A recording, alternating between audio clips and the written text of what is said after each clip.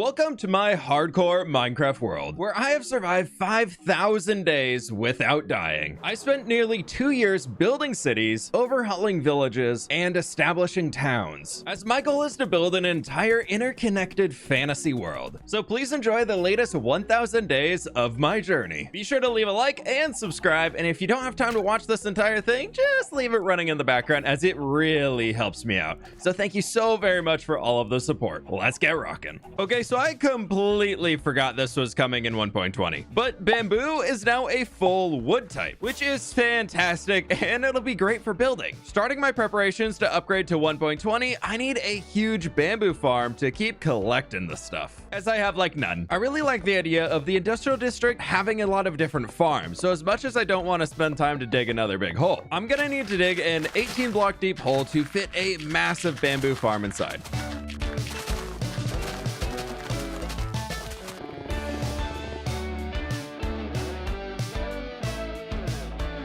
Wait, what? Oh, no. How did I miscalculate? No, why am I in the copper aging box? That's not good at all. Oh, it comes over to here. Okay, if we just cut down this side, I still get 13 blocks. My whole plan is ruined. What do I do? I think that'll work. We just dig this down with a new pickaxe. This farm is already going to produce so much bamboo, so this should be totally fine with the smaller space. Did I dig like an extra 2,000 blocks for no reason? Probably. Well, thinking about what to do next, I did organize a few shulker boxes. I mean, it's a start here. These are all empty now. Be proud of me. But let's refocus on the farm. Crafting down quite a few stacks of rails and powered rails. Next, I need some redstone from the cleric villagers. To power all of the rails. This should be enough blocks of redstone. Each bamboo shoot produces roughly 15 bamboo per harvest, so a minecart hopper is going to fill up extremely fast. So I decided to go across with a new minecart track every 4 rows to make sure I can collect everything. There we go. That is a lot of rails laid down. I did run out of redstone again, so back down to the clerics, where hopefully I can just keep buying more redstone dust. That should hopefully be enough redstone. I'm gonna need a lot of repeaters and comparators, but I'm out of quartz, which we can get from our piggies. That should do it for those two. Next, a ton of droppers, and thankfully I already have tons of observers and pistons, which we can turn into sticky pistons. From here, I need to set up a minecart unloader from each of the points that goes into an item dropper to move the items out of the farm. There go all of the unloading systems. Now I just need to make a system for all of the droppers down here. I need a little bit more space.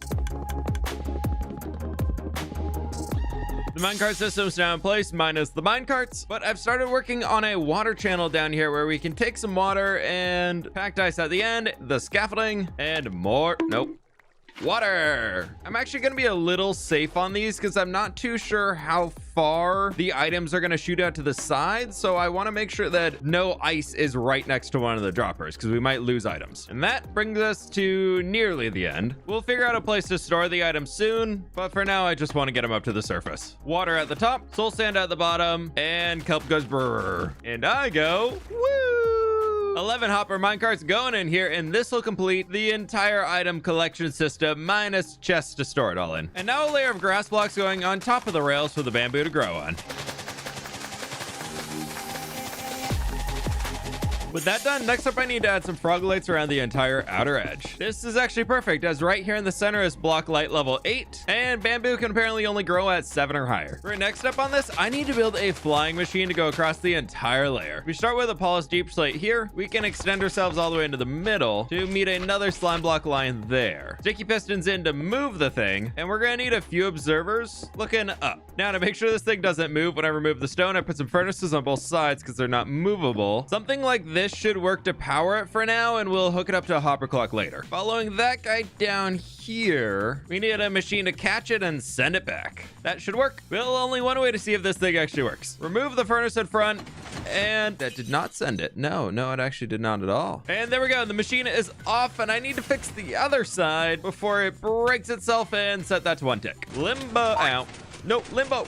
Nope, under.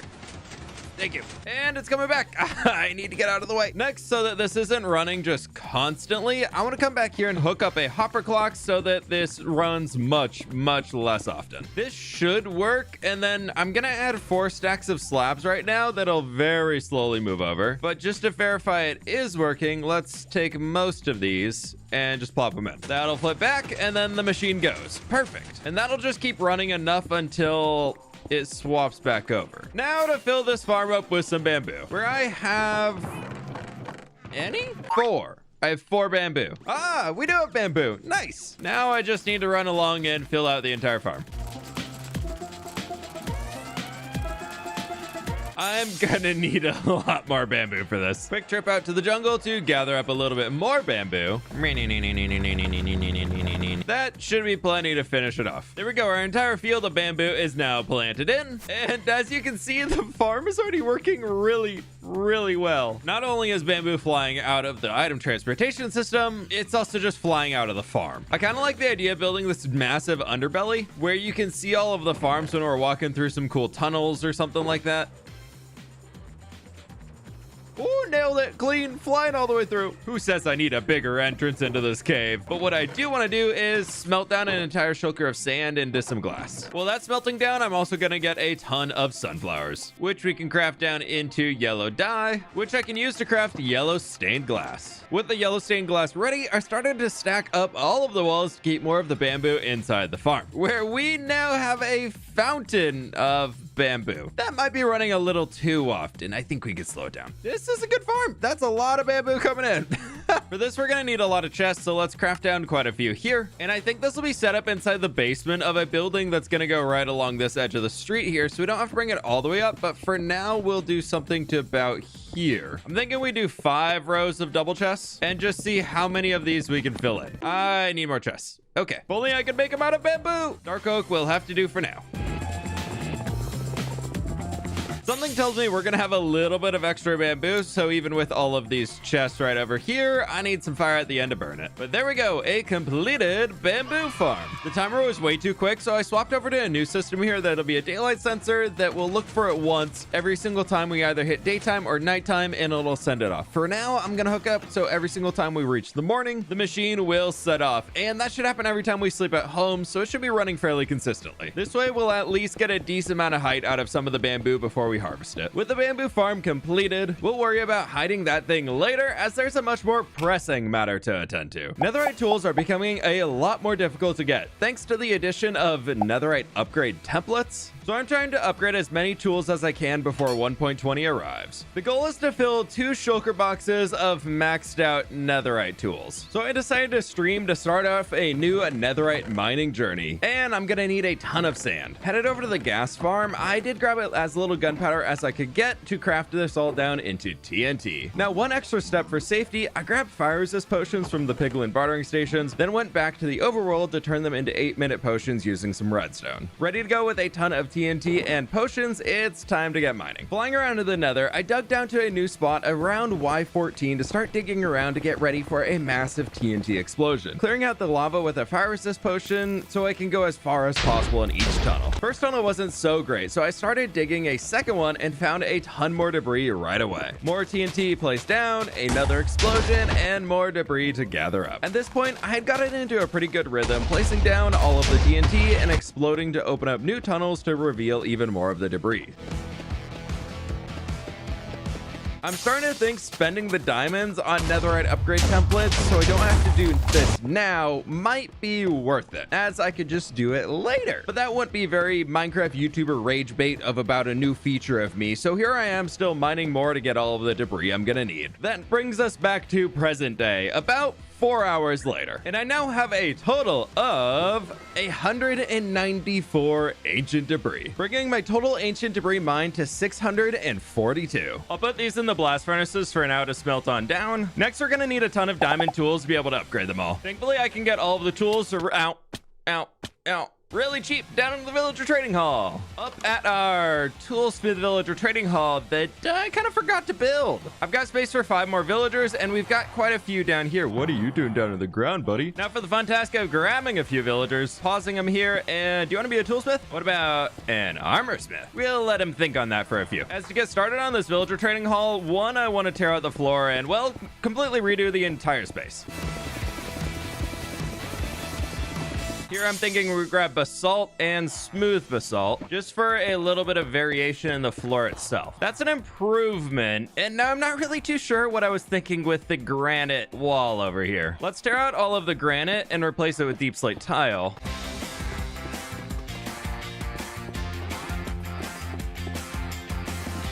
And I think I'm gonna put the armor smiths over here so they're just a little separated from all the toolsmiths. The polished granite, I'm just gonna exchange for some deep slate bricks. This is starting to look pretty good in here. Next, let's tear out the ceiling to replace it with a bunch of stripped mangrove logs.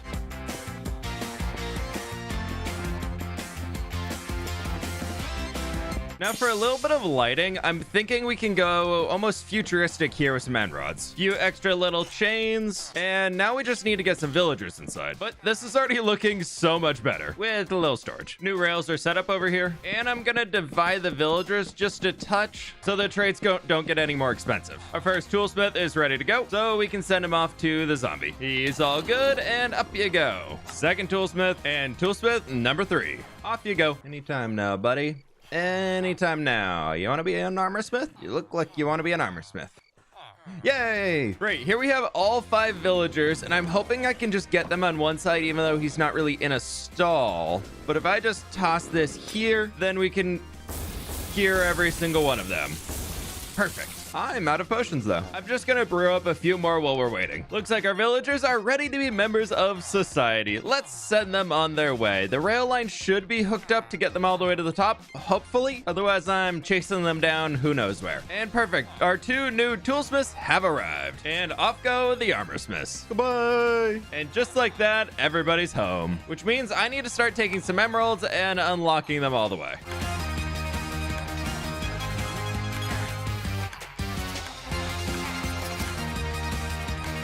And there we have it, fully maxed out with an Unbreaking 3 Efficiency 3 diamond pick. We've got a Silk Touch shovel here and a Silk Touch pick. That's pretty nice. And some pretty bad diamond gear that I'm gonna buy just to upgrade them. Well, look at that chest piece. That's pretty good for 4 emeralds. Now for the low price of 1 emerald, I'm able to buy as many diamond tools as I need. I decided to fill the entire shulker box full of pickaxes, then grabbed a half shulker of shovels and finished off the last with hoes and axes. I can't believe I got all of this for 54 emeralds. That's a little nuts. Now for the armor, this is a bonus if I have enough netherite. So I grabbed 2 sets there. Let's go upgrade everything to netherite, where all the scraps are definitely smelted down by now. And hopefully I have gold. I have 5. I can't believe I have more netherite scraps than I have gold. So I just sit here for a second. 10 minutes later, and that's gonna be plenty of gold. Allergies are kicking my butt today, so if I sound a little weird, I do apologize. But I'm very happy to say we now have 48 netherite ingots, which isn't enough, but it's a lot. It looks pretty cool. Since I am completely out of gold, I decided to stick around and craft up as much as I could get. And now, with the extra netherite I had in storage, we've done it. We have completed the netherite beacon. This is the top level of Minecraft gaming you come here for, I'm sure. I see everybody's complaining about. This thing didn't take that long at all. It was like 3 hours. Psh, everybody can get one. With all the extras, I do have almost 2 stacks of ingots, which is pretty sweet. And that means we can probably upgrade everything in here to netherite. This is a really cool feeling to just upgrade 2 shulker boxes of diamond tools to netherite tools just like that. I usually just get my 1 set of tools and maybe a few extra pickaxes and call it good, but this is going to help out so much with big projects. Still have 70 netherite ingots left, which means we can definitely upgrade the extra armor sets.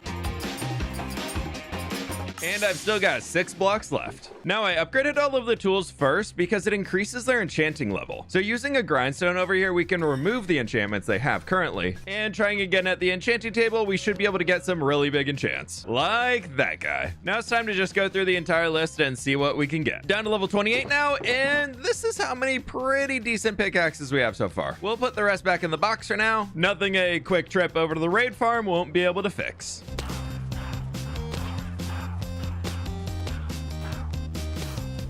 A few minutes later, and we're at level 163. And we have Hero of the Village 5. While I have the buff and I'm thinking about it, we should probably come down here and get a few of our enchanted books from the librarians, as the prices are very cheap. Efficiency 4 for 3 emeralds? Yes, please. Nearly a full shulker of mending books. Efficiency 4 as well. Ran out of books, but I do have Hero of the Village. Are they gonna throw me things? I am your savior.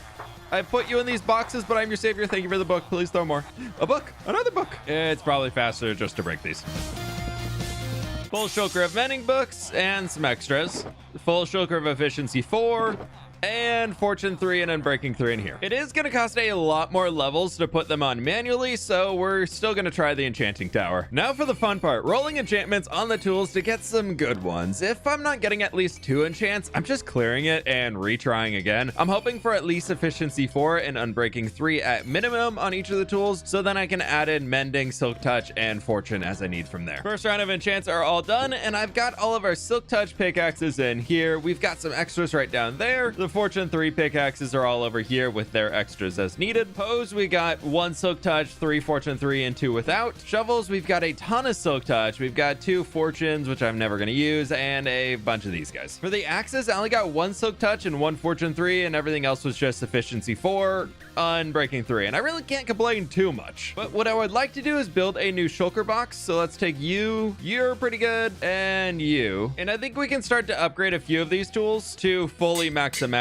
and throw some mending on top. Something tells me I'm gonna need a lot more levels to make all of this happen. Efficiency 5, oh, only 6 levels. 3 maxed out silk touch pickaxes and 3 maxed out fortune 3 pickaxes. Now I've got a ton of tools in here that are all gonna need really cool names, so leave a comment down below with some ideas for me and I'll pick some of the best ones and rename these guys. Once I get a few more levels, we'll come through and upgrade all these, but I definitely want those 3 hoes. Probably 3 silk touch shovels, 3 without anything. And mending's pretty cheap, so maybe I can sneak this on all of them. I need 1 level. Oh, man. And perfect. Enough levels are here in the vertices. Perfectly at 0 levels. But this shulker box of backup tools is looking pretty good. It's time to put these new tools to work. A long time ago, I created this castle. Inside of it, I started to store world maps from different timestamps inside of this series. I want to not only update the map for a final time before 1.20, but I also want to give this a little bit more of an official home to create a massive map room and cave system within the mountain to keep it at a little more organized and honestly just look better. Sorry, 1 moment, please.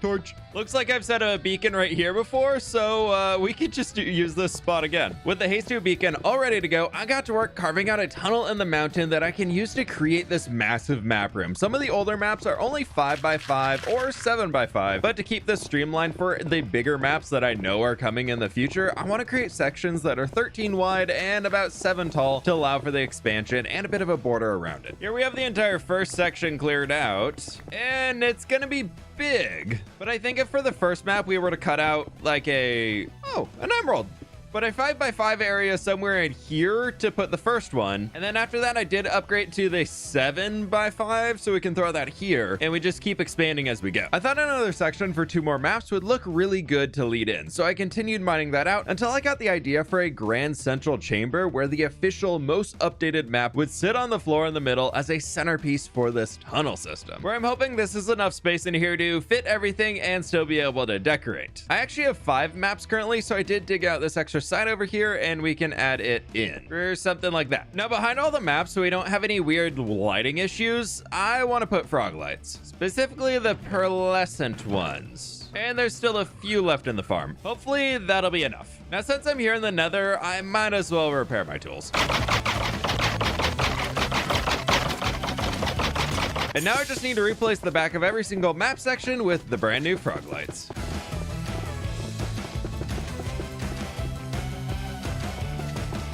That is a lot brighter in here already, but I think it's about time we can start actually moving some of the maps in place. Once we decorate a little bit more, I'll move the signs on the walls, but for now as date markers, we can do something like that. All the signs are in, and so are the maps. Just an hour later. Yeah. But what we can do next is actually start to decorate the back walls that are going to be kind of holding in the maps. I'm thinking we do acacia planks here along the bottom for a strong contrast, and then right above that, we're going to be going into some cyan wool. Partially because I have too many of them, I kind of wanted to try warped warp blocks in here to see how it would look. First side's done, and I think I like that. You can maybe make the sign pop a little bit more like that and darken the pillars in the roof, and that should be really cool.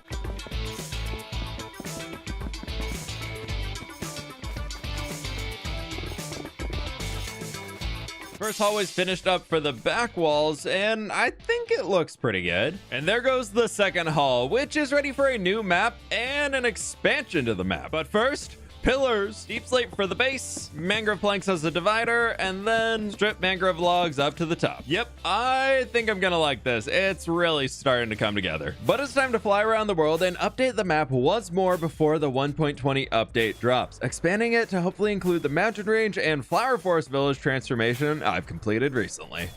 And here it is, finally the newly expanded map, updated with the village and locked in forever as a memory within this world. June 2023, episode 37. The maps might be different size, but just look at the difference between episode 3 and episode 37 in this part of the world. This is going to be an evolving project, so if you have any ideas on what we can add into this room, the floor, the ceiling, whatever we should do, let me know. But 1.20 is fast approaching, and I got things to wrap up. Like the fact that I'm in debt, dirt debt. I've mined a total of 97,921 dirt in this world, but I still owe another 5,000 or so dirt from the sub goal a few episodes back, and I want to clean that off before 1.20 gets here. Meaning I have 5 shulker boxes of dirt that I need to fill up with a little bit of mining over here in the snowy taiga. Weirdly enough, this is one of my favorite things to do in Minecraft, just brrrr your way through the terrain, gathering everything in sight and not having to think too much. It's almost like a little meditation for me. And that fills up 3 shulker boxes almost of dirt and almost 1 of grass. But I need to reach 102,818 dirt mined. Currently, I am at 102,068. I don't even have 800 left to go.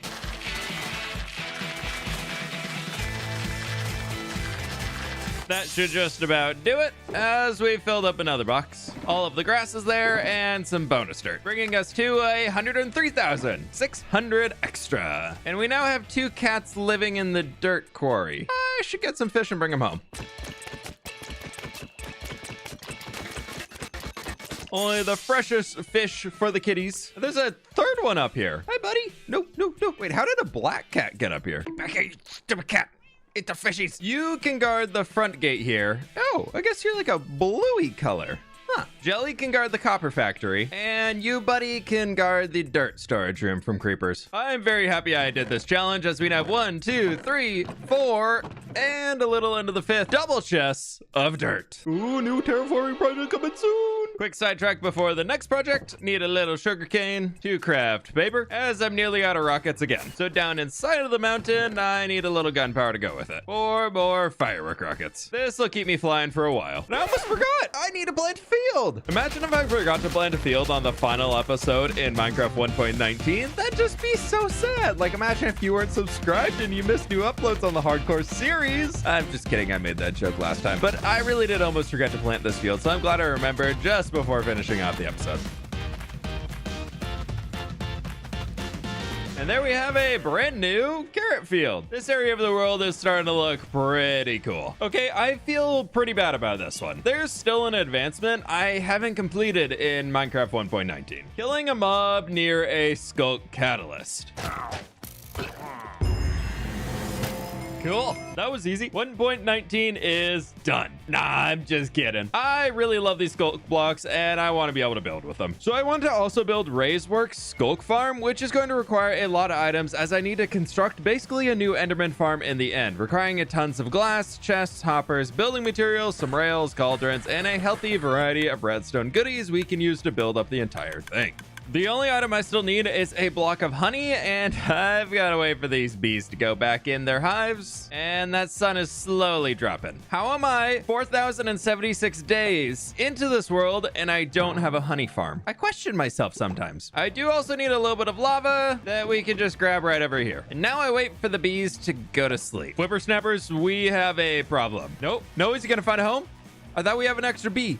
Please find a home. Maybe we can trade spots. Oh no, oh no, oh no, oh, bad idea, terrible idea, absolutely terrible idea. I just murdered a bee, but I did get a bottle of honey, and a bee got out. Oh, it's all going wrong. Okay, new idea, bottle. Does this work?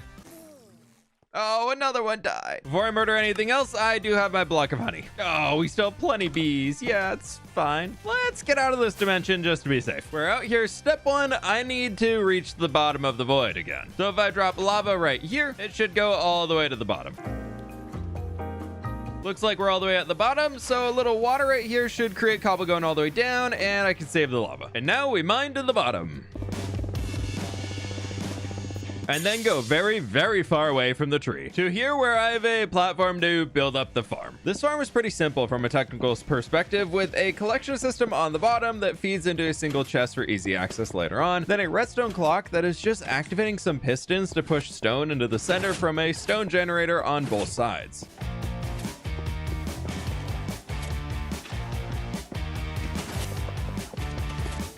Boy, oh boy, it's a noisy one, but in the end, I'm just gonna be standing on this honey block that apparently clips through the campfire. Raiseworks is a genius, but now we need to actually fill in that whole stone generator point right up here. If I can place blocks. Oh no, oh no, oh no, I'm in a bad place. Okay. Safe place. But the lava should go right here in the middle, and the same on the other side. A few extra details here in the middle. We actually need to extend ourselves right over there, over here, bam, bam, and bam, bam. Now to get these machines working, I believe I just need some redstone dust right along here. That one's going, and then I need this guy to be going as well. There's the stone generators built out, and here we need to actually extend ourselves up to where we're gonna actually be killing the Enderman. Middle killing chamber is all set up, and lava to burn the pearls, and then we just set our coal catalyst thing right over there. With the base complete, we're using pointed dripstone to kill the mobs as mentioned, so I need to create a platform for the Endermen to spawn on and then fall into the middle to their doom. Endermen are spawning below, and to lure them into the middle, we now need an Endermite. Oh, there we go. All right, buddy, gotta name you. And then we get him in the cart. Perfect. Now the farm should start as soon as I do that. Yes, look at it. Look at him go. Elytra going back on before I fall into the void accidentally. And he can live up there forever. Right, I might need some sculk blocks to start this thing. I should still have a few up in the attic. I do not. Oh no. Please tell me this will work. Ah, 1, 2, 3, 4. Now, I believe I just need to make a connection point for the sculk catalyst to move towards the middle here, and it is so noisy. But if I do that... Oh, no. Oh, no. Oh, I made a mistake. Oh, I made a big mistake. Oh, that's a massive mistake. It's working, though. Things are spreading. Oh, it's working like I'm in trouble. I'm now in trouble. Oh, God. There's so many burning Endermen here. I don't know what to do. I need to place a block. I just concentrating on not looking at any Endermen. I'm placing a block right in here. Okay, new plan, because I think we're gonna need one. We light up the top and stop the Enderman from spawning until I can fix this. Oh my gosh, that was terrifying. How's it? Oh, there's so many Endermen everywhere. Okay, we're getting out of here. New pointed dripstone has been acquired, so I should be able to put a sculk block right there and pointed dripstone in the middle. Okay, that is back to normal. Good news is, if I can set it up, the farm is gonna work great. Right, I guess I just need to try this thing again. Let's get rid of the torches. Here goes nothing. It works. It works. Now, if I just stand here and hold left click, and I can even get the shriekers. Right, it's been about a minute. How many items are we talking about on this thing? Got some more oak leaves in here, and I need to work my way around to the storage on the back. Oh, my shulker rocks. I was really hoping I didn't lose that. Well, not even a minute in, and we've got all of that, which is amazing. I decided to hang around for another 20 minutes or so and gather up some more sculk materials to have on hand for building. And we've now got a full shulker box and some more of sculk blocks, as well as sculk veins and a few other things. And the hoe is about halfway done. But here we have another farm just floating in the void. That's the full list of things I had to do in game before moving to 1.20. Now for something a little controversial. Before every major update, I like to delete chunks in my Minecraft worlds to bring the new things closer to home. Now, step 1. Make a backup. Step 2, I opened up a program called MCA Selector and found my Minecraft world, which produces a 2D map of I can see my house from here. But this is of the entire world and everywhere I have explored. Left clicking, I can select individual chunks or regions I want to delete and regenerate. If you do this yourself, be careful as you can delete your builds. But for me, I want to keep everything in my base and the surrounding 500 or so blocks. They're all going to be about the same. Now, I do have some spots around the world I want to keep the same, like the ocean monument monument in here needs to stay. And actually, my mining desert itself, I want to keep in. Pretty much if I play inside of the area at all, mining resources or building, I don't want to delete it. I did make the backup, but I think I've got everything saved in here that I want to. The entire main base is there, and we've got the other things over here in just those two spots with the raid farm,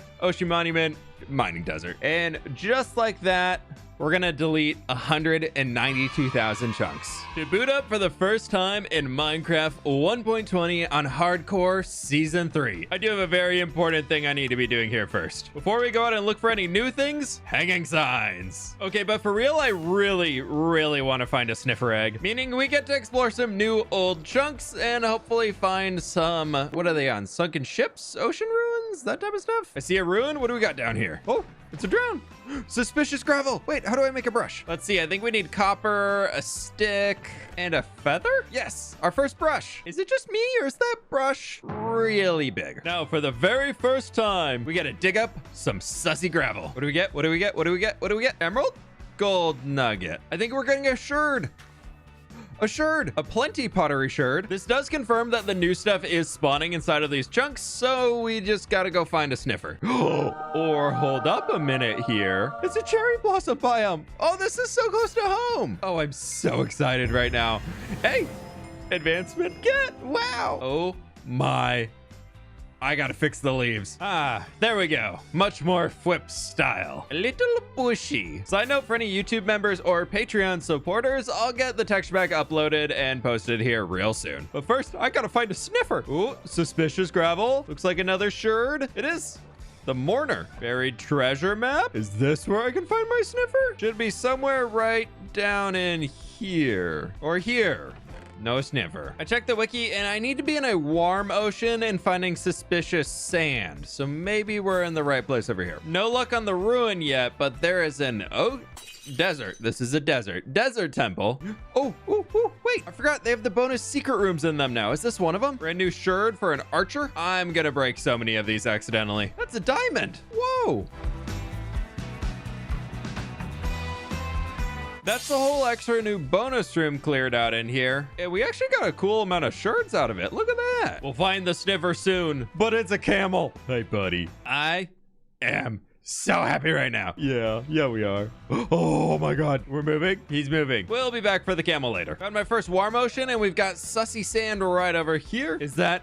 It's a sniffer egg, a sniffer egg. I'm so happy. I do need a second though. Please. Ah, coal. We've got our first sniffer egg. I need a second so we can breed them. Next ruins to go, and I got another wooden hoe. No luck here. We've got another trying to hide in the coral reef, and it's a child. Oh, I'm sorry. Do you have a sniffer? Another wooden hoe. Sniffer egg? Sniffer egg! It is!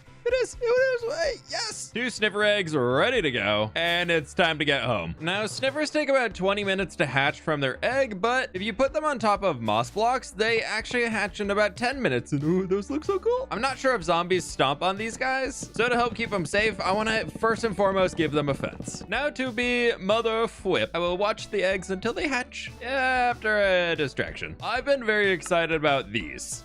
The decorated pot. But what we could do even more on top of that is take one of our sherds. Oh, and you could put it on different sides. Oh, that's so cool. And we can decorate them. It's a fishing rod. We've got ourselves a tree, a fishing rod, a diamond, archer, and the chest. Oh, they're cracking? Okay, little snifflets, you can come out. Quickly, we have to go over to the brick factory. We have this whole room waiting exactly for this moment. Oh, that one's cool. I'm in love. I love this. I left for 30 seconds to place some pots down and my children hatched. Look at the baby sniffer. Oh my God, I love them so much. I never knew I wanted a semi-truck in Minecraft, but we got it. We have to wait for them to grow up before we can do anything because we need torchflower seeds to breed them and also help them grow a little bit quicker, which they can only produce when they're adults. Which means since my children are safe, we can run around and put some pots in the world.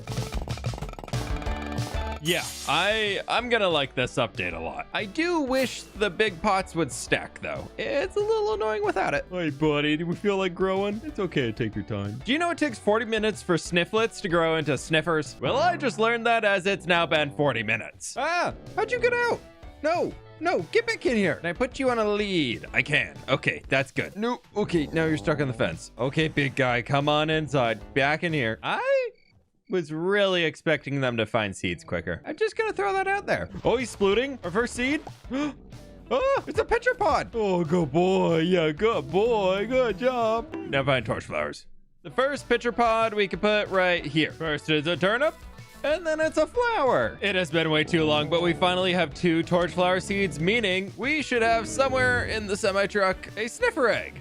Nice. Today, I am attempting to find all 16 new armor trims in hardcore, along with the new netherite upgrade template needed to craft netherite armor. And of course, I'm gonna need somewhere to store everything. So it's time to expand my massive city project with a brand new armory to build my own perfect set of custom armor. Before we can build the new armory inside of the city, I want to find all of those new armor trims in Minecraft to put them on display. The 16 new smithing templates all exist within different structures throughout the Minecraft world. First up in the oceans, I'm after the coast armor trim that spawns in shipwrecks. No luck on the first shipwreck, but we do have buried treasure, which is pretty nice. Second shipwreck and third shipwreck, and still no luck on the armor trim, but more buried treasure. Quick break from the ocean, I did see a pillager outpost nearby.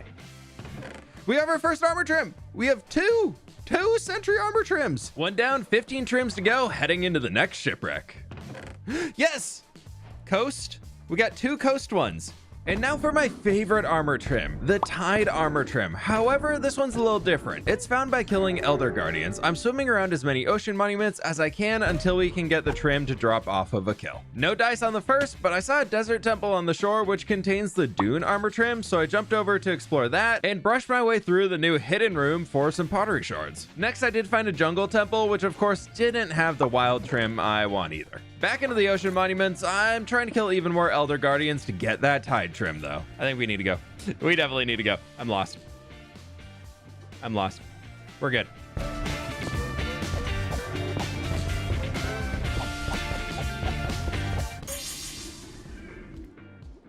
You got another? No. Nope, just one, but we can duplicate that. Another trim down. We are flying through these, quite literally, this time across the desert to find more desert temples for that Dune armor trim, excavating each of these as I go along. I'll be honest, I'm having so much fun just running around the world and exploring every structure I typically avoid. Now this actually has me excited to go check them out and see what treasures are inside. Enchanted golden apple. Yes, Dune armor trims and a golden apple. Aha. Aha. Yes, we got it. Oh, wild armor trim. Now for the coolest thing ever. I found a trail ruin, which inside contains a bunch of sus gravel that can reveal 4 unique armor trims. And man, these things are huge. They just keep going on forever. I spent well over an hour exploring this place, digging out everything I could find. That's an armor trim. Razor, we got razor. Look at this room. Look at all this stuff. Music disc. We got the music disc. Relic. Is that an armor trim? Wayfinder. What do we got here? That looks like an armor trim. A new one. Shaper. Yes. There we go. We only have 1 more to get from this. Don't tell me. Don't tell me it's the next one. I love this. All done with the trail ruin, I thought it'd be fun to just jump out to the end dimension and find the spire armor trim to completely knock off that dimension. They're found in the end city, so going through the new portal at my hub, I was able to find some cities pretty quickly. Unfortunately, they don't have too many chests inside, so I did clear out the shulkers for more shells and just kept moving on, where I did find a few bonus elytras on my travels, which is fantastic. Back home and unloaded everything, where we currently have 10 armor trims collected. 6 more to go. Everything left is pretty terrifying. So let's work from the easiest to the hardest. I need to find bastions and nether fortresses that I haven't already looted, as I need to get the rib armor trim from the fortress, snout from the bastion remnants, and the netherite upgrade template itself would be pretty useful to have. Oh, there's bastion, and I'm seeing pigs. I don't think we've been here. Right, I've taken out a ton of the units. Let's see if we can get up here to the top. Units? What game am I playing? Mobs. Oh, there's a lot of mobs right there, though. I see another brute down here. I'm trying to play this as safe as possible. I don't want to risk anything. Except you can live. You can live. Rockets at the ready. We swoop in and see nothing. But there is loot. That's a good sign. Block of iron. Obsidian. Right, where's the big treasure room? Nailed it. Oh, I see a chest over there. Okay, I think I've got most of the mobs taken out. Nothing. See a brute in there? If I can take him out, I can definitely get to that chest. If I can hit him. Hitting him is the first priority. Okay, there we go. Break it. We'll see if we get it later. And nothing. Oh, no. I am not confident in my ability to fight brutes. I think the secret for how I've survived so long is I'm just really good at knowing when I should run away. And being very sneaky. The new chest, no luck. We got one, the snout armor trim. Yes, okay, we got that. We really need another upgrade template though. Ooh, spooky sounds. Just gonna block that off. If we find a treasure room bastion, there's actually a 100% chance of getting one, so I'm on the lookout for that. Or we can maybe find something inside this nether fortress. Starting with a way, ooh, chest over here. There's another wart down here, which I think means I haven't been to this one yet. And we got a chest, which has stuff. Okay, I definitely haven't been here. Yes, we got it. Oh my gosh, this is going so quick. We just need the upgrade template. Off to find a bastion. The treasure room bastions are split by a bridge, which means it could be this. Have I been here? It doesn't look like it. And we just snipe all the piggies as we're going. First chest right here. Another snout, okay. Oh, no, okay. Yep, you can go down the lava, please. Oh, we're so close. Oh, no, thank you. I made all of the pigs very mad. And no more magma cubes. Okay. I'm feeling a lot better now. Any more pigs in here? No pigs in there. Do we do it? I think we do it. Box myself in here and nobody's gonna get it. Yeah. No, thank you. Sorry, little guy. Okay, we're safe now. Yes, we got one. And we got an ancient debris. And we got another ingot. And we're out. The fresh air of the nether. Time to get the heck out of here. 12 armor trims successfully acquired. I need to find a woodland. Now, I need to find a Woodland Mansion next, and hopefully one of my cartographers can actually trade us a map. Yes, I need a compass. Ah, compass. Map. Looks very, very far away. We'll just keep flying this way until we can find that little dot moving. But this is a huge mountain range, so maybe we find an ancient city. Let's try diving in and see how far down we can get. Ooh, the answer's not very. Ow. Oh, here we go. This is going all the way down. Any deep dark? Yes, there is deep dark. Oh, joy. And diamonds. I've lost the deep dark, but I've kind of done a loop, so maybe we can find it if we keep going this way. Oh, I was just about to say I'm losing hope. That's a deep dark ancient city, and it's looks about half removed. Okay, I guess I cleared chunks right to this corner, and somehow we have a city. Well, this is one of the risks of clearing chunks in your world. Let's see if we can find any trims. Island landing? Oh no, not silent at all. Let's just get rid of it. That's only one. We have 2 more before spookies. Well, I'm already spookied, but it's fine. Please? No. Hopefully no shriekers are connected to this one. Nope, they are. Very much are. They very much are. Right, we're just gonna do it and run. Nothing. Absolutely worthless. Terrible. The next alarm is going to spawn a warden. Oh, please don't get me killed. Diamonds would never get me killed. Yay. Surprisingly safe inside of here. Nothing. Oh, whoa, there's all this over here. How did I miss everything in this? Okay, this city's a lot bigger than I thought it was. Let's land up here. This is a free chest. Nothing. I love how clean this city is. Nobody, I'm trying to be sneaky. Not now, please. Thank you. Another chest right down in here. And a tree. Triggered. Running away immediately. No, thank you. No. Okay, he's over there, meaning we go that way. Let's take the shulker and keep moving. This is a risky one right here, but I know there's a chest right down in here. And nothing, and that's another warden. Wait, aren't there chests inside the middle place? Doesn't look wardeny in here. Oh, he's getting close. I'm out of here. Right, this is definitely gonna spawn one, but if we go quick, it should be okay. And nothing in there, so we run. Hi, buddy, you stay over there, okay? Thanks. Please. Nothing. Running immediately. Think this is the last chest in this city. Anything? I can't even tell. There's so many items. I'm kind of look like nothing. Run. No luck on the first ancient city, but let's keep moving on. Back to finding the Woodland Mansion. Nope, we got a while to go. Hold up a moment. Big cave here. Where does it go? Ooh, it's new chunks into water. It goes into water. Diamonds, more diamonds. Don't mind if I do. And look how many non-deep slate ones there are. That's great. Oh, big cave. And there's deep dark. And that's an ancient city. Okay, round 2. Here we go. Fight. Nothing in there. We run. Yep. Definitely still have the warden. Ooh, look at this chest.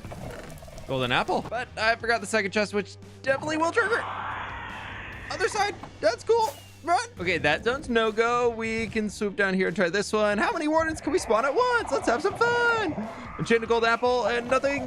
Run away. I'm not sure I like this game anymore. I don't want to spawn anymore. This one, maybe? Nope, nothing. Run. This one. Nothing. Run. Over here. Yes, we got silence. Wait, we got silence. Oh, wait, run. Okay. Okay, I need a moment to breathe. Okay, there's no shriekers around us right here. We got the super rare one, but not the regular one. There's still wardens spawned currently, so I've got to be very careful around here because I've just been zooming and I got no idea where they are. Nope, there's another one. Oh, hi guys. Hopefully you're friendly up here. I should really be breaking these chests as I'm going because I'm not sure what I have or haven't looted. That's not good. That's really not good. Haven't spawned a warden on this side for a while, so let's go over here. I'm really over this though. I'm ready to leave. Nope, there's a warden. Anything in there? Nope. I hear a warden. Run! Please let it be easy. Please let it be easy. Come on. Nothing. What about this one? Nothing. Oh, damn horse armor. Ooh, good pants. Anything? I think I've been to this one. We're running. New plan. If we've looted them and there's nothing inside, we just break the chest and we run. Nope. Please? No, I've been to that one. Nothing in here. Goodbye. This chest? Nope. Nothing. Running. Dang it. No. Broke the wrong thing. I'm not having a good time. Nope. Nothing in there. Nothing in there. Just run. I don't think we've been to this one yet. Nothing. Is it bad? I'm starting to feel comfortable being here in the ancient city. I've been here so long. I don't think we're finding anything inside this one. I think we got to find another to get ward though. And he's disappearing, which means I can get that chest. All right, he's gone. Any luck? Nothing. Nope, that one we already did. Let's get out of here. No. Ow. Okay, I sit here. I think I'm just revisiting chests and I'm feeling pretty ready to leave. So let's go. How did I get in here? Let's try up this way. Ow. Happily back above ground. And that brings us up to 13 total armor trims. It does look like our little dot has moved on the map though, which is fantastic. And I also wanted to try, does this still go back towards home? No, that's a new direction. Oh, we're going back. Wait, what? Is it somewhere here in the ocean? Back that way. Okay, I threw the first pearl from that hill, so it has to be somewhere. Where are you taking me? Oh, down here. That was where the ancient city was. Where do you go from here? Oh, there it is. Oh, perfect. Woo! Oh, the bat got in the way. Right, this should be fairly easy to find. I think this one's pretty common inside of the chests, if there are any chests. What happened to this stronghold? Oh, chest. No, nothing. This one? Nothing. This one, nothing. It might just be the library chest though, so I'm gonna try and look out for one of those. You know how I walked in right there and ran off that way? There's the library. Please? Yes. Oh, it does. That's pretty cool. We have 14 out of 16 done. Oh, yes. Flying down south, I found another ancient city inside of a huge mountain, so I got back to work checking chests, breaking them, and flying away before the warden would pop out, repeating this across the entire city until I finally found the ward armor trim. Wait, there it is. Ward armor trim. We got it. Run. Run away. No, I'm so scared. Oh, jeez. There it is. All right, we got ward armor trim. I got a little greedy and kept searching around and this happened. Oh, there's a second. I think I'm done with ancient cities for a while. I think I'm done. I think I got everything I could ever need from them and I don't need to go back ever again. Here we go. One more armor trim remains to complete the total set of 16, meaning I need to actually follow this Woodland Explorer map where I went way beyond it. Okay, we got some flying to do. We've reached the Dark Oak Forest, meaning we've got to be pretty close, right? No, it ended. Okay, we keep going. No, it's right there in the... No, there's Dark Oak over there. Okay, I thought I spawned in the birch forest for a second. All right, okay, Woodland Mansion, let's do it. There's my best friend that I didn't want to meet. I would love to take out the evokers before we actually get inside because they are spooky. Oh, there's one. Get rid of him before he can make anything. Okay, good. I'm gonna take that totem. I don't need this map anymore. Oh, they're terrifying.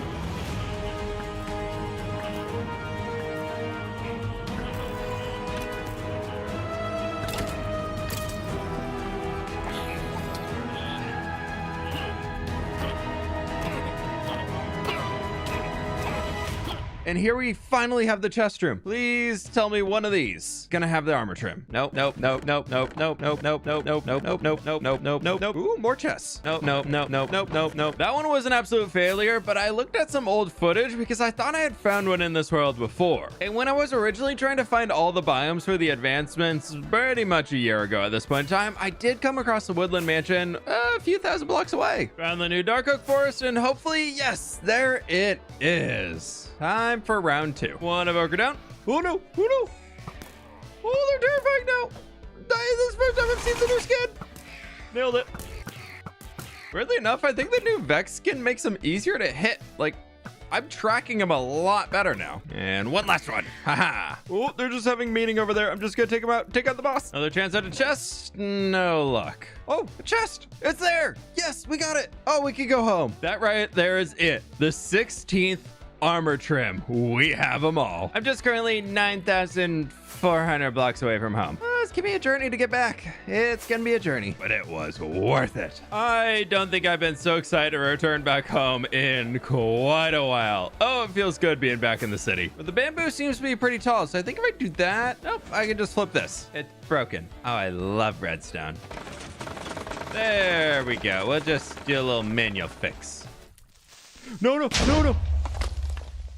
Oh, everything's okay. Okay, I'm ready to leave. With all the armor trims acquired, it'd be pretty sad if we just leave them sitting here in the middle. So I'm thinking today we need a giant armory to show off all of the new armor trims. Moving on, I really wanted today to be special and plant the first torch flower field for the series, but these sniffers are a lot slower at producing seeds than I expected. And you can't use pitcher pods to breed them, which is very frustrating, so we have to wait for them to actually find torch flower seeds, can breed them, and that's how we get more of the sniffer eggs. I've been able to get 3 more of them here, so I'm just gonna let them grow there on the moss, and I've got an idea for something that might be a little better for the field. In a minute though, because I do want to plant these pitcher pods. Also, how many levels? Okay, we need to get a new bow and that one breaks. Okay, you know what? Before all you mending bow people get down there in the comments, this is my first bow. We're on day 4,119. It's lasted a good while. My plan is to run over to the cherry blossom biome and gather a bunch of the leaves and logs so we can create a small orchard. I'll be honest, I wasn't exactly sold on these bright pink leaves being in game when they were first announced, but I was excited for a new tree type. Now that they are in game though, I'm actually really excited to use these in some builds. Nearly a full box of leaves with a few logs and okay, I only need 4 more. That feels much better. Last thing before we get out of here, I want to pick a bunch of the little flower petals up off of the ground.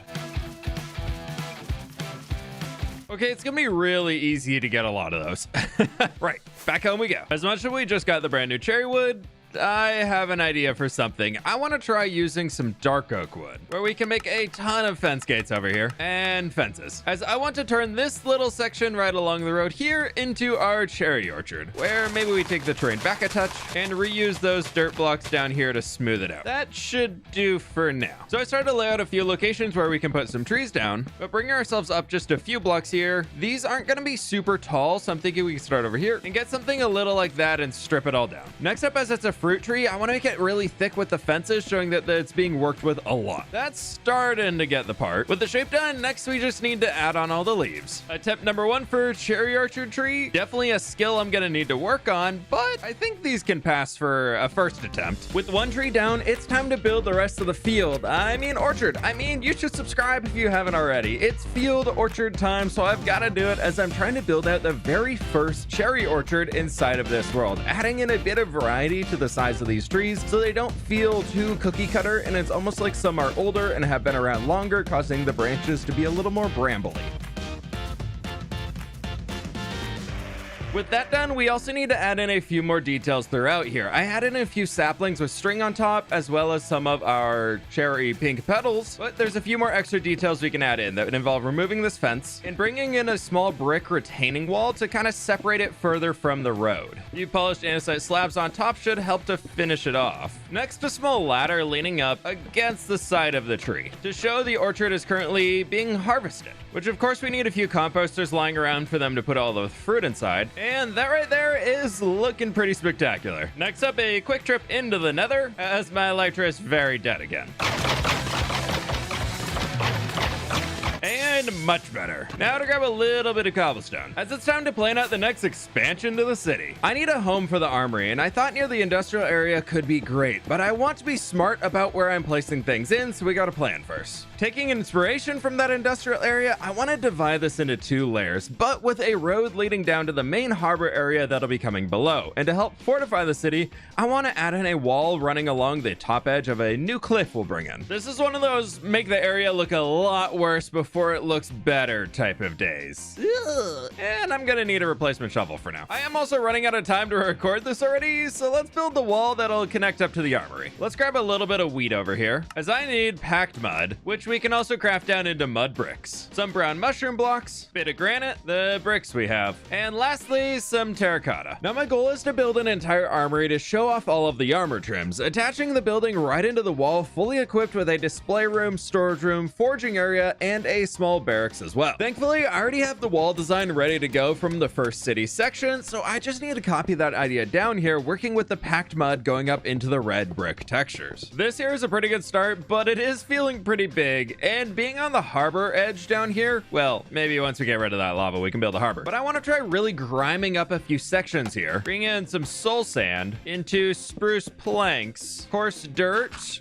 and then regular dirt, which looks really busy from up close, but once we get all the way back here, it just seems like a really grimy section on the wall. I really don't want to overdo it with this, so that should be perfect. Once the wall's extended out further, it'll blend in more. And of course, the back of the wall needs to be built out too. Now, I guess I gotta fill this space in here with the armory. We've got a large amount of space to fill here. First up, I'm gonna need a lot more spruce wood. That right there should do it. Next up, I also want to use dark oak wood in the build. While I'm out here, I also need some mushroom steppe, which is not the easiest to get on the red mushrooms here. Round mushrooms though. Oh, I missed some. There we go. I think 48 should do it. Now with all of this, I need to craft down way too many spruce trapdoors as usual, a healthy amount of spruce slabs and stairs, and finally stripping down a ton of spruce logs to use on the build. Thankfully, I don't need quite as much dark oak stuff, so this will be a lot quicker to get ready. Just a few guys in there. I'm also very excited to use our first hanging signs in the build, and a lot of oak trapdoors, okay? It's fine. First set of shulker boxes being delivered to the future build site. With the wood mill taken care of, I jumped into the quarry to start putting together all of the different stone materials I'm gonna need, from cobblestone, bricks, basalt, stone bricks, polished granite, polished andesite, and some mossy cobblestone. Now for the roof, I want to try something pretty fun here. So let's grab some honeycomb, craft that down into honeycomb blocks. Real quick distraction trip because I forgot to get these. First up, hanging roots and our glowberries. Now I'm really excited to, for the very first time, craft our blocks of bamboo that we're going to use on the roof. And it broke again. Why do you keep breaking? Let's try this. Why? Next attempt. Why are you not working? Side direction completely redesigned the flying machine, and it appears to be working now. Just please come back. Yeah, it's reaching the end, and it's coming back. Perfect. Okay, amazing. And now we can take our first blocks of bamboo and strip them down for this beautiful block. Along with that, I also want to craft down a bunch of stairs, trapdoors, and the works with our new bamboo block.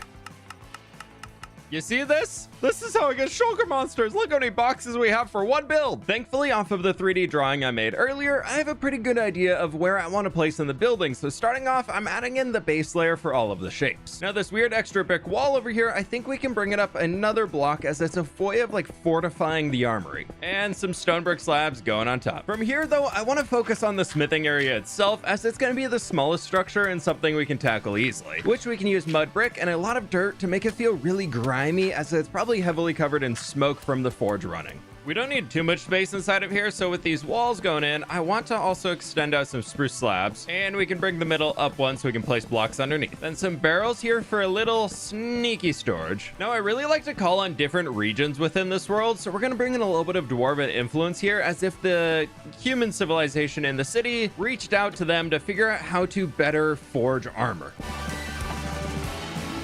Kind of random for now, but I think it's gonna work out. To finish up this building, I'm extending the stone brick chimney into the sky and adding on a roof out of cobbled deep slate materials. I'm really worried about this little alleyway being pull up perfect. Just really big straight walls. So I'm adding in a door up here so that we can get up to all of the barrels. And then I added this little overhang, which we can throw a lantern on. And then right here, we can add in our first hanging sign with forge. We'll get some dyes on that later. Just like the interior will come later. I think for this wall of the alleyway here, we could just bring in a little bit of stuff right like so, and then the dripstone blocks go in the rest of the way, which gives us an archway right here for our door to go inside, where we can throw some bamboo doors and trapdoors for the pop of color, and that way we can see inside. Now from here to access that doorway, I'm thinking we can add in a small balcony where we can do some slabs and full blocks, and then right out here we can do slabs again with our trapdoors. As apparently I have the goal to use every single type of trapdoor in this building, let's bring oak trapdoors around this edge. Now I want to focus on the large building that's going to be going in here, which hopefully is going to stretch all the way above the wall line itself. Starting off with our cobblestone, a little bit of gravel, and we get something like that.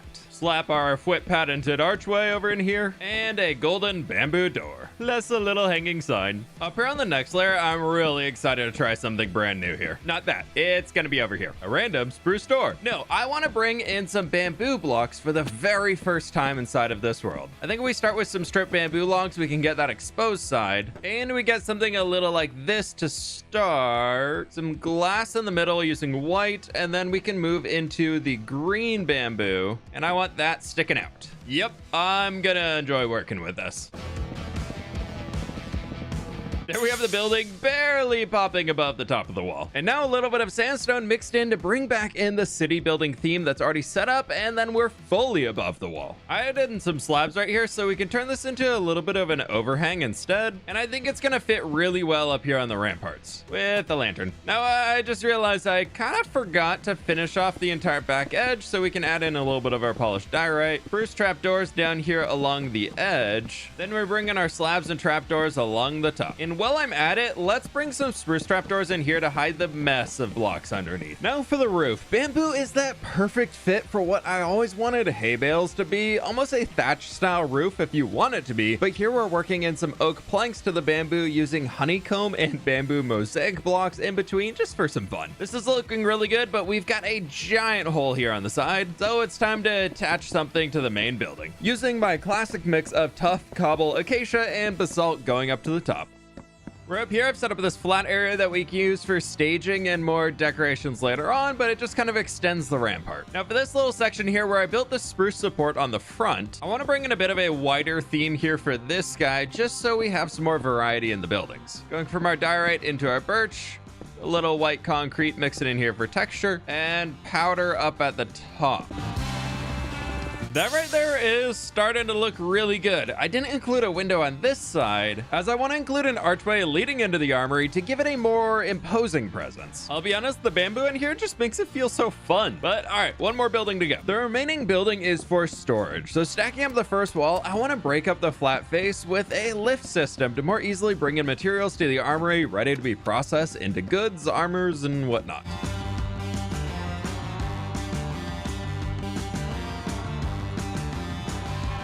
Now for this big open side on the building, I want to start by bringing out but we can bring out a bit of a spruce support here to incorporate even more of the bamboo because I can't be stopped.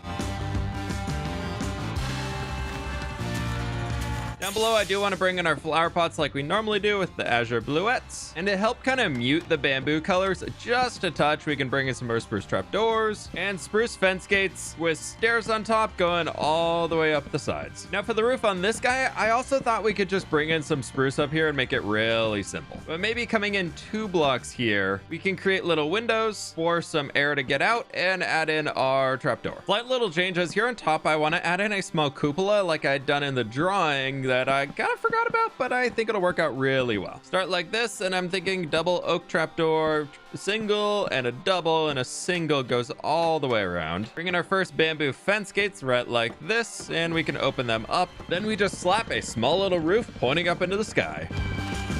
Now this is meant to store all of the armor trims. The structure itself is done. We've still got the interior to go, but I was thinking we could bring in some barrels throughout, not only using this as storage for the different armor trims, but we can also put an armor stand on each to display what it looks like. And it can almost look like guards guarding the armory. A little pathway in here now, and the building is looking great, but I've kind of built it into a little bit of a pit of its own. I should have done this before, but I really need to smooth out the hill a little bit further so we can actually see the building and actually add more city buildings to it soon. I'm trying to make it not completely flat, as I want the city to be growing up the hill to connect in with the first part.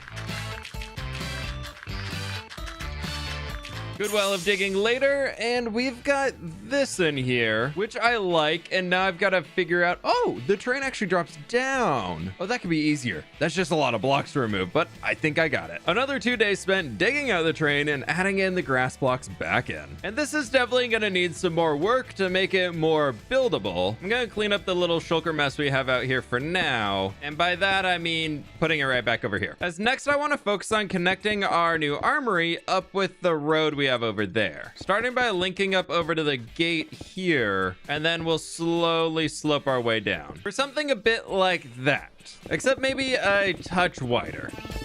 This is a pretty good start. I just need to add some more detail in. This is looking so much better now, isn't it, buddy? No, don't. Oh, okay, you're gonna disappear.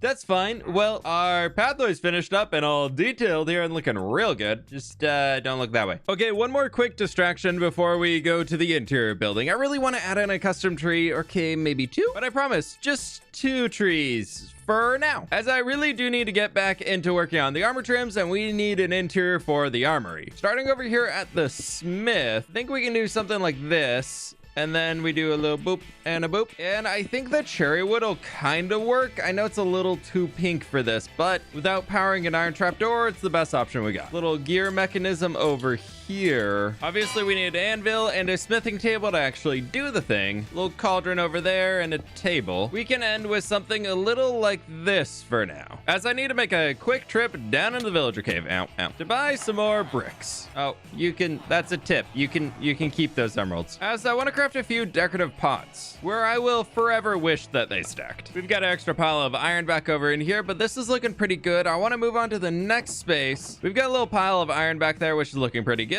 Moving on to the next room that I've already kind of got it started on, and I'm thinking we're going to have a staircase coming up here, leading to an upper level of the warehouse storage room type thing, and then that's going to be stretching around here, along with some slabs to finish off the rest of the floor. But I'm thinking we leave this middle open in here so that we can drop items up and down, which I never finished this guy because I forgot the materials, but there we go. We can drop a barrel onto this. And here in the back, I got a pile of iron. I'm thinking we also throw in a pile of coal blocks and acacia trapdoors on the top here. Yeah, that's not half bad. Barrel in the center, and we can stretch ourselves all the way up here and create a few different cross beams, maybe going like this. And then this is going to carry all the way across. This chain's going to connect all the way back down there to where we have the smoker kind of having the chain disappear. And then that would be a turning wheel so it can go up and as I'm going down. With the same system setting here for the goods to drop down on, and then that'll connect all the way through. Couldn't make it seamless without it being too awkward though. Now I want to close in the roof to make it just a little bit tighter in here. And I'm thinking a good way to do it is taking spruce trap doors all the way across like this, and then stairs above that, which should look really cool here with the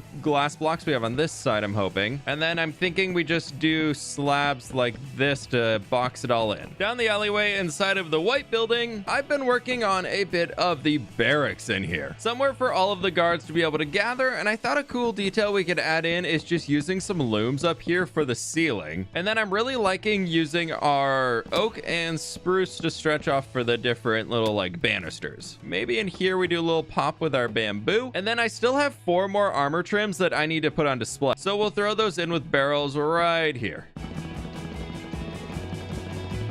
Inside of all these archways, I'm thinking we just add in some trapdoors. They're not gonna fit there. Good thing I don't have enough. And then we can do a lantern instead of that. Over here, lectern and some looms for display, where we can do some flower pots like that. And we've got these 4 stalls here ready with the barrels for armor stands. We're just not gonna talk about how much larger the shulker monster is getting, as I'm gonna need 16 smooth stone slabs, a good amount of sticks from our bamboo over here to craft armor stands. As now I want to go around and put them on top of all of the barrels so we can know which armor trims we still need to fill out. I did add 2 barrels up here to the top so they can kind of look like guards looking over the front. And the last ones are going to be hidden right up here on this upper balcony. Right, now to get 16 sets of diamond armor. Thankfully, I can just buy all of the diamond armor that I'm going to be needing from my villagers. Even though 16 sets is going to be a lot, thankfully it doesn't matter what the enchants are.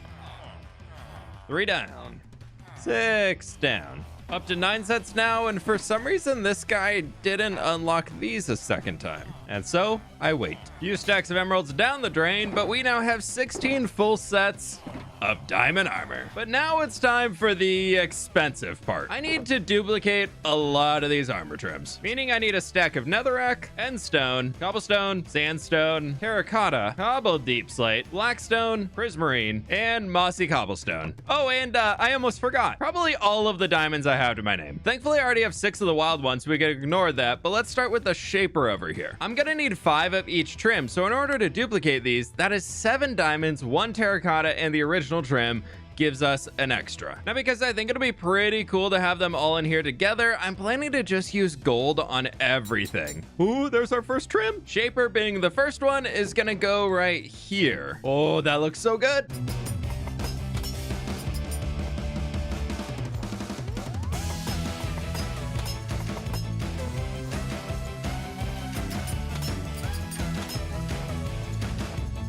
Starting the front entrance, we now have everything you can find in the new trail ruins. That's what they're called, right? This is gonna cost nearly 7 stacks of diamonds to create all of the trim templates I'm going to need while still keeping the original copy so I can use it for myself as needed in the future. I absolutely love this feature though, even if it is extremely expensive. It at least gives diamonds a use again inside of the game instead of just making jukeboxes.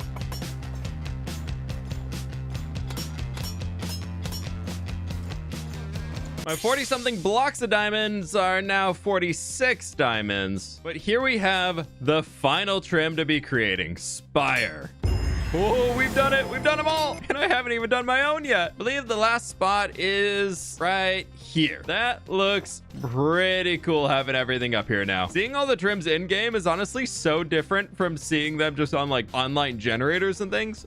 Oh, it's so cool. Look at Silence over there. That gold looks like fire. Right. I have 4 more armor trims to create for my own set of armor. And I have just enough diamonds to do it. I want to grab Host, Spire, and Tide. I'm just gonna block myself in here real quick. We need an extra host. We're gonna need 2 tide trims and an extra spire. Now I don't want anything that's gonna be super flashy here, so we're gonna take tide, put it on our helmet, and use the amethyst shard going in right there. Amethyst on the chest piece with tide. The booties are going in here with host using our amethyst. And lastly, on the pants, we're throwing the spire. And I think this looks pretty sweet right over here. Oh, I'm so happy with it. I absolutely love how the item texture itself is actually different now, showing the trim I put on. I might need to get a new cape at some point. Mojang, please. But this is gonna do for now. With all the armor trims unlocked and this brand new armory, it's time to tackle the next thing on the list for 1.20. Sniffers. We're on episode 39 currently, with a world download coming for members after episode 40 releases, so I want to keep working on the main base. Main goal today, I want to plant a field of pitcher pods, which means I'm gonna need a lot more sniffers.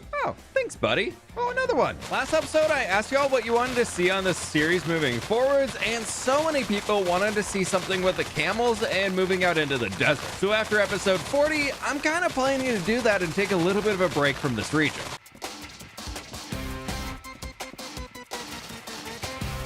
And there we go. That is just about everything. A few shulkers of leaves and a ton of logs. Not sure how I forgot these were over here, but there's another 3 shulkers. I guess we got a lot of acacia leaves. As one extra thing, I want to bring the train down a block to give myself a larger, flatter space to work on. And that should do nicely. Now I need to remove this ugly beacon. Running into the lumber mill to grab some spruce logs for spruce planks to craft spruce fences. I need to surround the entire ranch with spruce fences so the sniffers are contained in a single spot. I think we're gonna turn this side here into a ranch entrance, but first step is getting all the sniffers in here. I've got 15 leads in here, and I've been saving up some eggs, and we have 9. Okay, if the adults die along the way, we can just make new ones. It'll be fine. Come on, out the gate. Oh, get out the gate, please. Come on. No!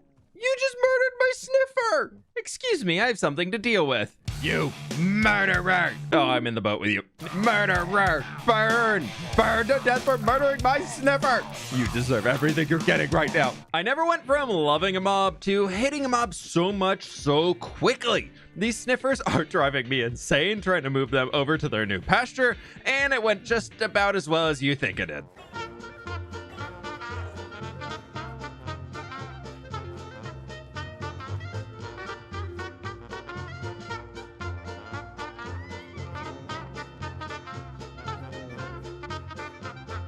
No, another one died. Stupid berry bushes.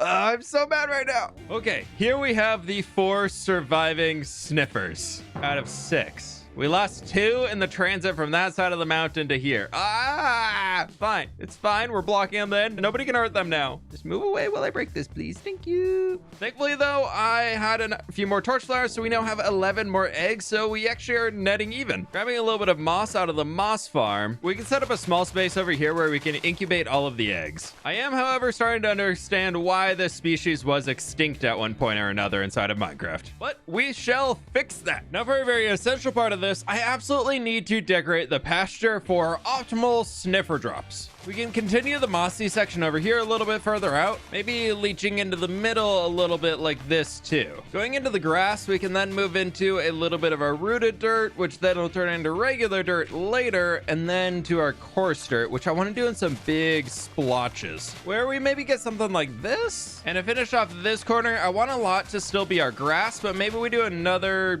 bit for no sniffy, stay up there, for all of the moss. I actually really like this current idea, so I think it'd be worth to carry along the entire pasture just to get some more variety in here and, well, for once, see if it's actually going to work out.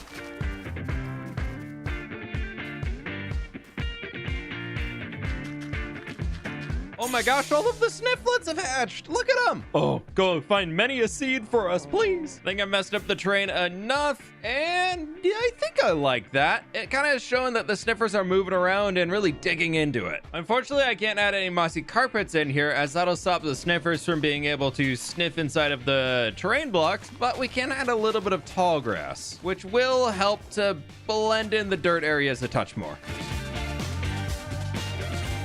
And that is looking really good out here. Okay, can we get another sniffer egg? I think my goal is to get like 20 or 25 of these guys out here. And after the unfortunate demise of 2 of them, we currently have 15, with only 4 being fully grown. Oh my gosh, you can feed them and you get an advancement. I love you little sniffs. Oh, they're so cute. Okay, I might have grabbed a few little nether sprouts in here just to link it kind of to all the other custom terrain we've been doing. And I like it. I thought that was a dirt block to jump over. Nope, that's a snifflet. Now I need to deal with collecting the plants automatically, as a lot are probably despawning out here. I want to start with a little item collection system right over here. Comparator looking into the hopper, going into a redstone torch right there, and a repeater on top. Grab a powered rail, and we're ready to go. As next, I needed to go scuba mode and dig out 1 block space underneath the entire farm. I could use a lathe to collect everything, but then I'd need to surround this place with glass or bury it underground, which would be kind of sad to not see the sniffers waddling around doing their thing. So instead, with this all dug out, it's time to fill it all with a pretty large rail system. My hope is that 1 minecart is more than enough here so it doesn't cause too much lag being in spawn. This farm won't produce too much with each trip, and it definitely won't hit the 5 stacks that the hopper minecart can hold. And well, if it does, that's kind of a good problem. Well, I've run out of powered rails here. Thankfully, the iron farm is right here, and I do have some gold to craft more powered rails, and that should hopefully get us through the rest. I don't think it will, though. So more powered rails. Somehow snaking my way through here. The rails are now in almost completely, minus those torches, but it's fine. It's totally fine. There we got a minecart and a hopper minecart, and let's test to see if this thing actually makes it all the way around. It's been about 2 minutes. This might be a bit of a bigger track. And it's going. Like watching paint dry. Just it's a minecart rolling along. And on the way back, unfortunately, it did stop. Oh, we were so close. Looks like on the first round we did get 7 and 7, so that's pretty cool. And we got some more dropping right there. And now that little slow patch should be ready to go too. I had it in this little ramp over here to I want the front of the ranch to be, and I'll take that. In the meantime, the farm has produced 21 torchflower seeds, with a few more lying around on the ground waiting to be collected. I'll just grab right now. But let's use these to breed up a few more sniffers. I think I lost an egg somewhere in the herd, but we can at least place a few of these down that we have so far. I'm not sure if it matters where I add them in, but I'm trying to make them hatch a little bit more across the entire ranch. Oh, thanks, bud. Next up, I want to build a more proper ranch entrance, so I'm grabbing a little dark oak, some mangrove logs to strip down and use for hanging signs, and a few bits of spruce we can use for details. Now, I'm thinking a cool arch here at the front will be the way to go. So we assume this is the middle, and we go out and give ourselves 5 wide. We can start stacking up a little bit of the dark oak log action, then extend a beam of our mangrove going all the way across, and strip all of this down for something like that to start. Maybe a little points on top. Get some lanterns for lighting to make it safe walking in, and maybe on the side we do a little bit in here to like thicken it up. Yeah, now the middle just needs something. Where I'm thinking dark oak stairs in the corners like this, and we can use some brown stained glass panes right underneath to help the curve illusion go in. And now for the most important part, the prickly sniffer ranch. Well, wait, I can make it better, much better, on both sides. Now instead of the fences, I'm thinking we could just add fence gates with some trapdoors on top. Well, trapdoors with trapdoors on top, and there we go. Now, if you didn't know, this right over here is actually world spawn. Right about where these torches are is where this entire world began. And I'm thinking while the sniffers are doing their job, we renovate. This cactus farm, 1, doesn't work unless I'm nearby, and 2, is really, really ugly. So I decided to remove the top 2 layers from the farm to make it a bit smaller, as I don't really need all this cactus. That is looking much more manageable now. Except it is kind of stuck in the ground, so let's smooth out the terrain around it for building. You know what? I think this thing now we can fit a pretty cool building around. For this, I want to channel the build style I used when starting this world, almost as like a homecoming of sorts. Jumping down into the mines, I know what materials I need to use. So first up, I'm mining up a lot of cobbled deep slate to use for some of our roofs. This should do it on the deep slate, and I've used a bunch of oak logs inside of the builds, so yes, we've got plenty. I'm just gonna strip down like 2 stacks of them. And of course, probably too much spruce wood going into this, but it's fine. I just think it looks nice. I still do want to add in some new stuff, so I did turn on the warp tree farm for a little bit. That is a lot of warped wood, and there's still so much more. The base of the structures is typically out of cobble, stone, tuff, and stone bricks, so I grabbed a bunch of those as well. Little gravel, some sand, as I want to craft green concrete powder for the cactus. Building montage time! I'm trying to keep this as small as possible, but also not just being a flat boxer on the farm. So I'm building up the first floor on the long side, being an extra block away from the glass, and then breaking away from the rectangular shape I have to add in a cross section with mainly cobblestone instead of stone for the base itself. This is a good start so far, and we have this fake door leading in, and then I was thinking we could take some green stained glass panes for our windows in here, add some shutters with our spruce trap doors, and then for even more of the green vibes, some frog lights on the back. But these ones, I think, yeah, that is the glass back there. So let's do this. Next, I'm thinking just to make this a little bit of a fun roof section in here, we can add in some warped and prismarine blocks for some highlights and send this all the way down. To keep it going though, I'm thinking just warp trap doors, just adding a little bit extra to that overhang. And this one's just gonna be like 2 blocks tall. Now, before I get too lost in the detailing sauce, I finished up the base plan for the building go around the back 2 sides. And that should be all of the glass I need to remove, as next I'm planning to come in here above the little warp we made and add in a second floor mainly out of oak. Adding in a ton of windows too with our green stained glass panes. Apparently it's a tongue twister, and we're gonna put the frog lights on the back. You know what? Yeah, we're gonna frog lights on the back, everybody. And flowering azalea bushes, and that looks pretty nice. Out on this side, I want to try adding in a balcony sticking out, extending the strip spruce logs all the way up here and sticking out from the building, where we end up with something a little like this. Spruce slabs up here for the floor. And out on the front, I thought it'd be fun to transition into some mangrove. And we could probably just wrap the oak around here with our stripped oak logs just to keep it on brand. Got some big windows in here with frog lights going up the back per usual. And now something I've been really wanting to try here with our mangrove signs, if you stick them out the side of a block, they get this little post, which creates a really cool railing in here. However, it is an entity, so it does despawn after a while if you walk away from it. So let's add these in. That looks really cool from right here. But back out here, you can see you can't see them. There's nothing to see because now they're there. Adding the back oak wall to the second floor, I put a roof over the balcony to keep it covered, then decided to just continue that along. Where I'm liking this. Now for the crossing structure. First, we can bring it out by a block. Then strip spruce on the corners. This is really dark, so maybe a little lantern right there. And looms going sideways and down the middle before we move into some stripped oak logs. And this gap right here is actually going to be for a quick bay window,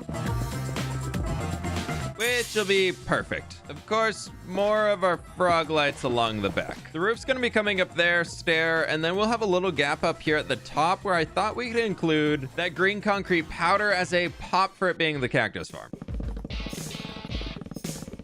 And something similar for the back. Now to draw the rest of the fWhip and owl by placing in the remaining blocks to finish off the smaller building, then jumping up to the big brick chimney before finally slapping on our deep slate roof. And haven't you guys done enough today? Do you have to be near the Sniffer Ranch? It's time to teach you a lesson, old pillagers. This is for you. Don't worry, Mr. Sniffer. I'll keep you safe. If whole interior is farm, no need to do interior as interior is done. Win-win?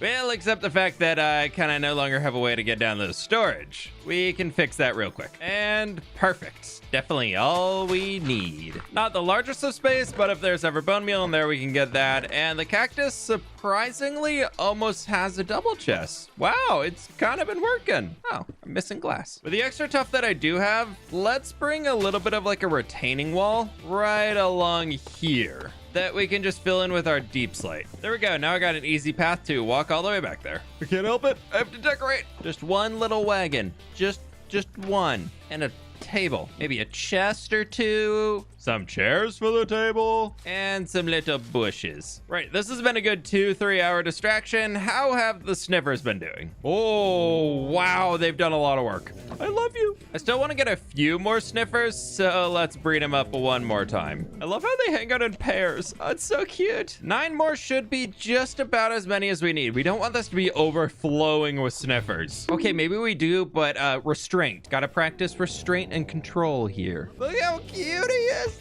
Oh, thanks for the torch flower. Okay, moving on, focusing on new things. I'm in one of those moods where I just want to turn my brain off and build for a little bit, as I really want to create an entire environment around the Sniffer Ranch. So let's build ourselves some trees. Taking a quick trip over to the birch forest to grab a few more leaves, as I did find some in a shulker, but it wasn't quite enough. And next, back over at the ranch, I did plant down some flowering azalea bushes to bone meal up those and harvest them for those beautiful azalea leaves. Now for my favorite type of tree, I'm starting with a big custom birch tree, since, well, my forest that I built is right nearby, so it makes sense to include a few of those. Bumper sniffer cars in the background, I added in 3 more trees with oak leaves and andesite walls for the trunk, and then getting back into the diorite walls, I want to build a smaller tree here using azalea leaves for the top, just for like something bushy, as it's a new shape and new size of tree for the area. Moving back into the classic ones, a big old oak tree sitting right next to the one I just built up, as I thought it would look nice overhanging the road just a little bit, and as I use them a lot throughout this entire region, it makes sense to add a few in. Then another big old birch tree going up, and what I'm calling a pine tree going right next to it, same shape, just completely different blocks, so I think it works pretty well. Taking a little bit of a break from the trees, I ran around and added in some tall grass to the area as a finishing touch, something I always forget to do, but it does look really nice. Now, of course, for the sniffers, I did decide to add in a little pond at the front of the ranch with a few pitcher pod flowers planted on the side. This is something that is looking really good good, and I'm really happy with it so far, minus the shulker box mess. But before we get back into building, look how much stuff they've collected. Oh, it's so good. We have 6.5 stacks of pitcher pods and 5.5 stacks of torchflower seeds, and I've been breeding them up a few more times, so the herd is getting pretty big. But I do have one more tree type I want to try making. Quick trip over to the bamboo farm, take blocks of bamboo, turn those into bamboo planks, more bamboo for sticks, and then we can make bamboo fences. Now from here, I want to grab some of our acacia leaves, where we can build a few little guys here to kind of finish off the back line, dividing the ranch from where we'll eventually have more fields, I'm sure.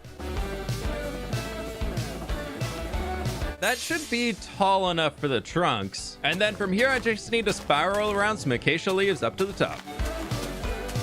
Okay, so I had some extra fences and leaves, and I added these 3 and the 4th one over there. But I think they're working as a really good barrier leading into the ranch, and I'm especially loving it looking from this side. Okay, I had to turn on the shaders here for a moment to see these beautiful snippers looking... Snippers? Sniffers. They're not snippers, but they just look so good. And I guess the trees look pretty cool too. All right, I love this view. Looking out over the river down there with our little lamp. Ah! Okay, more building. I want to focus on creating a storage room and maybe getting rid of those for all of the seeds, as they're gonna pretty quickly fill up this double chest. And our sniffers need a big old barn to hang out in. They're all good boys, okay? Grabbing some dirt, I first need a larger platform to build out this barn on. I'm not too sure exactly how large it is gonna be quite yet, so I'm just kind of winging it here and we'll see how it goes. But thankfully, I have so much dirt in this world, so I was able to quickly build it out and merge the new terrain down into our existing space. I'm gonna need a lot of materials for this barn, as sniffers are big boys, so they need a big barn, starting with a ton of stripped spruce logs that we'll be able to use for framing materials.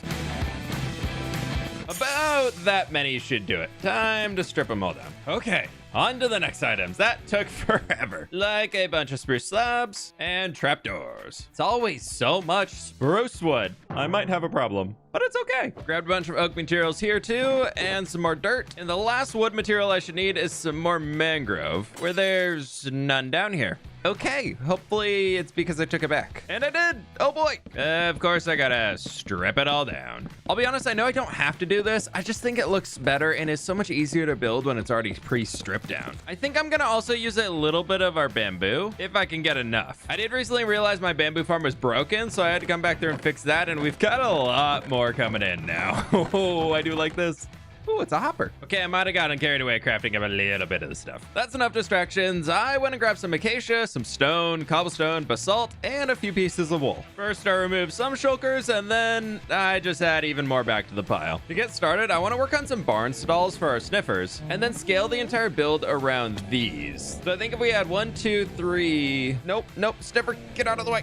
Thank you. Oh, before they get out. And 4. 3 wide stall entrances should be enough in here. Next, I want to add in some pack muds for the walls, and then a bamboo roof going across the top for that little bit of a yellow pop.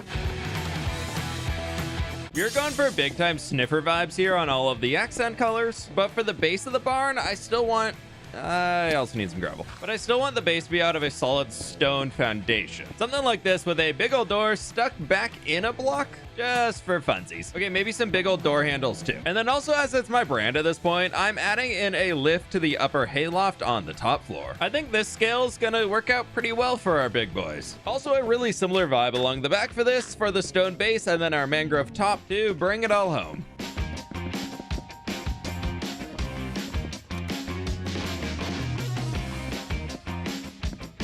Which I think this looks pretty good. The inside, however, yes, I said inside, it needs a little bit of love. And we're gonna start by building out a whole support network coming all, if I can place blocks, go all the way across here. This is a pretty good start. For all of the stalls, I'm thinking we add in spruce trapdoors and then oak trapdoors on top. Okay, maybe something like this with the little archways, and I'm thinking in the middle, just so it's all really lit up, we have lanterns. Then on top, we can take our spruce slabs, trapdoors in the middle, and more slabs. Now we have an actual second floor that is hopefully mob-proof. Along this sidewall here, I'm thinking we can add in just a bunch of windows 3 blocks apart using our oak trapdoors, and then we just fill in strip mangrove logs all the the way around this. We got some shutters out front here, and then I'm thinking we just add in a few of our flowering azalea leaves too, which looks pretty nice. But now it's starting to look really good. Just don't look through it. On the opposite side of the barn, I want to create a large tack room that'll be for storing the seeds of the farm mainly, so I need a good amount of space to work with on in the interior. And of course, a little bamboo roof thrown on top. Now, before we seal in this roof, I want to add in a bunch of frog lights here behind all of our windows. That's the word. So I don't have to do that. Oh, how did a llama get here? I don't know, but this is so I don't have to do that much interior, but it'll still give the illusion that stuff is up here since light is coming out. Then to make the space even smaller, let's add in an oak wall here with planks at the base and logs going up. And there we have a little deep slate floor in here too, and I'll leave that for the items. For the main roof though, I want to work out of copper here so this stops looking so much like a McDonald's, where I think this will work on the front and that'll work for the back. And the final gap in the middle here is going to be raised up to break up the flat line that is the roof currently. And here in the shaders, that barn is looking a oh, creeper, run away, wandering trader. Okay, you're safe, you're safe. I saved you, you're welcome. Somehow he has 4 llamas and I don't get it, but okay. For one final step here, I want to tear out all of the grass we have on the inside and bring in a bunch of dirt. And that is looking much better on the interior. I love having the door opening on the back and the front over here. For now, the front one, I do want to bring it all the way back down into the road to connect. And much better. Something about connecting builds together with a pathway just makes it look so much better. Inside of this stall back here, underground, I've set up an item unloading system and we just need to take ourselves over here. Where do we pop out? Nope. Perfect. Throw a piece of soul sand down here. Give ourselves a little bit of a box. How far does a single water bucket take us? So close. Okay, so if we come back in here, just add another ice, scaffolding, and a new water, that'll shoot items all the way in. Perfect. So they don't go flying out the side. I got a little bit of glass we can throw on top. I think I can get out. Ooh, nailed it. Kind of, almost perfect. Yeah, it's fine. Another bucket of water. If we're gonna have hoppers right along here, I want the items to probably be 2 double chests for each type of flower. I actually can't really fit an item sorter in here, so we're just gonna have 4 double chests. And that'll make things a lot easier. This is turning into a little bit of a mess in this smaller space here, but we're gonna throw a water bucket back here. That's gonna sink all the way down. This is gonna move the items around there, and then any overflow is gonna end up right here. And then I can also use that if I need to. That's really gross. Let's just embrace the full cringe here and just do this. Now for one last step, I need to turn this all into source blocks here, and that should be good. Then back here, if I hook in this hopper, we should start seeing all of the items dispensing out, flying along, going up. And I've definitely got to hide this mess a little bit better, but the items are coming into here now, so that's fantastic. On the inside, I think we can add in a little bit of a ceiling to help, or maybe we actually do show the base of the mangrove in a few sections. Then we just fill this in with our spruce slabs. Adding a few more decorations in here, I'm thinking we can just do a lamp there, and then probably one back there. Actually, do I even need that? No, we're still above light 0. Perfect. Okay, we don't have to do anything except maybe a few little sprucey bits like that. We've got a few storage containers there with our barrels for excess stuff, crafting table, and then I'm thinking back here we just add something with our spruce trap doors for like a shelf, and that can carry its way over here for just a single one. And this is actually the first one I made. We can just throw a chiseled bookshelf in there, and then that should work for the back corner, and I think this is okay for the room. And we're just collecting everything. Oh, that looks so good. And nothing seems to be going into the fire, so that's good news. I should probably cover that. Yep, that looks much better. Stumbling through that one, but it's done. And that means it's time to move on to the most important thing today. It's time to plant a field. Finally, it's time to plant the very first pitcher pod field inside of this hardcore world, and I want to go big, using nearly all of the seeds I currently have for this to make it look absolutely beautiful. Just like you absolutely beautiful people who click the subscribe button on this video. Jokes aside, I am actually just so happy to do this. I've been waiting to plant these crops in since we first heard about 1.20, and it is so very, very cool to finally be able to do it.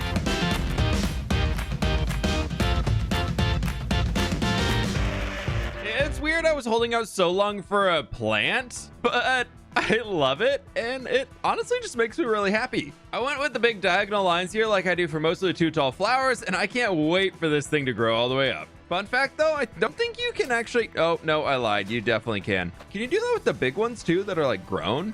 No. Okay, so the little ones don't, no, they still have a hip. What the, whoa. Can you not? You can't. You can't break the farmland underneath the pitcher pod. Best farmable crop ever. I love this thing. Nobody's gonna trample my fields and ruin my crops anymore, especially not my precious pitcher pod flowers. Just took a quick trip to gather some more spruce logs as we've got to move on, and I have some ranch hand housing to build up, but oh my god, the field looks so good for it. If only I could lock it at this stage where only some of them are fully grown. That'd be so cool. But we just need something simple that's gonna serve as like set dressing. Yeah, these 3 little houses should do it around here. Now I just need to go around and build up the walls of the structures. They're not going to be the main point of this area, so it's okay for them to be a little similar in looks and not really pop that much.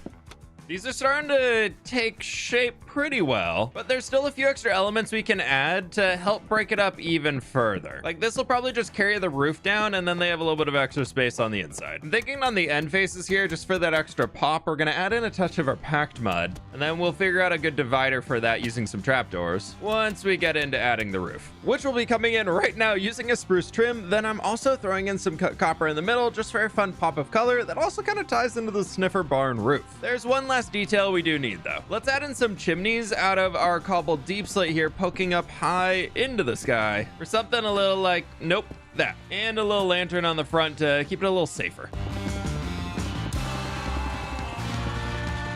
This is feeling so much better in here just with a few extra houses thrown in. Okay, maybe I can keep adding a little more detail though. Next, I want to take a little bit of our glow lichen and then also some glow berries, which we can shear and bone meal to get the berry, and maybe some hanging roots just to kind of dress everything up a little bit better. This is a pretty good start. Then I do have these little openings over here where I'm thinking maybe we add in a small table and like a piece of scaffolding. Maybe they've got a composter back over here. These guys have got some sort of overhang that they're using to store some equipment, little log pile, and maybe with all of the pitcher pod flowers and everything around here, this little house likes to raise a few bees right along the entrance into the ranch. Quick distraction, as I just realized my wings are nearly broken and I need to fix them before I go splat. I am almost out of bricks, so I figured we could just run down here and trade for some with our masons and all better. This is definitely starting to feel a lot more alive around here. However, there's a few more things I can still add in. With it being world spawn and a little rundown from the iron farm, I want to replace the grass in here with like an eroded mosaic.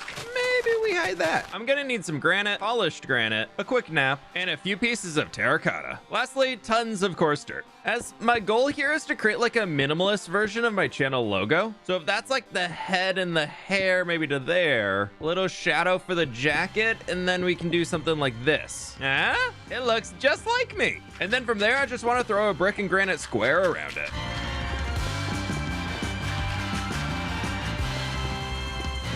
And we can end with something a little like this. I ran out of glow lichen earlier, so we could just make a little bit more right here real quick. And then we can kind of blend it all together a little bit more by surrounding the middle, which will also make it glow a touch with, wow, that was the perfect number, with our glow lichen. Next, let's grab a few pieces of our tall grass, which we can kind of just dot around on top of our dirt sections to make this look really overgrown. Just kind of like not too many people travel through here anymore. Make it a little bit more survival friendly. We definitely need a crafting table, which I actually want to use for some pots. And we can have a little like fern growing out the top of that one. With this being spawn where I do jump out of the end a lot because I always keep a travel bed on me, we definitely need to add a few more safety precautions that I've just never bothered doing, like lanterns. Technically speaking, I usually spawn down around here, so we'll just create a little bit of a space for that. Now I think there might be an advancement for this one, so let's take a sheaf, explorer, skull, and heart, because hardcore. Put all of them in and we get a decorated pot.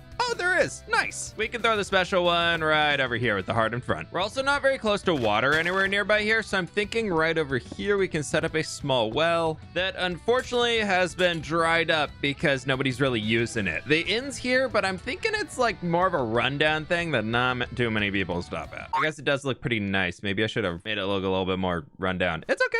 Not like a few little hanging roots can't fix. Yeah, just don't look at it too long. Now for the people that do live here, we can decorate a little bit more and create like some small hedge walls to keep the general folk walking through out of their little gardens. Maybe these guys want to keep the contained space to where they're actually working with the bees. Last few details in here, I added in a small little wagon right there and a bit of a larger one with some chiseled bookshelves over there. Then close to where we spawn in, just in case we do forget the bed, let's throw in a bed right here with a bit of a barrier to keep it a touch safer from mobs. With the gatehouse already built at the front of the city, I need to copy that design here to the backside of the city at the harbor. Using the same design will help link the city together from the top to the bottom. I already know what materials I need since I built it once. So first up, I need some packed mud, and then I'm off to the jungle to gather up a ton of jungle logs from the large trees. Off to the next large tree. As always, I spend another 20 or so minutes gathering up spruce logs before jumping down into the mines to pick up cobbled deep slate, which I can use to craft all of the different types of deep slate. Now for my favorite detail block, I needed to use some netherite to craft 2 lodestones. Before going to my next favorite detail block, I traded with my fishermen to restock on campfires. Crafting a few more things, I was all set to rebuild the gatehouse down on the water's edge, which feels really good to have the 2 outer edges of the city finally set up. Now to brighten things up a touch more, I am adding in some frog lights to the inside of the gatehouse behind all of the windows. With the flags added on front, the gatehouse is finished up. I'm honestly really looking forward to making the harbor down here along the river and just kind of terraforming this entire place. But that one's gonna have to wait a while, as I still need to cover up this disgusting hole in the ground. Before I go any further on this project, I really need to retire this bow and make ourselves a new infinity bow. New bow acquired. And what enchants are we gonna power 3? Oh, that's disgusting. Unbreaking 3, power 3. Okay, that's a start. Completely out of levels, but power 4, flame, unbreaking 3. Okay, that's a great start. On top of these enchants, I need a punch 2 book, an infinity book, as well as another power 4 book, where apparently I don't have a punch villager trade. Not really the end of the world, as this is still gonna be a really good bow, which definitely needs a name, so leave some ideas in the comments. As the original fWhip bow is going to be sitting up here. Look at me going back to old builds and decorating them. Wow, so good. I want to create a marketplace in the middle of the build today, but I think it will look a little bit better being raised up off of the street a few blocks. So if I extend some dirt along the edge here for something a little like this. And then taking the rock idea we used here behind the copper factory, I want it to almost look like a small cliff coming up about this tall that we can wrap around in like a C shape. I just got to carry that around the entire edge and keep working on it. First step is going to be to stack up all of the rocks and then mold them into shape as we go, which I am going to need the road to extend up to the top before I can figure out everything I want to do and how to finish off the rocks, starting with just some cobblestone slabs for now for the shape. Then grabbing a little bit of dirt, I want to put this at the top of where our new ground level is to be so I can know where to finish off the rock, which on theme, I'm using some light gray concrete powder, light gray wool from the sheep farm, acacia logs from the lumber mill, and then a quick stop in the quarry for some tough blocks. I've used this style quite a few times before, so I just want to fill in the blocks for a little test and then expand off of it as I'm moving around. With the acacia and tough blocks on the bottom in all of the different shadowed areas, and then mainly using the light gray wool on top with a little bit of light gray concrete powder thrown in there to be almost like a shiny part. Before we get into actually building, I think it's time that we can throw some trees in.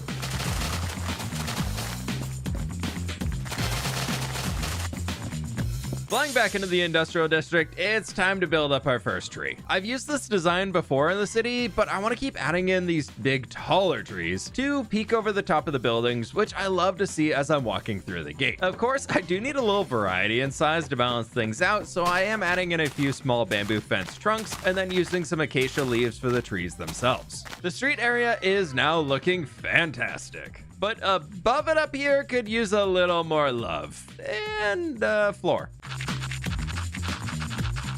That's much better. Now I want to fill the space with a huge covered market building, something that would allow the people in the city to be able to tend the market and trade goods regardless of the weather around the world. Something probably about this size is going to fill it pretty well back here. Quick distraction here, as I just thought of something I want to build. I'm going to need a few weird items for this, and that right there should do it. I really want to be adding more statues around the city, and this rock right over here seems pretty perfect. Where I wanted to try terracotta going into a decorated pot for like the chest area and just make a little tiny statue right over here. We can give it a sort of like a shield with our mangrove trapdoors, lightning rods for some sort of spear or staff that I wanted to put some candles on top of. And now for the weird part, I thought a jungle hanging sign right there could be kind of good for a head. This is gonna look so bad, but I have to try it. Nope, that's perfect. It's so dumb. I forgot the trapdoor. Now he's perfect. I love him. Anyways, back to resource gathering. This is something I've wanted to build for a really long time. Last fall, when my wife and I were on our honeymoon, we kept seeing these large covered market areas in Venice, and I've been just trying to find the right space to add one inside of my world.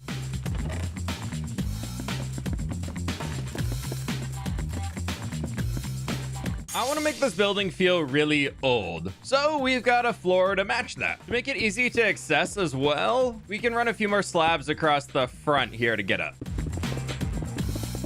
And just start full blocks right up here with some cobble and moss. Next, I do want to run around and replace that stone that we had in there, make it a little bit more fortified on the base with our stone bricks going up into the polished andesite.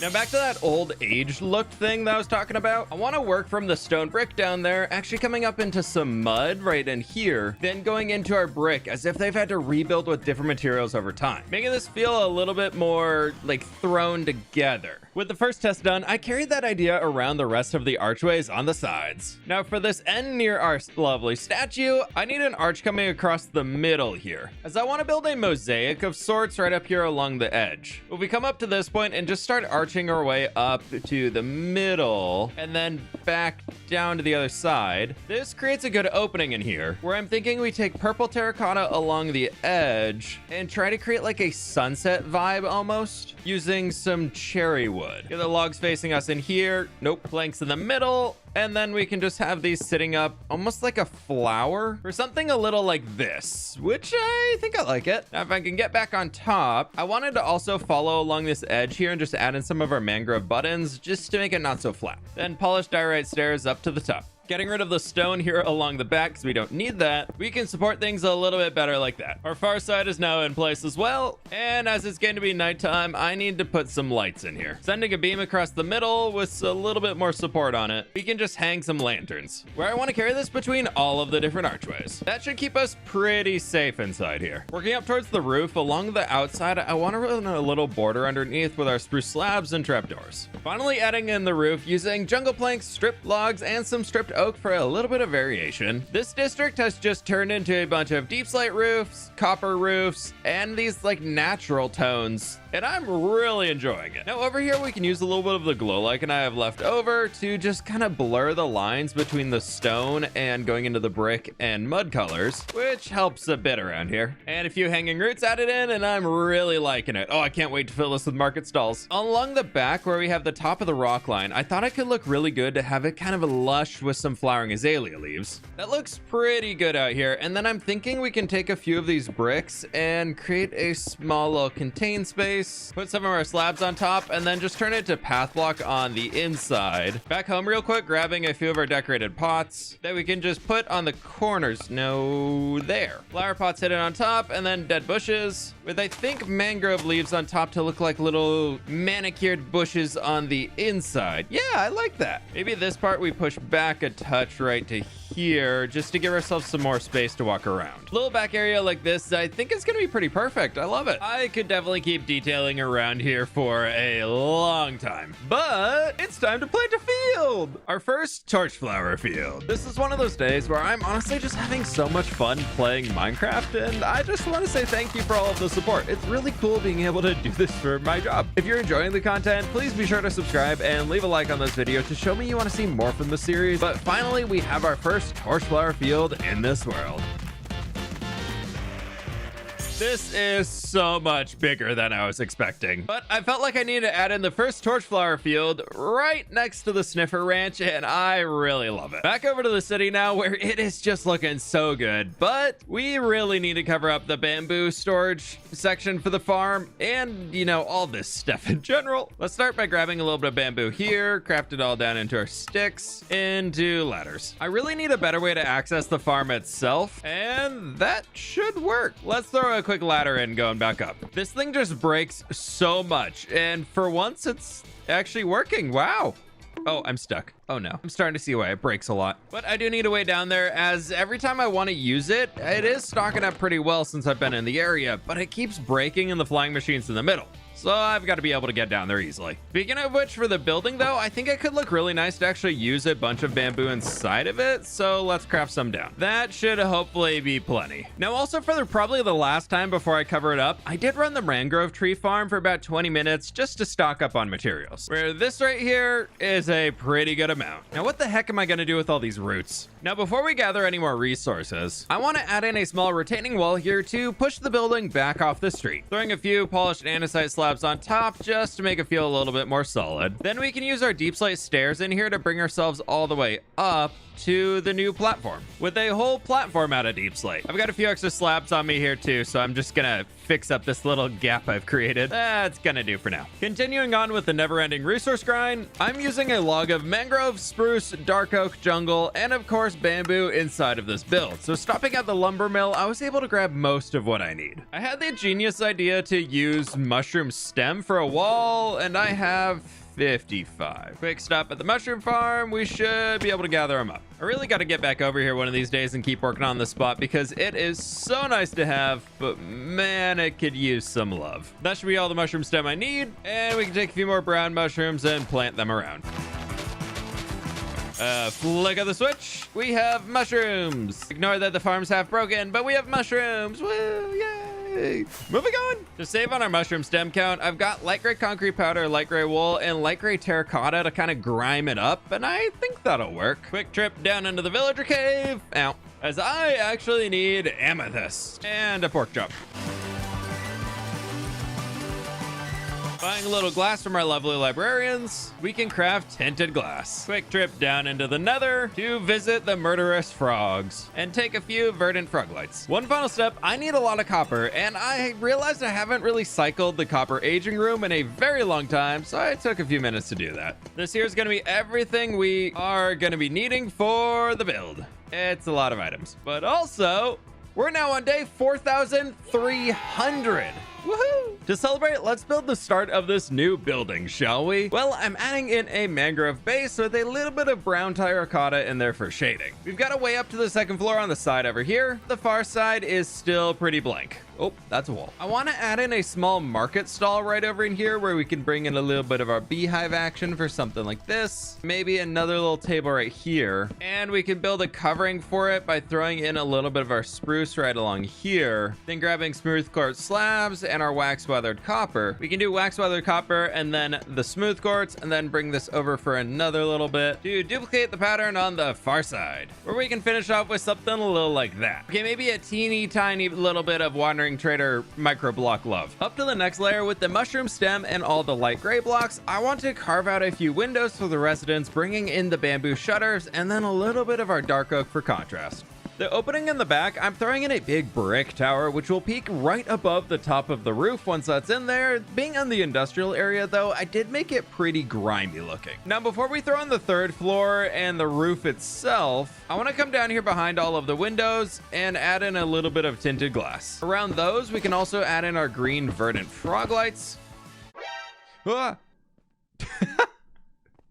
It's gonna be so much falling down there. Not super late at night or anything like that. Totally fine. Now, don't get me wrong. This looks really gross on the inside. From the outside, it looks almost like it has a green light coming from inside, which for the bamboo farm itself, I kind of like. Speaking of bamboo itself, our third floor is gonna be made out of completely bamboo to really bring that vibe home. Both sides are now in place with their backlighting, and we have one more section to add in right here before we get up to the roof. I actually want to bring this one out a block here, and then even more so by adding a bay window sticking out across the street. Well, into the street with a few spruce stairs on both the top and bottom, and then extending this up here, working in both of our stripped and unstripped bamboo block. Finally, it's time to add the roof on, sticking to those brown earthy tones, this time working from spruce to mud brick to exposed copper, jungle planks, and then a little bit of oak plank action for a highlight. 6 Minecraft days later, and the build is finally done. Now to figure out a way to get, down there and collect this stuff. A little while later, the Bamboo's bookstore is finished and has an interior. A small little bar over here and a little bookstore to go on top of it, with a staircase that leads all the way down here to the bamboo storage, with a view into the lovely farm and the great abyss. Oh boy! Looking back at where we started today, this city has already expanded with a new gatehouse, some custom terraforming with a covered market sitting on top, and now we've hidden the bamboo farm with this lovely little house. To finish off this corner, I want to add in a guard barracks here connecting right into the wall. The Shulker monster assembleth! Except I still need some more materials. First up, I used the cobbled deep slate I had lying around to craft up a bunch of different deep slate materials we could throw into the barracks. Then back to the lumber mill to strip down a ton of wood and gather a load of other materials along with it. I've got pretty much everything I'm gonna need inside of these 2 boxes, except I've got one more quick trip to make. Down here to the automatic wheat farm over at World Spawn, where I need some wheat. And this thing is so full. I really love that farm, as we can use that to craft down more packed mud, which we can turn into mud brick. Right into the build, I want to make sure this feels almost like a bit of a fort, and something that can easily be defended by the guards that are going to be inside the barracks itself, and it gives me a kind of a fun reason just to do something different compared to what I've been doing already. But I think the wall is going to come up to probably this height, so we can get started here by extending the wall up front. With the diorite trim on top, this is starting to look pretty good, as I want to finish off this corner with a large tower, starting off with a big foundation out of our dripstone blocks down at the bottom. This right here should be a pretty solid base, which is a really important thing in Minecraft, as so much is really affected by gravity, like this big tower sticking out on the top. For quick reference, I decided to pinch the design of the watchtowers over here on the front gate, just a slightly smaller version, to be able to relate the back of the city to the front a little bit more. Now, once we're inside the gates, I want the guards to be able to have an easy way to access the front gate if anybody weird is coming through, and we can just hide that weird little open space right there. A few more mangrove trapdoors can create a little bit of a balcony deck of sorts, where we can add a small side doorway to be able to get inside. That's just gonna have a tiny overhang with our door, our lantern, and that's looking pretty good. Then extending out this way, I want to bring in a little bit of our polished granite and carry it all the way back. For the base of a 7 wide structure, I'm thinking on the corners we just stack this going with maybe some terracotta up to here. That'll work for that side. Then over here on the front, I'm thinking we probably want to do something a little bit nicer, so I'm thinking we could do some windows. This looks pretty good, but it's a little flat, so I'm thinking up here on top we can do some campfires across, maybe some trapdoors on the corner. Nope. Break it.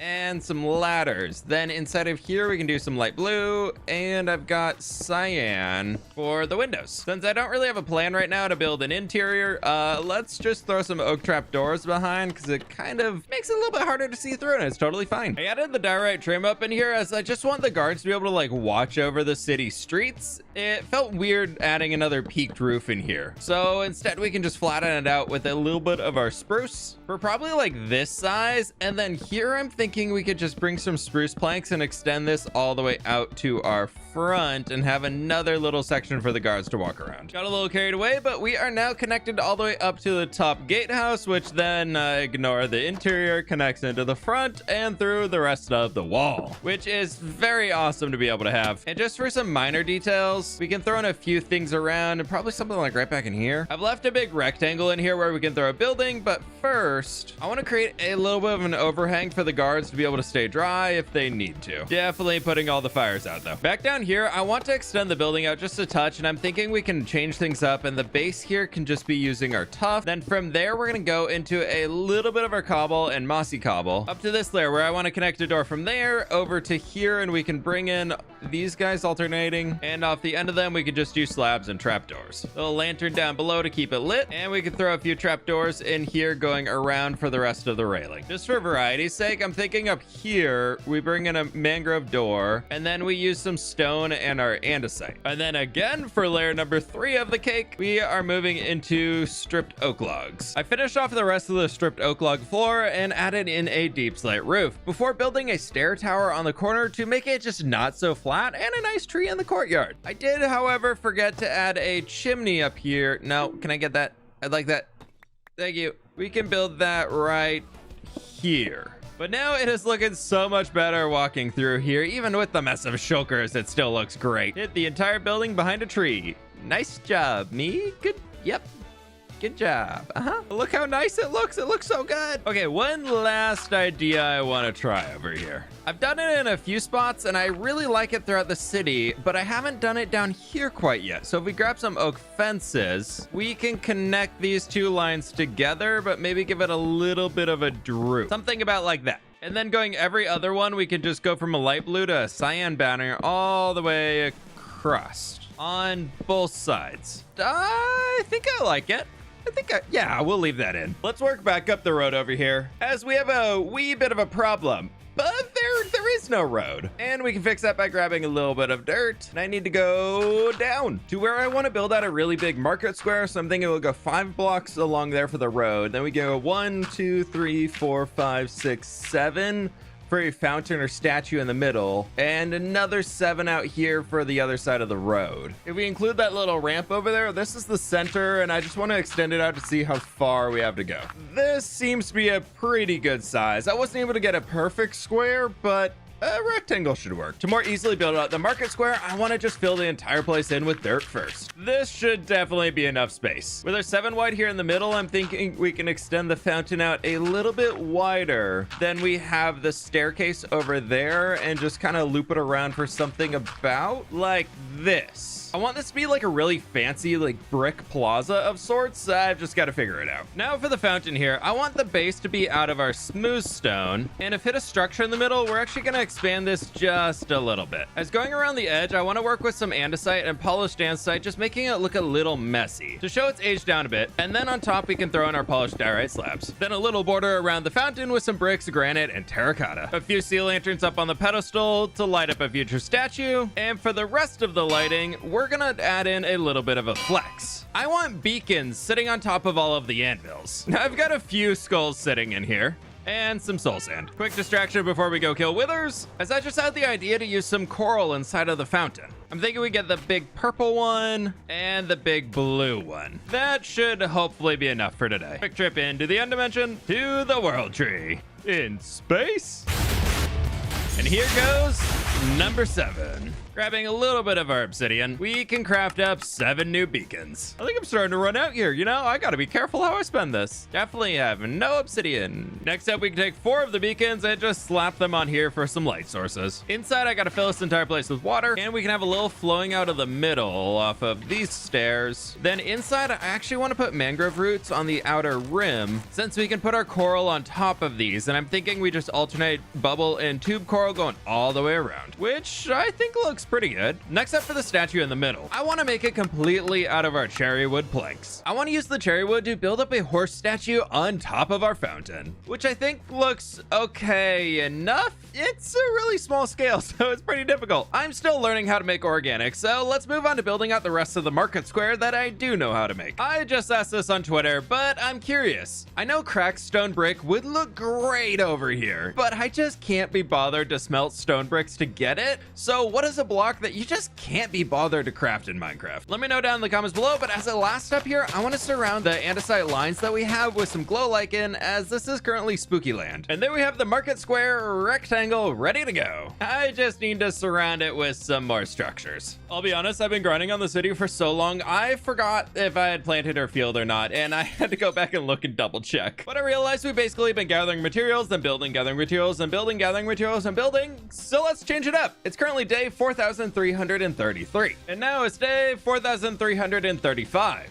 And we've got an entire mess of shulkers over here, which you can now see coming out of the shulker boxes going into the two brand new buildings over here on the far side in a big old time lapse, because people always ask me for longer time lapses. So here's a longer time lapse that I'm just trying to figure out what to talk about for the duration of the long time lapse, which is now over. I plan to include a building on this far side of the overpass I created, and then also, you know, get a road going back down over that way. But I want our main bell tower for this region of the city to be going somewhere right in here. And I was worried that the structure I had wanted to put in there would kind of run into the building, and I didn't want to have to break it and rebuild it if it turns out this guy in the middle is a little too big. Starting by grabbing out a little bit of dirt, and quick side stuff as I need more dirt in here. I want to start out by getting a rough box in here for the shape of the building. I'm thinking this is going to be pretty heavily inspired by the original mansion build, so I want to give it space to breathe and get a little fancy. This right here should be a pretty good amount of space. And I'm just gonna throw some torches on top to be safe. How did you just spawn here? No. Creeper's not in the mangrove farm. Right. I gotta figure out how to put a building on top of here now. Looking at the last mansion, I need to get a lot of terracotta. Thankfully, I should have some in here. Yes, we do. One white terracotta. Great. We got a little orange. Crafting down 2 more stacks of white terracotta, and that should do it. Flying back into the villager cave. Now, I am once again calling on my stonemasons for support to purchase a large number of bricks. Another element is the deep slate roof, so I'm grabbing a big assortment of different deep slate materials. To get ahead of the inevitable chest monster, I spent a little time sorting shulker boxes in the lumber mill to just see what I had on hand, before, of course, gathering up another mess of wood materials to put into the build.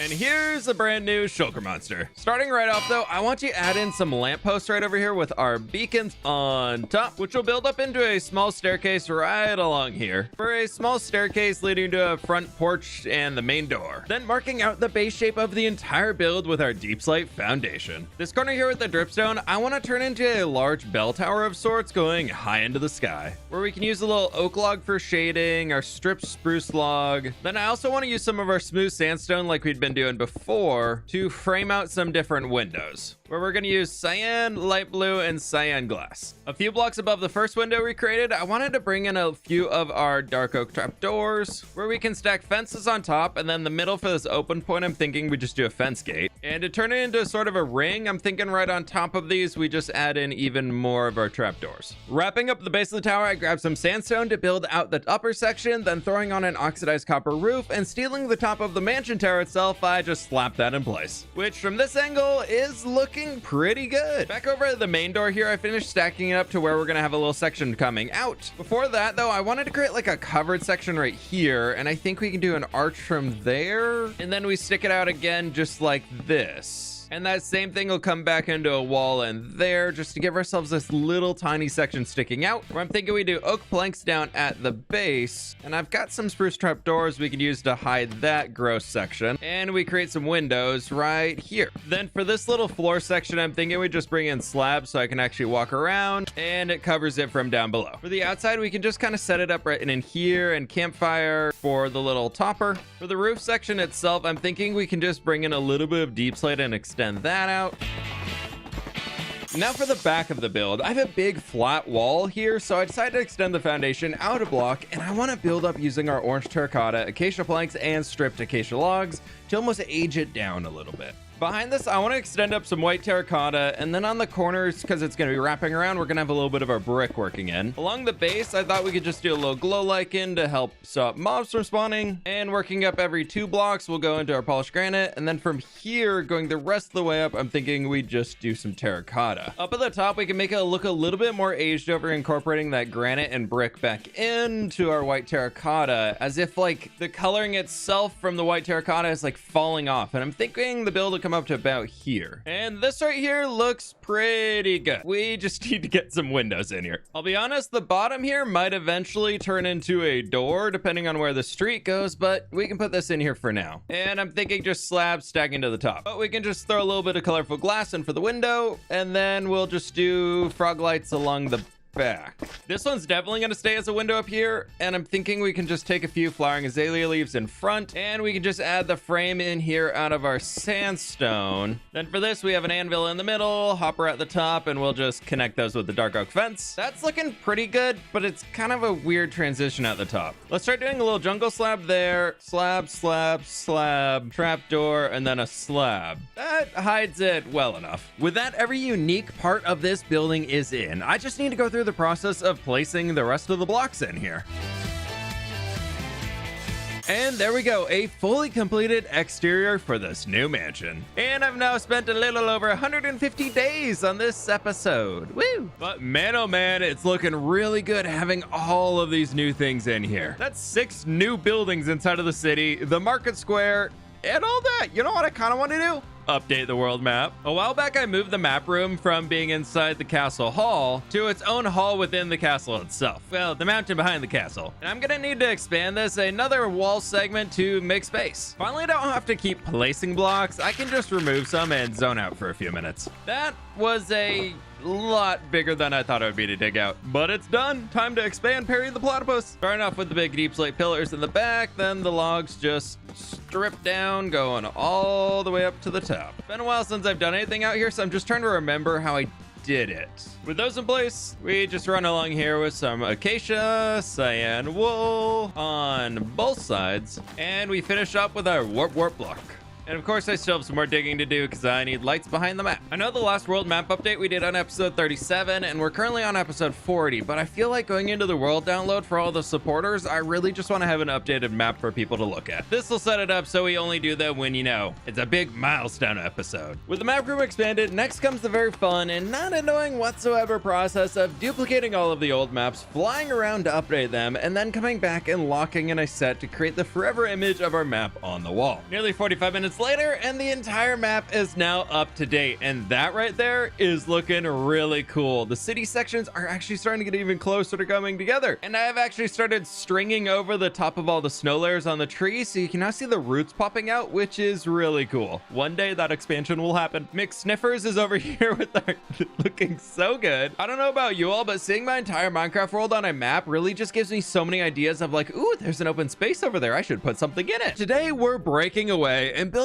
a massive road towards the location of a new project. Who says long-term worlds can't still have a fresh beginning? Before we get started, I have one quick project I want to do in this part of the world. I've wanted to add a small mountain creek running behind where I spawned into this world nearly 2 years ago. There was already a waterfall running through here, but with the path cleaned up a little bit more, we can add in some more water to make it more of a feature piece inside of this world. Then with all of that water in place, I want to also run along the riverbed, adding in some muddy mangrove roots, coarse dirt, and a tiny bit of rooted dirt to texture up the sides. Now, all that does need to be covered with some foliage to really fit in here. So I'm adding sweetberry bushes, some sugarcane, tall grass, a few patches of flowers, and some mangrove leaves. This did all cut into one of my pathways, however, so I did have to rebuild that as a bridge using some campfires to just get away across. Where this region is really something special now. Okay, I know I said little project, but I got a little carried away, as I also spent quite a few hours building up some more custom trees that I've been meaning to do for a while. But I swear we'll actually be building a big road today. This road just needed a little bit more decoration. Oh, my shulkers. One more thing,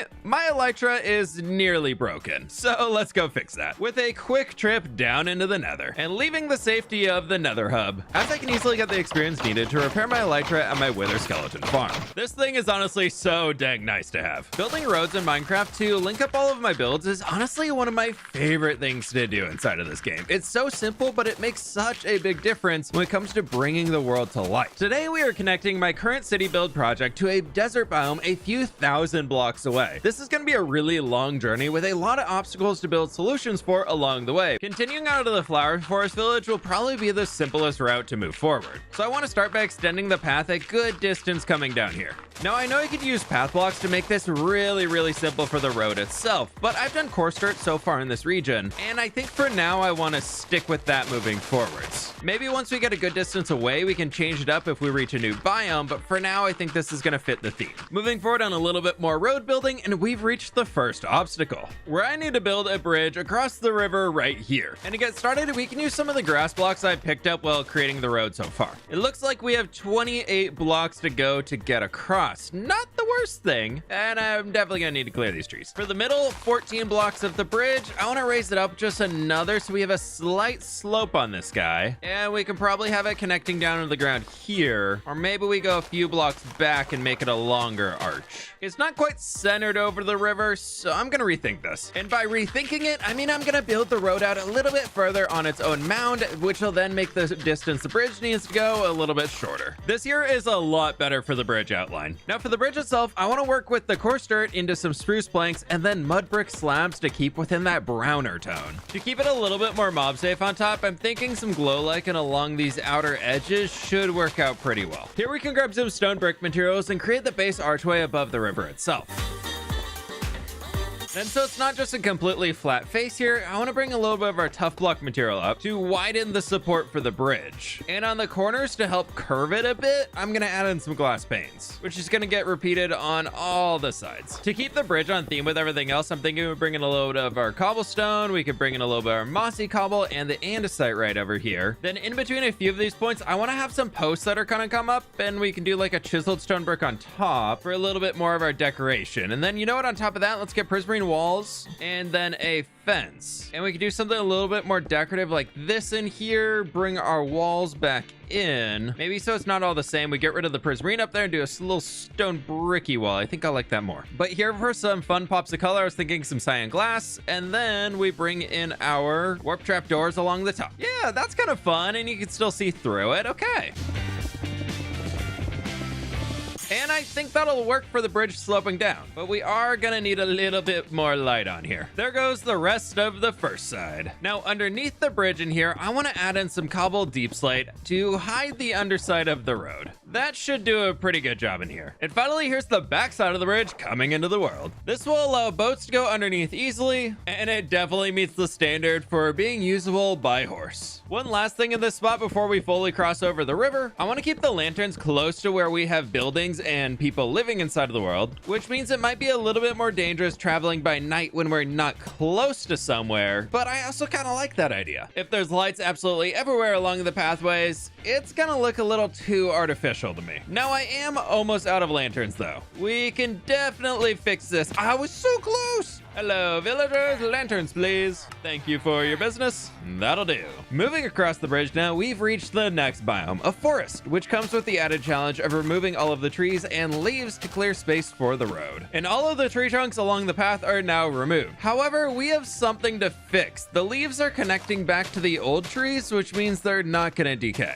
So removing the connection along these lines that'll go for the old trees should cause these ones to disappear. Now this here is looking so much cleaner. Just the last few leaves need to decay. Well, with that, it's time to actually throw the road in. Surprisingly, that gave a lot of logs, and I was nearly out of birch. But back to the road itself, I'm continuing with the coarse dirt here across the entire island, and I've got to say, I've never really bothered looking at this place other than just flying over it. And I'm thinking now it could be so fun to build a little hamlet at the top. Building out all of these roads just gives me so much inspiration for what I want to decorate along the way and just fill up the world. Imagine taking all of the custom birch forest trees over there and covering this entire island. One day we'll customize the entire world. But for now, back to the road. And what the heck is this? Is this a trail ruin?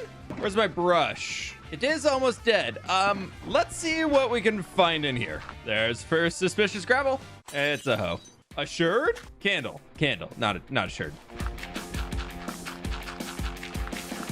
I've never been in this type of trail ruin before. It looks like we have a staircase going down, which is pretty fun. And we have the floor. There's more below the floor. I was really not expecting to find this. I can't tell you how many times I've flown over this area since 1.20 release and never noticed it. I guess that goes to show why we should travel by foot every once in a while around our Minecraft worlds to catch these things. 1.20 is actually such a fun update because these are a really welcome distraction to projects, and the loot inside them is actually pretty worth it to grab.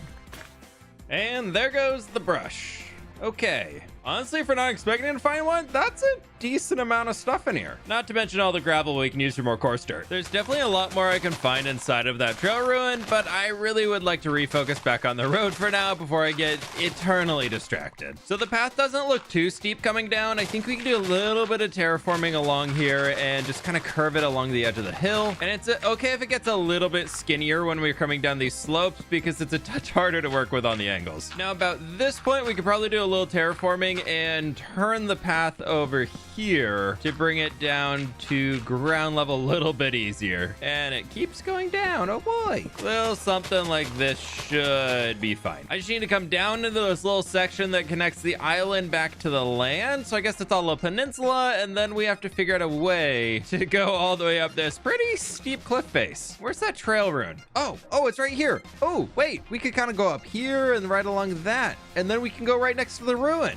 We got a plan, let's do it. Repeating pretty much everything I've already done on this section of the road, I'm trying to make the path as smooth as I can coming up the far side of the mountain to make it a bit more realistic instead of just going straight up. I know I can do that and make it work in Minecraft, but that's just boring. We are here for the vibes after all, so I will always sacrifice functionality for aesthetics to make something look better. And as safety is our #1 priority here, wait, sorry, wrong series. But regardless, we're gonna need some rails coming along this way so people don't fall off the edge of the mountain. By people, I mean myself. Just these little parts of the fences here help this feel like such more of a well-traveled part of the world, and I love it. So far today, we've already connected my starter house across 6 biomes and over 1,400 blocks. Along this brand new road with a beautiful bridge, all the way to the edge of the forest here where the road continues. But I had an idea. This road is gonna be pretty bland and look really rough if there's nothing to look at along the journey. So over here, I want to build a small farmstead to break up the skyline as we are walking forwards. I just have to get the road to that point first.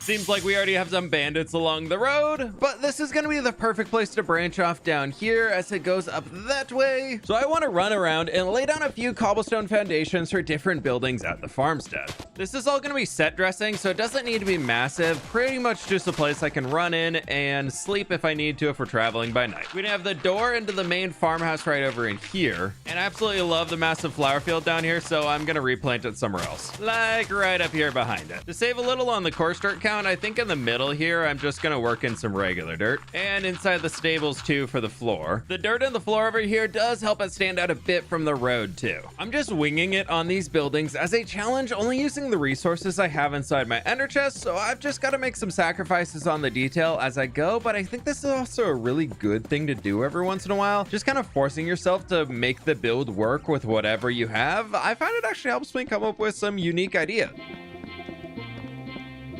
I gotta say, this actually turned out really well. I don't even remember the last time I used oak stairs for a roof, but I'm here for it. Maybe we can just extend that down. Yeah, that looks nice. Moving along to the next building though, this right over here is meant to be a horse stables of sorts. Or I'm thinking because there's so many sheep, or there were sheep, there they are. This can be a little barn for some sheepies to hang out in. I'm thinking along the back here, we just turn this into a few tough bricks. Well, tough blocks. Man, I wish we had tough brick. For the back, and only send that in like an L shape over to here. With the tough, we can add in a little bit of our cobblestone over here, and then this outer wall, I'm thinking we just turn it into some spruce as if they had to rebuild part of the stables. So some is out of the original stones, and this is the new rebuild. And we're gonna stick with the plan so far of using our oak going all the way across, and this time it's gonna be out of some slab. That looks pretty good, and then we can just have a lantern maybe right there because it's getting very dark and spooky. Grabbing a few of our leads, I want to go bring some of those sheepies back home. Oh, there's actually 4. Oh, there's 5. There's so many sheep. Okay, we're gonna bring you, and you. Come on, buddies, let's get a move on. Just gallop your way in here. Perfect. Okay, in the pen. And I mentioned earlier about turning this into a place where I can sleep if I need to, so we can actually use the wool off the sheep. to make a bed, which will go inside the beautiful interior that we're leaving and closing that door forever. With the animals in, I added in a grain silo as well as a small wood chopping area to the farmstead. And I gotta say, this is looking pretty great down in here. I absolutely love it. I got a little table over here too. And one thing I want to show y'all, I have a data pack that allows me to shear item frames, so this guy can just be sitting there ready to chop some more logs. And for one last little detail, maybe they're sending some of the logs down to another neighbor down the road on a little cart, and that should do. You know what every farmstead needs in a Minecraft world? A field! You bet I found a way to build a field while building a giant road in this hardcore world. We are now 4,400 days into this series, and I hope y'all are enjoying it. If you're new, be sure to subscribe if you haven't already so you don't miss out on future uploads. And if you've been a fan for a while, tell me something cool you've been up to recently in the comments. Let's share some good vibes for the 41st field in this world.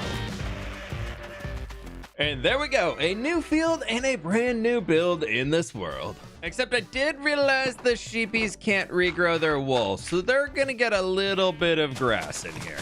It should be enough. Now back to working on the road as we slowly inch our way closer to the desert. That is roughly this direction. I'll figure that out after we get to the top of this hill.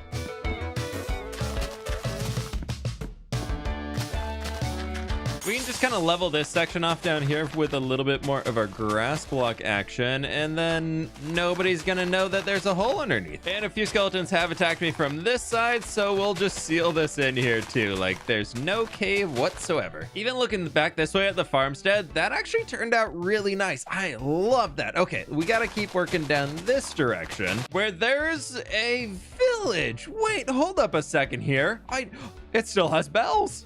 I haven't raided this one. Okay, I've got an idea. We're gonna take the road through the middle of that village. To go through the village first, I need to reach the village. So I spent a while extending the coarse dirt road all the way over to them, where I am down to just over a stack of coarse dirt, and that's gonna be a bit of a problem. So inside of our village here, we can transition out of the coarse dirt and moving into some of the path blocks. Not only does this match the existing village style, but it's gonna help me save just a few blocks on this road, which we still got a long ways to go, and I'm also out of gravel. I think we can add a little bit of coarse dirt down here though, so it transitions a bit more smoothly than just coming down the slab. And maybe that path block comes up this direction just a touch too. I feel like walking into the village, we need some sort of a decorative archway in here, so let's take some of our bamboo, turn that into some slabs, and then we can come over the sides and go there, and probably we can do 5 wide like this, and then coming up 1, 2, 3, 4, and 5. I was thinking we just work some of our bamboo slabs going up just a bit here, and then that can step back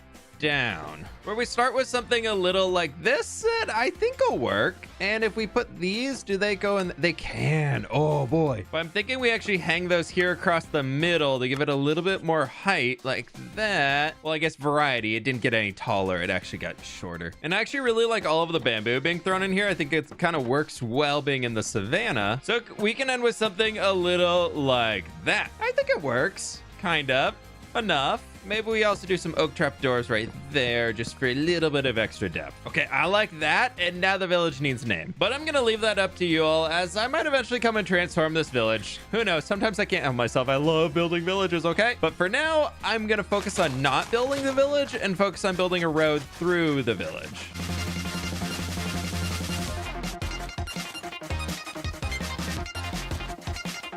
And our road kind of mess of things is cleaned up all the way throughout here. It just goes right between all the village houses out to the far side, where I want to start reintroducing a little bit more of that coarse dirt to transition back into the darker road. And that is it. I am completely out of coarse dirt. Now, how much gravel do I still have? Not much. Okay, that is a problem. Quick trip into the Nether, where maybe we have a little bit of gravel still hanging out in the bartering farms. Feel like I've been raiding this a lot recently, and I'm not doable. Right, I've checked every chest so far, minus this last wing, and no gravel.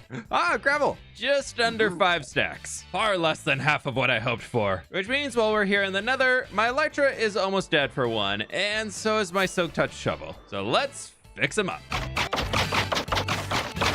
To finish off the road, I need to fly around and find a gravel mountain to mine up, as we're gonna need a lot of it, so I need a pretty big mountain. And if I remember correctly, north of my end stronghold portal, there should be a gravel mountain. Hopefully somewhere out here there's gravel. Yeah, hey, there it is. Perfect. And with that, I got to work mining out the entire mountain, as I want to restock up the storage room as well today, so we can hopefully have enough gravel to finish off the entire roadway with some leftover in storage. I even had to jump over to another gravel mountain to fill up the remaining boxes. But here I have a very dead shovel and 4 full shulker boxes of gravel. Since I'm kind of nearby to the stronghold, I want to jump down there real quick and fix up the shovel. Here's my fabulous entrance right here. We'll have to fix this up one of these days. Yeah, it also goes through an underwater cave. But once we're inside the end, we can run out and destroy a few Endermen.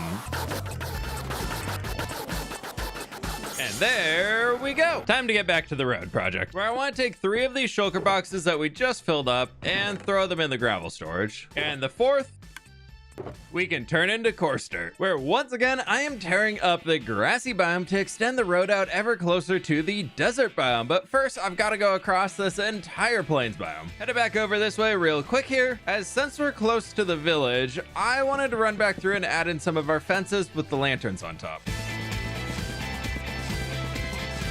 Not gonna be perfect, but that's enough light. There's like 4 iron golems in this village, so they should be able to keep themselves safe. They've done it so far. Right, there they're set up going out both sides. And we can stay the night on the village. Now I'm just randomly going biome to biome to reach my way over the desert, as I know it's generally that direction. And check this out up here. At the end of the road, we've come across another village right down here on the side of the cliff. And I absolutely love this thing. This is so cool. We'll get to the next road segment soon, but first, looking at this valley, I had the idea of adding in an ancient ruined watchtower with an archway covering the road. Just a quick flight back home first. Down into the quarry we go, as I want to grab some tough blocks, mossy cobble, and maybe a little stone too. This straight stretch on the road here should do pretty well. So if we come over here and go 1, 2, 3, 4, 5, 6, 7, 8, 9, that'll give us a 9 by 9 box here. And then I want to have the wall kind of going a little bit out this way and disappearing into the hillside. Then we can have an archway coming across that's gonna be probably this tall, so we can easily get under by horse. And I think that'll do it. Then we can do a little circular tower right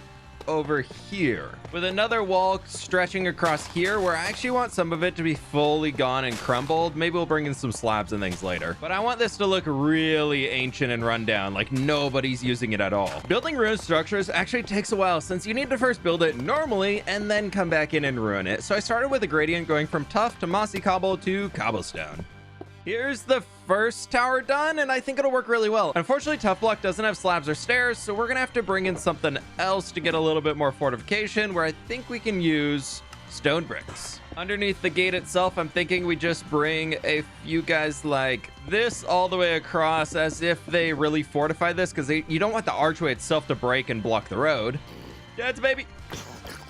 Then to break up how flat it is, I'm thinking in a few spaces we just extend some of our stone bricks hanging out, as if the stonework is starting to crumble down a little bit. Like that. Perfect. With the base shape in, I ran around adding in all of the cobble slabs and stairs to really mess up the shape, and I got a bit carried away building the other tower too. I decided to top it off with our mossy cobblestone so it looks more aged and things are kind of growing on top. Then I thought if for a fun pop of color, we could take some of our lilacs, and with a bunch more of them, we can create a little patch up the hillside here.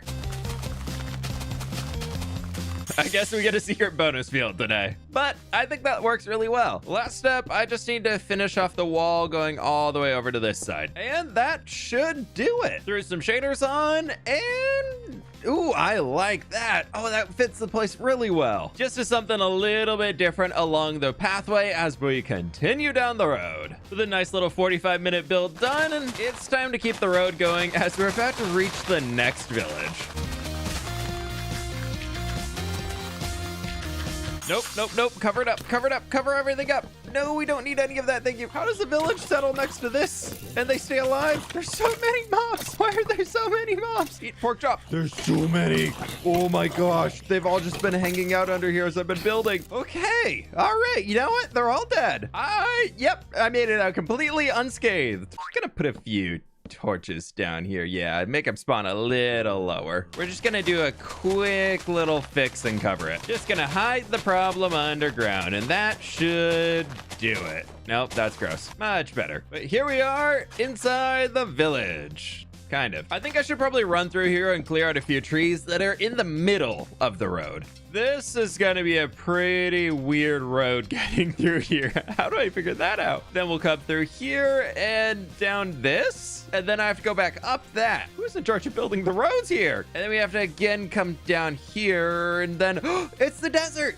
Wait, oh, I didn't realize we're so close. Oh, we are actually so close. As soon as we get through the village, it's just that. Transitioning into those path blocks again for the road through the village, this required a lot of terraforming, to the point where I split the road at the bottom to reach the base of the village and also exit the far side, where it looks like whoever lived inside this pen is pretty long gone and they escaped. But if I take down this just a layer here, that should allow me to smooth this out enough that we can get the path up to the top. Oh my gosh. That bee just terrified me. I thought that was a creeper and I was not ready at all. I'm just gonna make my little path and go up here. Yep, maybe I need to go sit down for a second. Bee scare aside, we have now exited the far side of the village, which means it's time to start peppering that coarse dirt back in and transition back to the main path. I know there's so many more blocks I could be using for texturing the road, but something about just a really simple coarse dirt road going through the Minecraft world helps all the detail that we add in elsewhere pop out that much more. I don't want the road to be super chaotic, and I know we're a good chunk into it already, so talking about it now might not make that much sense. But I don't want the road to be drawing attention away from everything else that I'm building inside the world, so we're going with something relatively chill. This might break a few Minecrafters' brains, but adding detail for the sake of detail does not make your build any better. Speaking of which though, as we come across the top of this hill, we kind of enter into the brand new section of the world with a desert out there. So if we tear this hill down and maybe we exit right about at this layer, we can kind of hide it with some perspective.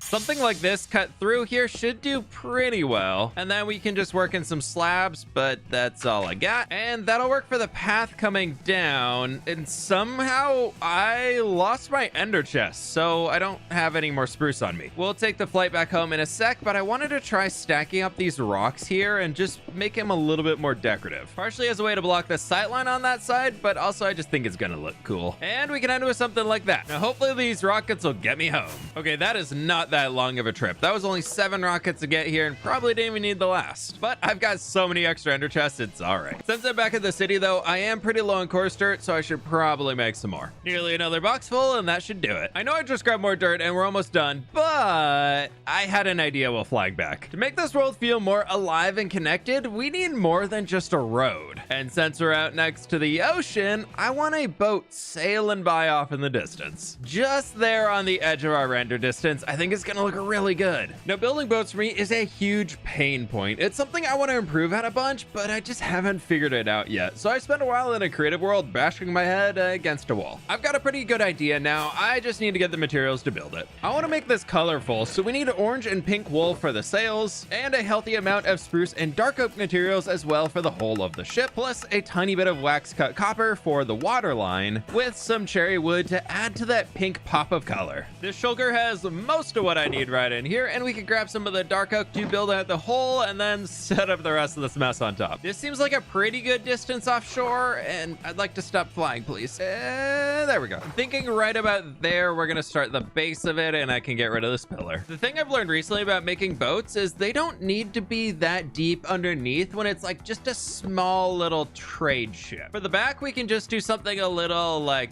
this. Now I need to get some extra shape onto it, where our stairs and full blocks are gonna come in like this on both sides. And now I just built the rest of the stupid boat. And it's kind of starting to look like a boat. That should do it. Now we're above. Look at me doing boat building things. To finish off the base before we get into the fun parts with all of our cherry wood, I want to extend some of the copper around here so it can kind of border the water line or something like this. Now along the back, before we get too far up, I want to include a rudder design here that I got from one of my moderators, Blocky, that looks really good. So we can just wrap some spruce trapdoors around it, throw a slab on top with a final trapdoor on the side, and that'll do. Our first sail is going to extend right up from here, and then for this point, I want it to be where we're showing a few of the goods. And my thought is it's coming from the desert, and we have some sort of salt rock or something here in the bottom that we can show with a few oak trapdoors.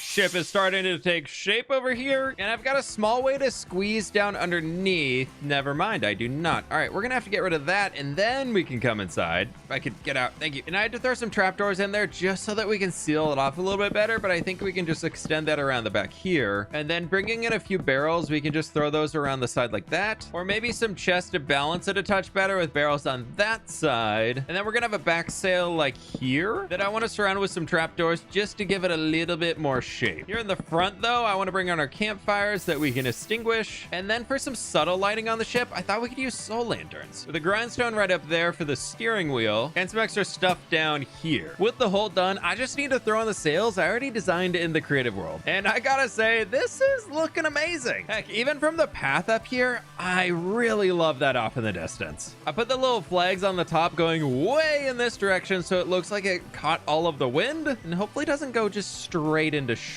That's probably not the best thing. On the inside, I did set up a little base camp for myself down here, so we got a bed if we need it. We've got an ender chest over here hanging. Apparently, I'm throwing those everywhere in the world. And we got barrels I can fill with random stuff if I ever have junk in my inventory. Now, finally time to reach the desert itself. We must finish the road, which we've seen enough road building so far today. So here I am flying across the jungle edge biome to reach the desert.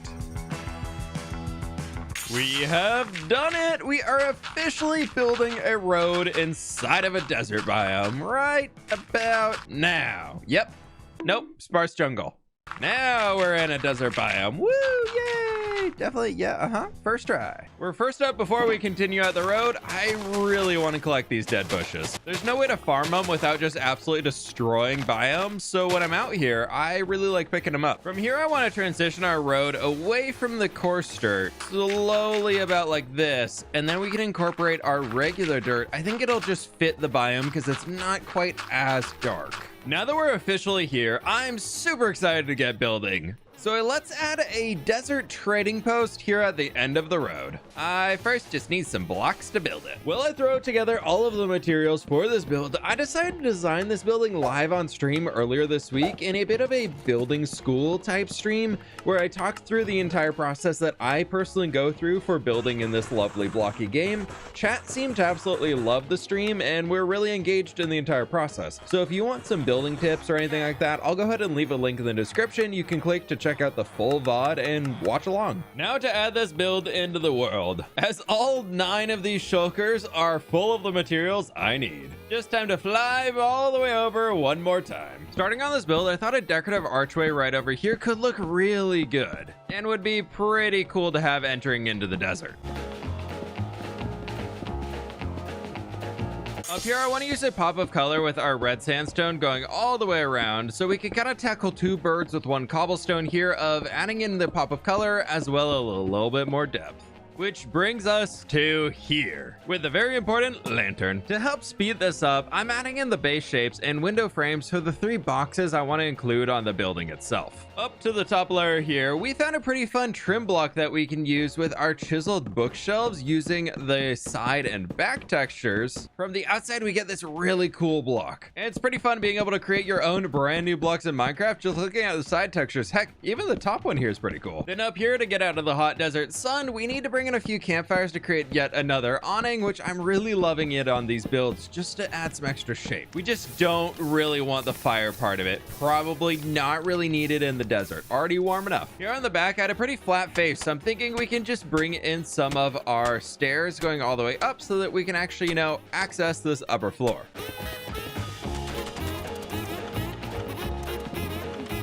And something like this should work out pretty well. I've been putting in the decorations up top, and I'm really liking this simple place up here where you can kind of see out over everything. Then down here is where I'm working now. We got another seating section where people might be making deals at the trading post, and I was thinking we could take some of our oak trap doors along here to create another cover, but this time we're gonna need some string inside the middle. You can kind of see it up here, but if you're down below, you really can't at all. But now if we jump up top, we can take a little bit of our orange, our pink, and take it all the way across with the carpet, which looks pretty good. And we also get that tiny bit of a pop of color from down here too, which I love. Now we should probably focus on the front here, as I've been starting throwing in a little space, and I want to extend some of our spruce up like so, and create a bit of a covered awning over here. And I think we can just bring our spruce in like so. That sun looks so good coming down through the archway. Ooh, I love it. We love it when a build comes together. Now up here, we're gonna add in even more color with cherry and warped, and we're just gonna alternate these. It's kind of a theme that I do through most of it, and so that's gonna carry its way all the way across, a little like this. Then because I can't help myself, let's jump out here with a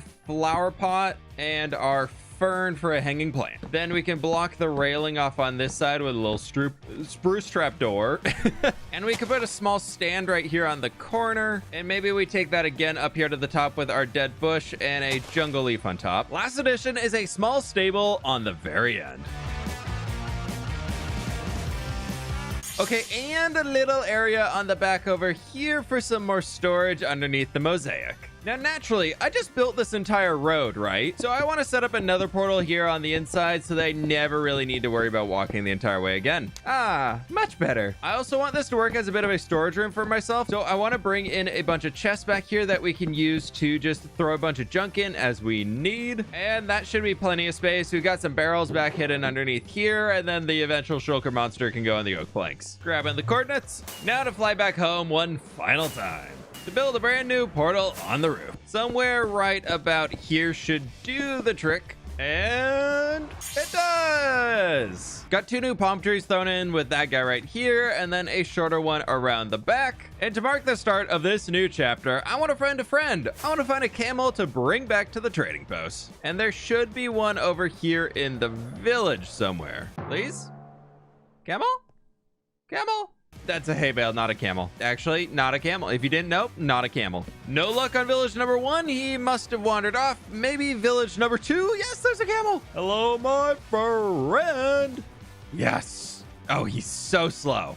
Oh, but I love him. Look at the little earsies. And zoom. Okay, he's a little slow. He's a little slow, but we're gonna make it home. All right, buddy, can we get across the water? Yeah. Nope. Please swim. I'm starting to see where the first camel might have went. And now, buddy, you gotta hang out over on this side of the river with me in the trading post. To get started on our desert transformation today, I gotta pick some plants. Dead bushes are one of my favorite detail blocks, and there's no way to farm them. So since we're clearing out the mesa, I want to go and grab a ton of them as we're going around just to stock up for future projects. Can somebody tell me why shears just have no durability on them? I know it was already at a quarter, but I only cleared out that section right there. Oh well, time to go repair it.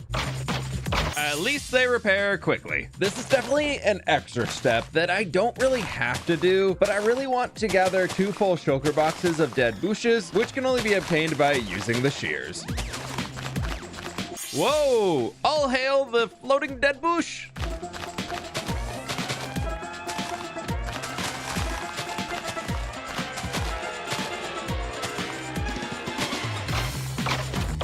Another trip out to the experience farm and back to the mesa to gather up all of the dead bushes, where I now have a full shulker box and another pair of dead shears. But back for the 3rd time to the Wither skeleton farm.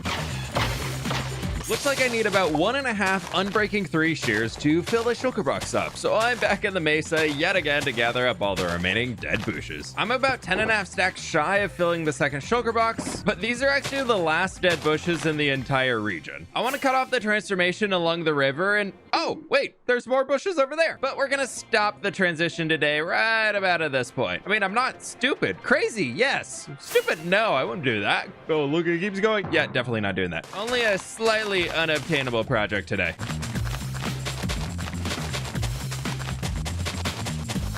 Of course, a 4th trip out to the experience farm.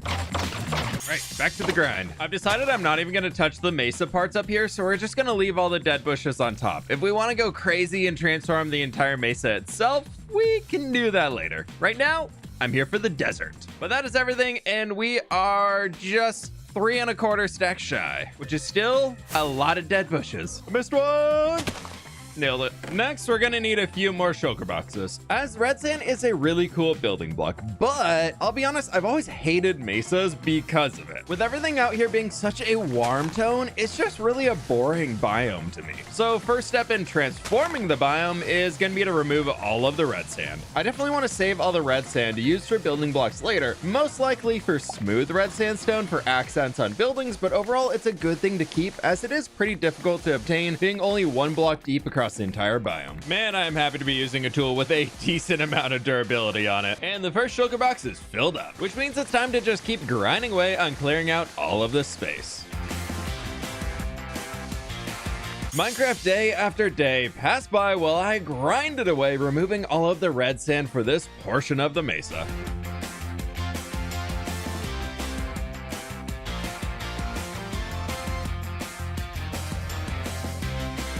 How I thought 5 shulker boxes was going to be enough for this entire biome, I have no idea, because these are all already full. And I've only done this much. I think I got like 14 or 15 more to fill. Let's go drop these off. Apparently in here, I never made a space for red sand, just 2 for sand. I guess red sand could go up here in the loft. Man, I am going to have a lot of it after today. Got the first 5 unloaded inside of here. And I think I should probably bring some more boxes with me. Let's grab another 5. With 10 empty shulker boxes, I'm back at it again with a netherite shovel, mining up the red sand in the mesa, where I'm really starting to think to myself that I should actually measure out projects before starting a video and just saying, yeah, I'm gonna do that. It'll be fine, I'm sure. But this whole section is now completely cleared out with the red sand all the way down to where it meets the jungle. Just another 2 and almost 3 more shulker boxes. Time to kick this into gear, otherwise this mesa transformation is just going to be removing the red sand and calling it a barren wasteland.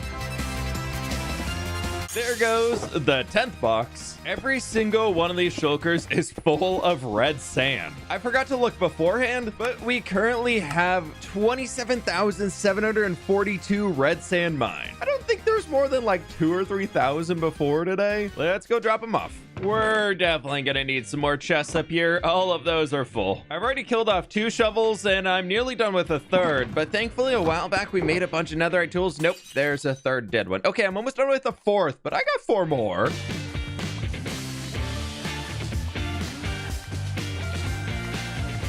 Zooming through this mesa, we're collecting even more red sand, and a little bit more red sand collection happening over on this side of the mesa near the jungle as well, for a little fun gathering red sand because all I see is red sand, which resulted in another 10 shulker boxes of red sand filled up from the mesa. So a quick trip back home to my city, I expanded the storage room for more chests and unloaded all of the red sand right into those. But guess what? I have more red sand to gather. Are you tired of hearing the word red sand? Because oh boy, am I tired of gathering up all of this red sand. There's so much red sand over here. But does it look a little orange? Why is it called red sand when it's more orange? Now, I'll be the first to admit it. I completely underestimated how much red sand is inside of a mesa. I was so sure with only 1 layer of it, it wouldn't be this bad. And now I'm nearly 10 hours into mining red sand. I genuinely thought the 5 shulkers I originally brought would be enough for this entire place. And now I'm close to filling up a total of 30 shulker boxes of red sand just to clear out the mesa. I'm drawing a line in the red sand. I will go no further. I'm digging my feet in the red sand. We're done with the red sand, and hopefully I don't have to say red sand anymore in this video. Red sand. But we're done. It's all clear. There's no more red sand. Oh, I said it again. There's no more non-regular sand inside this entire biome. See, that's sandstone. It's different. Just turned in another 6.5 shulker boxes of red sand. I did it again. Let's go drop this off. I have 7 very dead netherite shovels. So before anything else, I've got to repair them. So we're out in the end to visit the experience farm, as I'm gonna need these again later to mine all the sand to put back in the mesa. This took so much longer to repair everything than I thought it would. I forgot one. Okay, more Enderman. And there we go. No, there we go. Back to the overworld we go. That is a nice looking shulker box. That's just gonna go right back there because I definitely am gonna need it soon. As next up, to save on the sand count I need, and well, to actually make this look better, I want to expand the river and create like a lush edge going around it. Kind of like this, but like lush. Step 1 is going to be building a beacon to remove even more of the terrain. I brought 6 empty shulker boxes, and hopefully we don't have to fill them all. First up, I want to remove the dried out section so we can create a space for boats to travel on the entire river.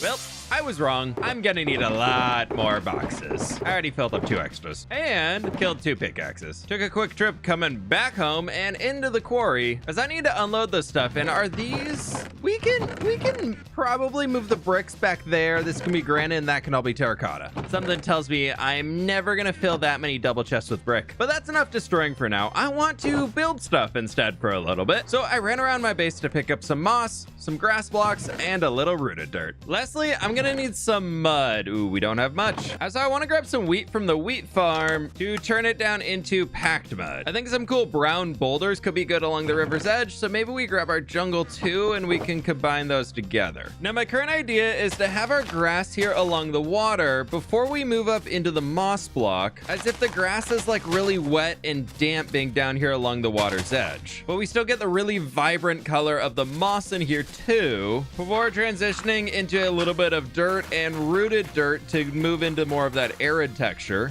Finally, this transitions into our sand going into the desert itself that's just kind of working its way up the side. I do want it to be a touch smoother than that, but this is looking pretty good. Honestly, maybe if anything, we have the dirt area going up a little bit the side here too. That way we can get a little bit more green in here and extend the moss back even further, because I think that'll look really nice. Before I commit to the entire biome, I want to create a full test plot of sorts here to make sure this is something I'm actually going to like before I spend the probably 10 hours I need to do to bring this around the entire area I'm transforming. Taking a quick look back for the first time, and whoa, I really like this. One issue I'm finding is we got a pretty hard horizontal line outside of that section I brought up. So I want to try out extending the sand, moving up the wall of the mesa back here, just seeing if we can break that up a bit more. If we just cover up the terracotta, it'll look like the sand got swept up in the winds, maybe off of the coast over there, and that moved them up the side of the mesa itself. Okay, that should do it. And yeah, I think that will. That does look really good from over here. I just got to do it everywhere. Okay, let's get going. I spent a few hours working on the edge of the river, and I'm actually really happy with how this has been turning out so far. The moss blocks, I think, are working super well to bring in that lush idea. Wow, look at these llamas randomly in the desert. Oh man, how did they get here? Oh, I guess we'll just never know. One small problem, this is the last bit of sand I currently have. However, I was thinking here at the end of the river, we can turn this entire peninsula here into one of our lush sections, which means I can actually get a little sand back for one, and we can use a ton of moss to really cover up this top area.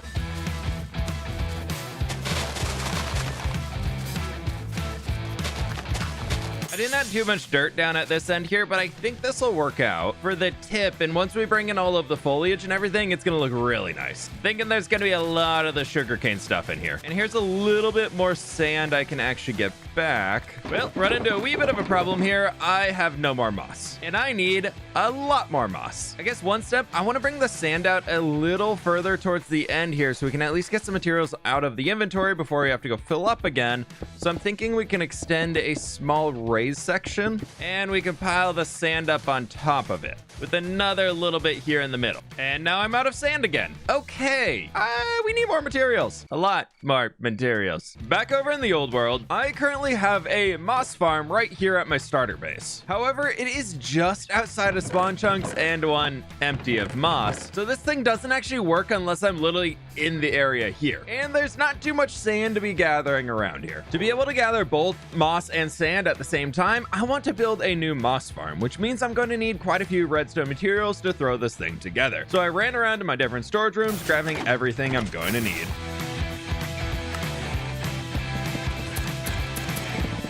This here should be just about everything we're gonna need. And world spawn is right over here. So if we build the farm nearby, it'll always be able to run. I spawned into the world way long ago, right there. So I think we can just build the farm up here. I'm building the Chromos farm by Hexatron as it's a really simple design for a bone meal farm, but I think I can rework it for moss as well. As mentioned, this is only a bone meal farm, but it is up and running right now. You can see it going in there, and I've had it going for about 10 seconds, and we've already got an extra stack of bone meal in here, which is pretty great. I already have a wither skeleton farm in this world, so I don't really need more bone meal. This might be a dumb idea, but I think we can remove a few of the composters off of both of these corners and then the hoppers below it as well.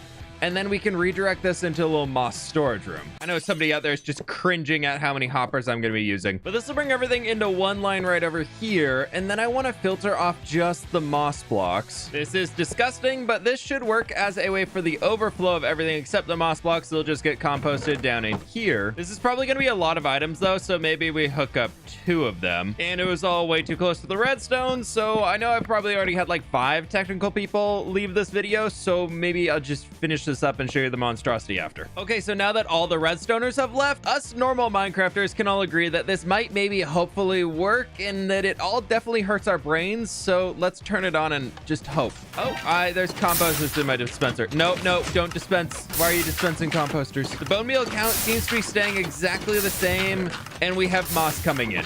Amazing. Okay. Hopefully that doesn't run out. Just so it can have a little backup, let's just throw some extra bone meal in the machine. And we're gonna leave this monstrosity behind to do its own thing. I decided to pull a big brain move over here, and I turned on this moss farm while that was all running. And how are we doing? 2 double chests of moss ready to go. Alrighty. Well, that new moss farm is running. Let's grab ourselves a bunch of empty shulkers and head off to the mining desert. Ah, yes. Here's the place I keep destroying for more sand. Good part about gathering sand is it's coarse, rough, and gets in everything, which means it's 3 or 4 layers deep before we see the sandstone bottom, making it a lot faster to gather up than the red sand. Ah, I said it again. To get ahead on the regular sand mining I need for the entire desert, I wanted to fill out all 12 of these shulker boxes I brought with me, as hopefully that's more than I'll need to finish up the river edge, and it'll give the moss farm time to run and stock up on materials. 2.5 broken shovels later, we now have 12 shulker boxes completely filled with sand. And sand has broken the 100,000 blocks mined threshold. I don't know if that's a good or a bad thing, but it's a thing. It's a thing.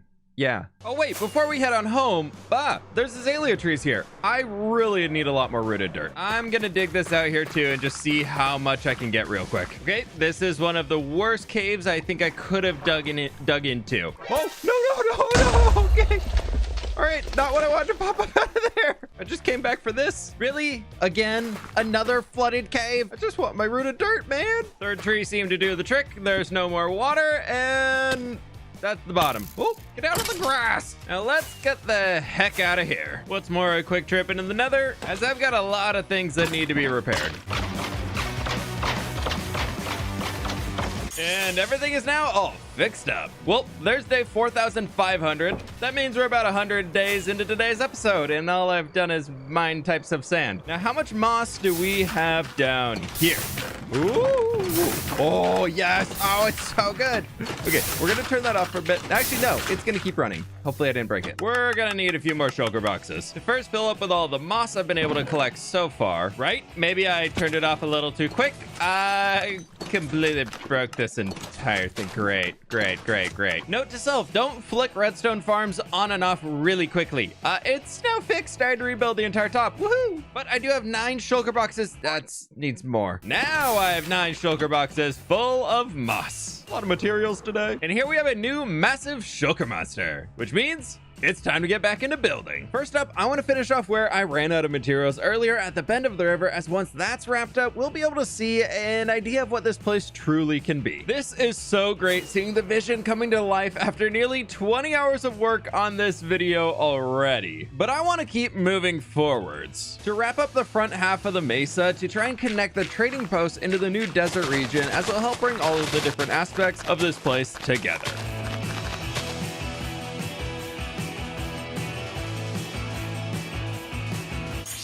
And there's another inventory of sand placed down. Just gotta cover the rest of this.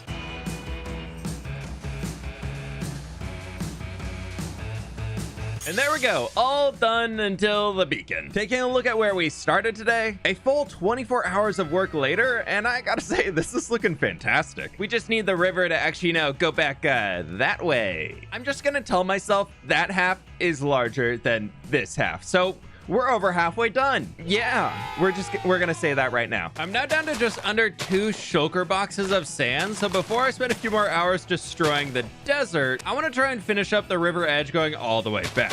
Leading into the jungle nearby, it felt off to keep the sand going all the way back, so I decided to keep this area mostly lush and tapered the sand off as we move away from the desert. I did uncover a mine shaft while doing this and picked up the rails, so I thought we could go from this mine shaft and just extend them back out here. Maybe do a little curve, nice little curve. And then right over here, we have the waterfall, which I actually really want to bring. And I kind of started the line here all the way down and connecting into the river just to have another lush section in here. Anything we can do to break up the boring sandy desert area, I think is going to help us out a lot in the end here. Don't get me wrong, I love the desert. It looks very good, but maybe a little water. Gotta stay hydrated after all, especially in the dry heat of the desert out here. And okay, I'm gonna move on with building this.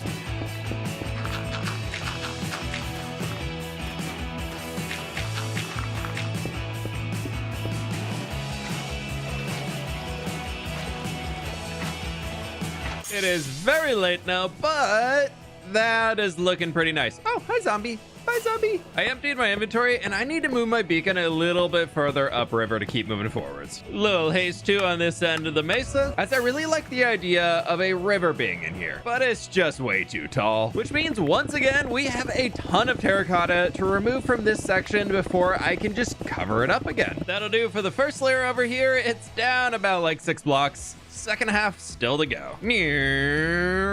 Since I'm in the destruction zone already, I jumped over to the west side of the river to start tearing down that section of the mesa. Flying down the river, this feels so much different, and oh, I am so happy it's finished up. One slight problem though. I only have this much sand left, and all of my sand shulker boxes have been replaced with orange terracotta. I have no idea what I'm gonna do with now 10 shulker boxes of orange terracotta, but we'll store it anyways, I guess. Oh my gosh, there's already so much in here. Oh no, we're just storing the shulkers. Well, they'll grow 6 of my shulker boxes. Thankfully, I did stock up on a few extra shells last time I was in the end, and we've got chests for more shulker boxes. It's time to fill up these boxes yet again with even more sand. Once again, we're back in the desert for another 2 hours of sand mining to fill up the now 12 shulker boxes I brought with me. I'm really glad I chose a desert far, far away, as this is getting just decimated. Now for one of my favorite things on these large projects is looking at the before and after. And well, this is where the desert started today, and this is what the mining desert looks like now. I'm still not even sure I have enough sand. With all the new materials ready to go, I decided to jump right back into the building process to keep things moving forwards with creating the small islands in the middle of the river. A little sand thrown in on top, and I think it turned out really nice. We've completed everything coming around the bend. Just a little bit left to go. Yeah. Okay, but first look at how nice this looks. And now we can get back into building. With this part having such a wide section of the river in it, I want to extend our lush river's edge section a bit further out into the water. As much as I want to save work for myself and just say, hey, look, it's the river. Wow, the water's here. I don't have to build at it. I think it is going to look a lot better to do this. And we're gonna end it here where the mesa continues for when I eventually, maybe, probably never, but hopefully one day continue to expand this. But that looks like a pretty natural curve for the river's edge. I did just come back and we have a total of 10 rooted dirt. I have to gather more stuff. But first, the other side's outside line is now done as well. I would love to ignore the rooted dirt problem, but it helps so much with transitioning between the grass and dirt without worrying about the grass growing over everything. So one more root network and we should be good. Looks like we're all the way down at the bottom into the lush cave. Ooh, look at the little axolotl. You're so cute. Get back in the water. You can come with me. And free spore blossom. I see the particles. Where is it? Where's the spore blossom? 2 of them. Don't mind if I do. Not that bad of a haul on the rooted dirt. Quickly renaming the axolotl And we can set them loose here inside the river. Get him, destroy him. Yes, good job, Reggie. Time to get back to work on the transformation, working on the edge of the river as it's causing the most chaos in my inventory. Once I can pull everything except the sand out of there, I'll be able to move a lot faster instead of needing to make constant trips back to the shulker monster to keep on building. An hour later, and we have this whole half wrapped up over here with a little dip down in the terrain that I think we can just flood with, well, more water. You might be thinking that this is the lazy route, and you definitely are correct on that. But hey, it's also a unique feature in the biome. Ooh, fancy. So we can cut a little opening in here, and then I just need to go through and flood this entire basin. If you didn't know, the easiest way to fill an entire area of water is not just to fill the top. You actually want to go layer by layer across the bottom, as once everything down there is a source block, all of these guys that we start adding in here, they'll be able to merge into source blocks on top of that, which you can see right there. And this should fill the entire backside in. Nice. Dumping everything I filled up on sand to just get it in everywhere to annoy the Sith Lord to bring balance to the mesa. Moving on from that terrible joke, Reggie seems to have left to destroy fish elsewhere in the world. That's what we're gonna say. And my Elytra is about to go as well. Quick trip down in the nether that we can hopefully make it all the way. And I might as well fix the rest of my tools since I'm here. There's a few broken ones. With that done, we can get back into detailing the far side and finally wrapping up everything for this stage of the project. That has now lasted 6 days IRL, between removing the red sand, gathering all the materials to build this, and then actually rebuilding the base of the biome. I feel like all I'm doing is time lapses, but man, this is a massive project, so it's pretty hard to show outside of that. But look at this, it's all done. And look at how many shulker boxes we have emptied. This is crazy, especially when you look at how far we've come from where we started with this biome originally. I wish I could say today. Now for something extremely important. I need to plant a field. It feels right to start off this region of the world with a sugarcane field. And fun fact, I've now survived 40 days IRL inside of this world, meaning we're really close to a full 1,000 hours survived in hardcore Minecraft, which is crazy to me. Just like it'd be a crazy idea if you subscribed to this video and maybe left a cheeky like there too. That'd be pretty sweet. But regardless, here we have the first official sugarcane field being planted in this world.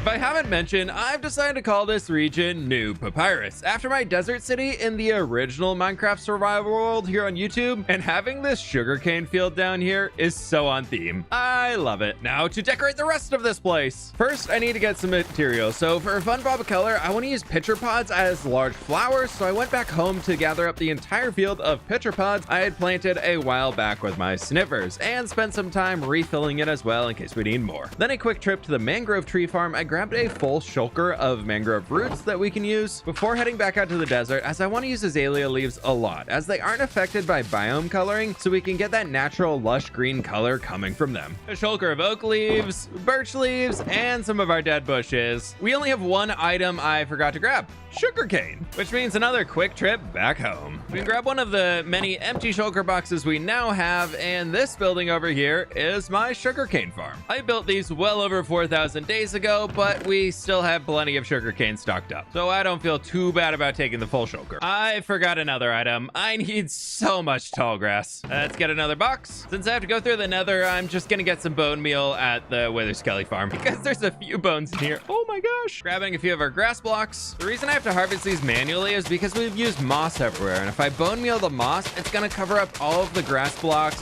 dirt, and rooted dirt I've already set down, which would defeat the entire purpose of the last 20 hours of grinding I've been doing. But if you didn't know, mesas only produce grass, so we can just bone meal this and get all the tall grass we need, and we'll never have to worry about seeing any flowers. I just gotta be here for a little teeny tiny hour or two. Hey, we almost got 2 stacks. And there's a shulker of tall grass.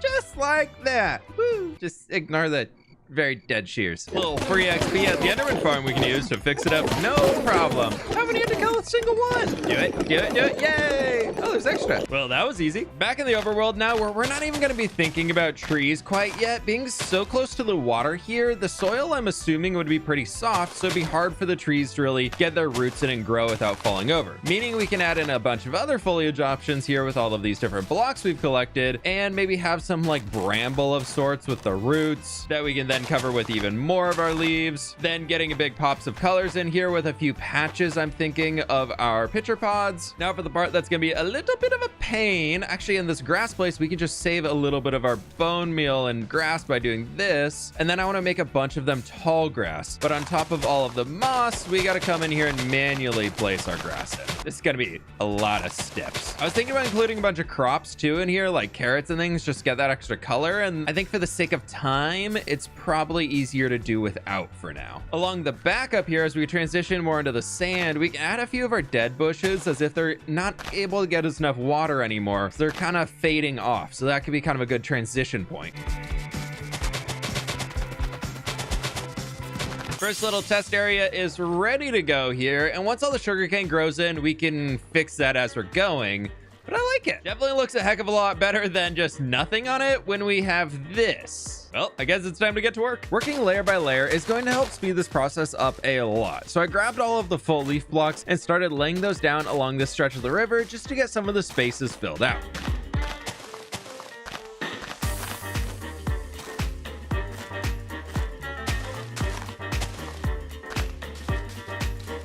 It feels a bit dense here with a few too many leaves, but I think it's gonna get there. It's probably just compared to the void on this side. Really, boys? Really?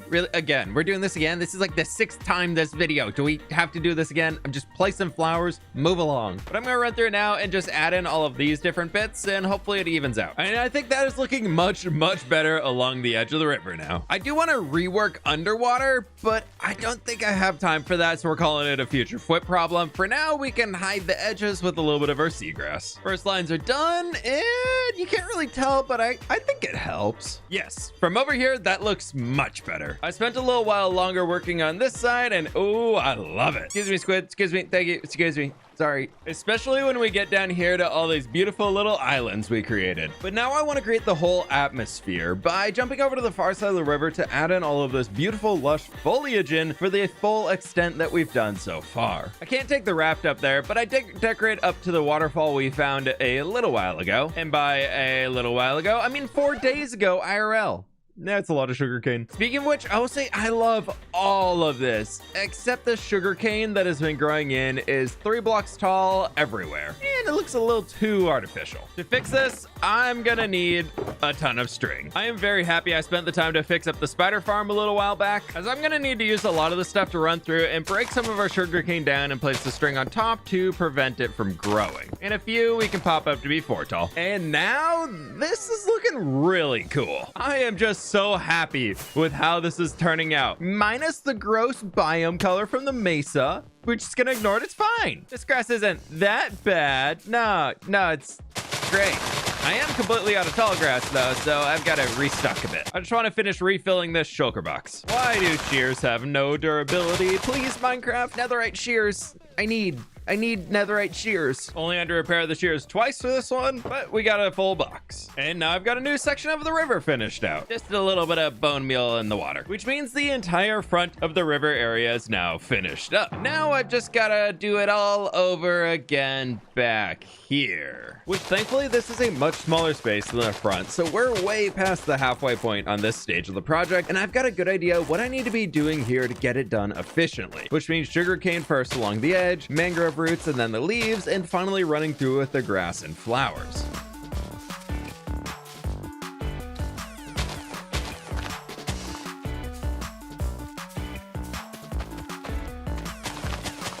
And this island is now complete, along with the first run-throughs on the rest of the river. One small problem, as I am nearly out of leaves, which means a quick breakaway from building to go gather up a new shulker box of birch leaves, and also growing up some azalea trees to gather up the leaves. Some free rooted dirt to pick up over here, and a few minutes later we got a box of azalea leaves and a box of birch leaves. But what should we even call this biome? A lush desert river? Give me your best ideas down in the comments.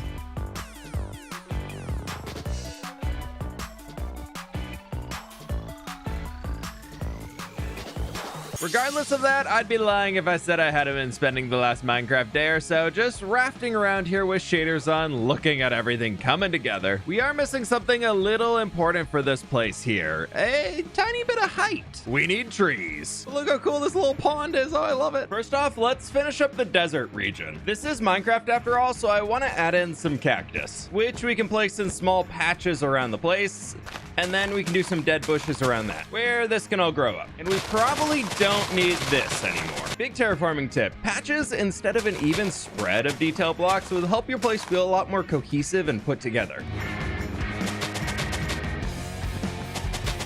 Once all the cactus grows up, this should do great. Except I have one idea I want to try. First, I'm gonna need a lot of bricks to craft flower pots. Next, I'm gonna need to replant a part of the torch flower field. And you know what? Since I'm back here, let's grab a shulker box and load up on granite. Back over in the desert now, I want to try taking a little bit of cactus off the top and adding some flowers for like a cactus flower. I think it'll work. Doesn't need to be everyone, but just a little variety around here. I guess that means I can leave a few with just the flower pot as well, as if it hasn't bloomed yet. Taking a look at the front section here, and you know what? I actually like that. That looks nice. I've run out of flower pots, but I gotta say, with all the cactus growing up over here, this is looking really cool. But now we need trees. A lot more of these trees. To get started, I'm gonna need a lot of granite walls. And then I want to run around and place in some pillars for the palm tree trunks along the edge to get an idea of how dense this will be. On top of the pillars, I want to thicken it up with a little bit of terracotta and some jungle fences here to look like some branches. And then we have the leaves, which look a little brown, but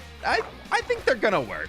Only one way to find out. Time to build up a bunch of these palm trees along the river to test it all out. Which, after a few, I decided to actually like the look we're getting, so I spent an hour building up even more of them. I keep coming back to this bamboo raft to see how everything looks as like my viewing point throughout here, and ooh, I'm liking it a lot. It is very weird when you're looking forward that you can't see the raft though, when normally you can see a boat. It's freaking me out a little bit, but it's fine as all the trees on the front are now done. And we have a wandering trader who just looks so at home in this environment. You want to live here forever? No? Oh, okay. But do they? No, it's fine.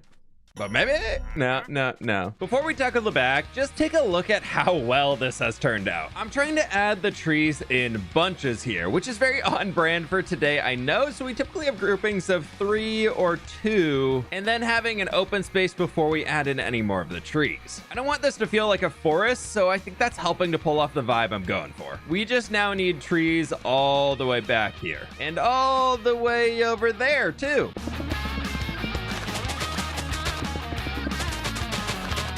And the third to finish off this bunch. Plus these 2 to finish off this bit. And there goes my last jungle fences. No worries, as I can still at least finish this tree, which is now done as well. Oh, it got really late. Nope, none of the shoulders, Please, you cannot blow those up. Maybe torches are a good idea. Maybe. Yeah, I think it's, I probably should have done this a long time ago, but we're just gonna throw a few of these around here. Oak logs for planks, for our sticks, jungle planks. Nope, no inventory. Math is hard, but we've got jungle fences and a lot of extra sticks. Yeah, I'll use them later. With more materials ready to go, I got to work on the back half of the biome, focusing first on the network of small islands we created earlier. And this view down the valley is just, wow. But how is there still red sand there? You know what? That red sand can stay. I'm just gonna pretend that we don't see it and it's part of the mesa. Well, I guess it what? No, we're moving on to where we just have this stretch of land left to cover with a few trees here and there, but this is all the oak leaf I still have. With the rate we're going, I think if I can refill this shulker, that should be plenty more than I need. So let's get our trusty silk touch hoe, and I think we can find some oak trees back here to chop.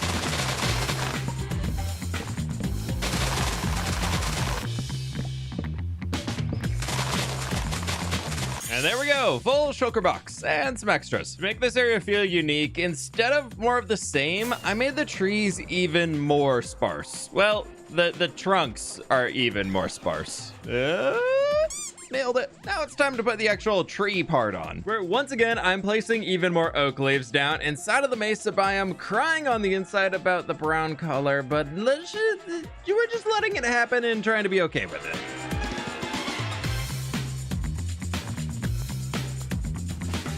I mean, just look at the tree back here. It's perfect. Perfectly inside the desert biome. Alive? Dead. F in the comments for the mesa leaves, please. I did just remember I found a bunch of spore blossoms earlier, so we can grab those. And I want to place them on the bottom of the fences to get a few of the particles floating around for that awesome vibe. They are pretty bright and colorful, so I don't want to add too many of them, but I think that green particle floating around the river is really just going to make it feel that much more lush in here. And nailed it. Little over half of the spore blossoms are placed down, and it's not everywhere, but I think it gives a pretty good effect. It's more when you're off to the side, but you know, I think it still fits. I like it. Taking a look back again at where we started today's mesa transformation, this looks so much different, and I am so in love with what we've been able to create today after over 200 days in Minecraft. Step one here, I really need a way to get across this river and further into the desert. Or I could just stare at the lush river delta biome I created last episode. No. I need a bridge. And the bridge needs blocks, so I jumped over to the nearby mangrove swamp to gather up some more mud. Grabbed a little bit extra to stock up for later. Returning to the old world, I can use my auto wheat farm to craft this all into packed mud. And then a quick stop for some jungle logs here. I should have everything I need. Oh, it's a parrot. Wait, I can get seeds. Be my friend, please, please, please. Yay. This might take a little while longer to get back over there. Oh, there you are. Come on. Sun is setting, but I think we can make it. Where's my parrot? No. Yes. Oh, there you are. Now, if I can just get this parrot to teleport to me up here in the tree. Yes. Oh, wait, no, sit there. No. Land on the tree. Land on the... Yes. Stay right there. Oh, yay. Every region of this world needs a burb tree. Look at how cute he is. With that very important sidetrack finished, I set up a small camp and crafted down all of the different materials I need to build up this first bridge into the desert.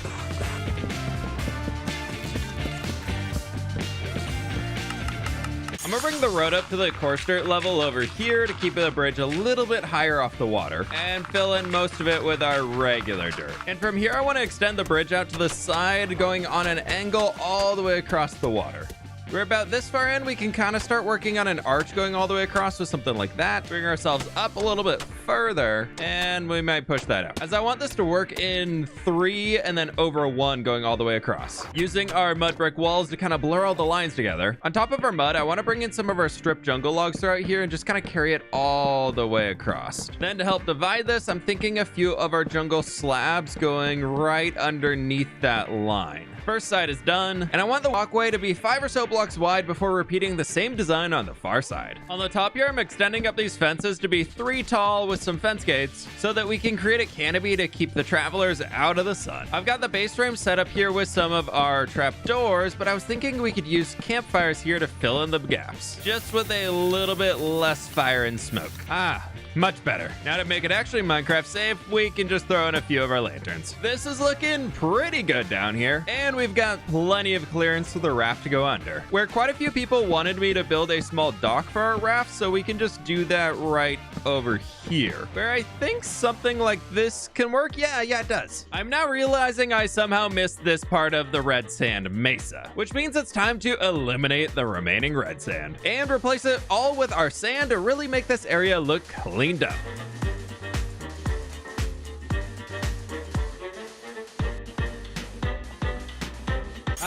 So much better. I even had some extra time to extend the lush river delta biome out further along into the desert. Before I get carried away, I need to refocus on today's project, and future fWhip might hate me for this one, but I've got an idea for the road. As well, dirt stands out way too much in the desert. We can start off by using some birch planks in here along with some stripped birch logs, as this is going to be slightly darker than the sand around us. And I can just use our birch slabs to get up any full blocks. But now for the rough part here. I want to use the hidden texture inside of mushroom blocks. Not this red thing. You attach them together we get this, which is going to look beautiful for the desert road. And over here, we just need to place some extras and break that and get it on all the sides. Meaning every single time I place one of these in, I have to place one on top of it to reveal it, and then we're good. This is very much a trust the process type road, as it's pretty ugly when you first put the blocks down. But it does turn into this, which I really like, especially from far away, as it doesn't stand out too much in the desert. Just gotta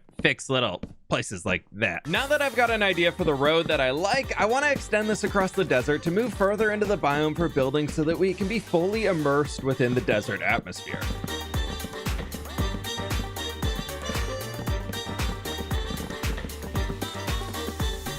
I love Minecraft's world generation now, with biomes being a little bit larger so my builds don't just fill up the entire biome. Well, they still do, but that's more of a personal problem, and I just kind of make my own biomes to fix that. Speaking of biomes though, I saw we have a coral reef just off the coast over here. We'll get to that in just a second here, as first I want to relocate all of the villagers here up to that hill. And we can start by grabbing all the villager professions. Ooh, the bell. They love the bell. And they should all come up here. Hopefully. This should be all of the beds and workstations moved up here to the top, as we've got to make way for innovation, which is code for destroying the village. Destroying the village will take a bit, so I made a quick trip back home to grab some magenta can do. With the glass, I want to grab my axolotls that have been in this barrel for probably a year. As a side mission, I've decided for the desert region, I want to try to get the rare blue axolotl. So we can start with an axolotl breeding pen right here along the edge of the water and make the wall a little bit taller so our axolotls can't get out, where we can drop these 3 off inside. As the way to breed axolotls, you need buckets of tropical fish, and we can feed these to our little axolotls here. First try, please. Nah, another yellow one. I'll just leave this chest here with the buckets of water and some stained glass, so if we need to expand it, but I want to just keep stopping by. One day we'll have the blue axolotl, one day. But today we need to destroy this village. To relocate it, I promise they'll have a new home shortly. I just need my pretty river running through here, and the village is in the way, more so the land it generated on. So I want to clear out everything to allow the river to run through more cleanly.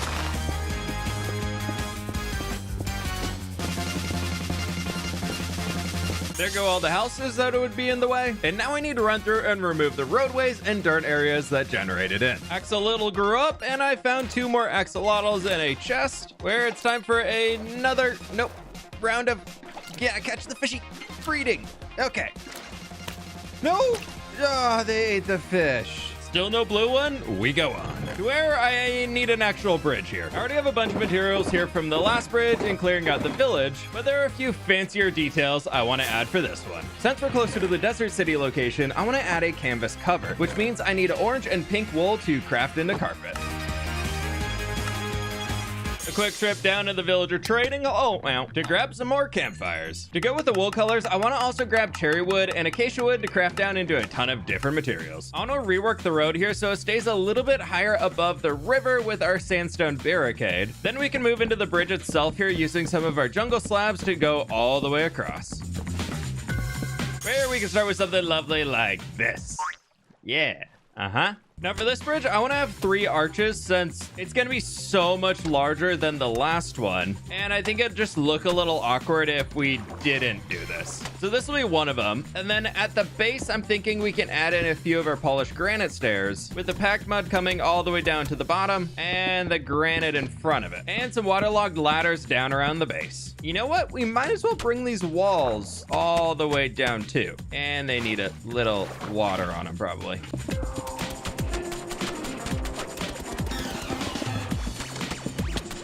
And that'll wrap up the base shape for the first side. I just need to repeat this around to the back side.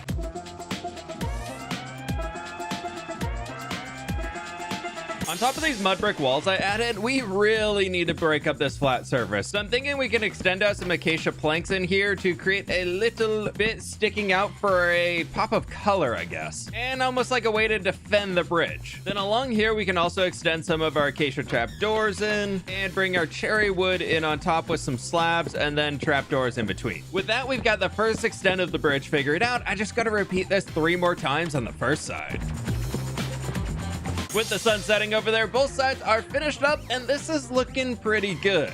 But with the desert sun rising, in the same way we did the last bridge over there, I want to cover the center of this. So for the middle segment, I want to bring our spruce fences and connect on top of the walls we have. And now for the dangerous part. Okay, we'll put the chest piece on here, but I want to run campfires going all the way across. No, ow, ow, ow. And we put them out. First two lines are now in, and I need a pork chop. Ow, ow, ow, ow, ow, ow, and safe. I now understand what they mean by beauty is pain. Now, I hope this will be enough light to keep everything safe during the nighttime, but on both ends, I want to add in our lanterns. And then to be able to put all of our carpet up, we need to run string between all of these points. And you can barely tell the string is there. But the string does have a purpose, as it allows me to place in the floating carpet to create our canvas color. Well, colorful cover, and we can alternate between rows of our orange and pink going all the way across. And there we go. Oh, that's looking pretty good. Oh, I'm on the floor. I should probably get the road moved back up and connected into the bridge so we can actually use this thing. First half of the road is now connected up.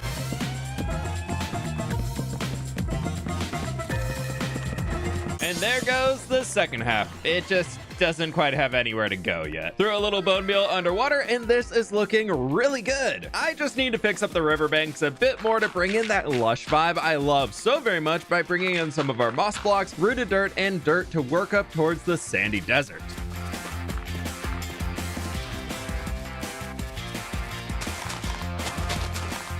The golems defending the village up on the hill here have been taking a beating, but everybody else seems to be alive, which is good. I mean, they have 1, 2, 3, 4, 5, 6, 7, 8, 9, 10. They have 10 golems. There's 10 golems on this hill. Remind me not to attack any villagers. But this is already looking so much better here, and it's almost like a new blank canvas to work from. So we can dump all the ground materials to pick up some more things we can use to detail with. I know we did a ton of this in the last episode, but just as a little bit of a recap, we're adding in the brambles down here, covering those up with our birch leaves as well as our azalea leaves, just so we can get some big bushy structures. Well, bushy bushes, they're not really structures. And then I'm thinking back in here, we could just add a bunch of the brambles, like the leaves aren't really able to grow, and then we can have some more of the leaves out here in front. All of our bushes are in, so on to step number 2, where first up, we're gonna run around and just place in some sugarcane along the edge to really bring in that deserty, kind of Nile River atmosphere that I've been trying to create along here. We're calling this region New Papyrus after all, so it does make sense to have a bunch of sugarcane here. And as this stuff grows up, we can run around and throw a little bit of string on top to stop the growth a touch on a few of them, and maybe under here, because there's not gonna be too much light, these both can be shorter. Then outside of that, for all of the grassy regions we have, I want to run around and bone meal this to get our tall grass, and we're gonna get rid of all of the flowers. Speaking of flowers, I forgot my pitcher pods. All the way back at home, too. Okay, I'll go get those. Ah, there we go. With all the tall grass bone mealed on top of our regular grass, we can run around and throw in a few of these pitcher pods. I like to just put them in little patches instead of having them all over the place, because they are very bright, so it makes it a little too chaotic for my brain, so we don't need too many of them. Now, with all of the flowers in place, it's time for the worst part of this whole thing, as I can't bone meal, nope, stupid flower. I can't bone meal the moss because it'll ruin all of the beautiful texturing we've already done, meaning I need to run around and just place tall grass on top of it, going across the entire space. Yep. I ran out of tall grass again. Quick trip back to the mesa to bone meal this, as it only gives regular grass and no flowers. A few seconds later, and I can just finish all this up. Some dead bushes on the outside, and the base is done. Except the sugarcane hasn't grown up quite yet to add the string on top, so I want to kill some more time by adding in a few of the palm trees by the bridge. Another hour of love put in this place, and it's looking so good. Let's just ignore the fact we destroyed some villagers' homes. Eventually, I do want to redo the entire river biome throughout this land, but we're gonna call that a future fWhip problem, as I need to rehome the villagers. I really want to incorporate them into this region and have them walking around thriving and just living their best lives, because I did just ruin their old lives. Oops. Sorry, buddy. Yeah, I'm sorry. I'll help you out though, as I've got a plan. This region is meant to be the outskirts of the main desert city, so we're gonna need to make it very farming focused with villager auto farms, an irrigation system, and some windmills to process everything. Step 1 of turning this into farmland, I first need to remove a lot of the sand to bring in dirt to then turn that into tilled soil for all of the different fields we're going to need to build today. Here's me telling you I thought this would be a small number of blocks, and it turned out to be more blocks than expected. Surprise! I also found this little guardian of the bridge, so please leave some name ideas down in the comments. Look how cute they are. Now to set up the irrigation system, which as another surprise requires a few more blocks. Jumping back over to the lumber mill, I crafted up a ton of trapdoors. No surprise there. And yet again, jumping over to the jungle to chop down a few trees. I did find another burb to bring home though, but this here is everything we're gonna need. Well, plus what's in the shulker box. I want to build a mini windmill that would look like a water pump of sorts, and I've redesigned a windmill I used back in the original papyrus build for this purpose, incorporating a few blocks added in more recent updates to make this feel a bit more like my current, more modern build style.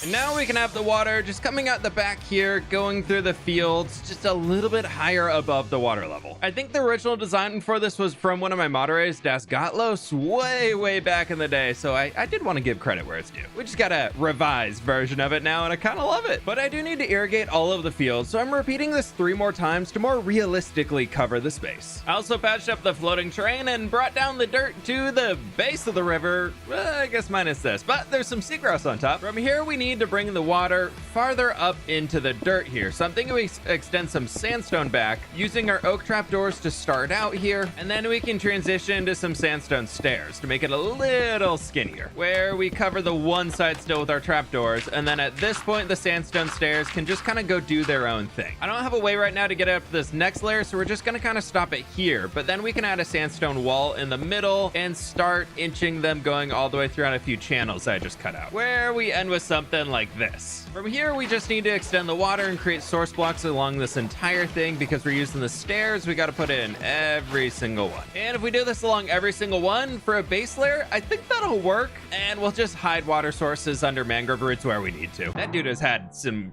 tough times. Hopefully the villagers are safe.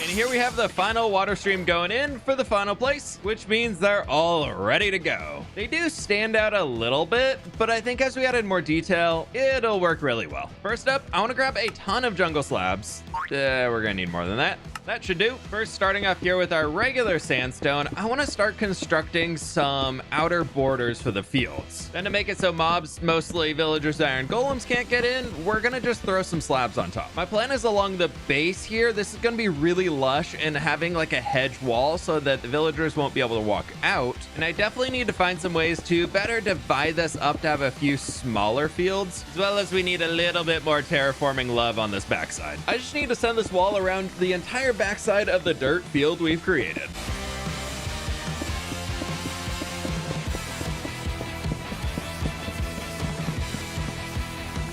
To create the full environment, I didn't want the villagers to seem trapped inside, so I decorated the river edge with a bunch of bushes as a natural barrier. From the inside, it is a little flat, but from the river, I think I like it. And maybe we can fix up that flat line eventually, but after we get the farmland in, might not even be a problem. I do want to divide it up into a bunch of smaller fields though, so I need a lot more spruce logs to pull off an idea I have. Where hopefully we have some extras lying around in the lumber mill. Please, please, please, please. It should do it. Should do it. Let's grab a ton of spruce fences in here. Okay, maybe more than that. A bunch of trapdoors and slabs. I want to add another form of wall between the villagers to keep them in their respective plots to harvest the crops. Instead of another sandstone wall though, I want to add in raised walkways as if the villagers would use these to walk into the fields each day for work. If only we could have villagers that actually travel back to their homes and come back out into the field and do stuff for us every single day. Like, you know, building a community. That'd be pretty cool if they'd be reliable, but no, we must trap them. Really not trying to be the bad guy over here, but they're really not giving me a choice, you know? I've got one more to do, but there's a cat. I'm sorry, salmon. Where's the kitty? Fresh salmon for you? No, come back here. Be my friend. Love me. Yes. Nope, don't go to the bed. Get over here. Ah, what a lazy cat. You did it. You did. You're floating. You're actually a magical cat. Magical kitty, you can guard this side of the bridge. And there are all of the borders now finished up. 2 of these are going to be places for villagers to be able to harvest crops, and then the other ones are probably just going to be decorative. So where our villagers are working, let's add a few slabs along here to stop them from breaking the crops. Maybe I tone this back a bit so it's a bit farther away from that rail. I am a little worried about the irrigation system here getting in the way, but we'll figure that out later. Let's grab some of our wheat seeds, a good amount of our potatoes, and the carrots. I know I already have auto farms for these, but I want to get a little emerald generating setup over at the desert so we don't need to always come back here. I also want to try some sweet berries for some fields out there, as I think it could look cool in the desert. Lastly, a quick trip into the city, as I think some melons could look pretty cool too. We just need to turn them all into seeds. Starting from the left, I want to add in some strips of berry bushes so the villagers don't try and path to here to gather up all the crops. Next over from there, I want to build out a carrot farm, which is going to be an automatic farm, so we can add a little pillar up here with a composter. Then I probably need my hoe, as I need to turn all of this into tilled soil for the carrots to grow. Up top, we can just add in a little bit of ice, break that into water, and continue on with the hoeing. I just remembered we do need some trapdoors so that the farmer cannot actually get to the composter. I think that'll work.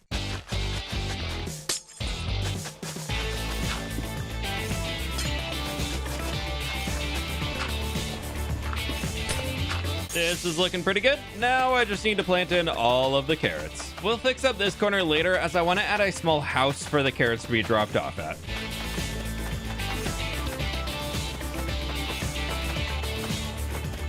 That right there is looking pretty good. I'm starting to see why the golems are getting a little beat up. He's already stuck in the spiky berries. For the third field, I don't think villagers are... No, they actually, yes, they will. There's farmland. They will try and plant crops on farmland, but I think it would look really nice just to have a big old field of melons here. You can just add some around randomly. Don't fill in everything so it can actually grow.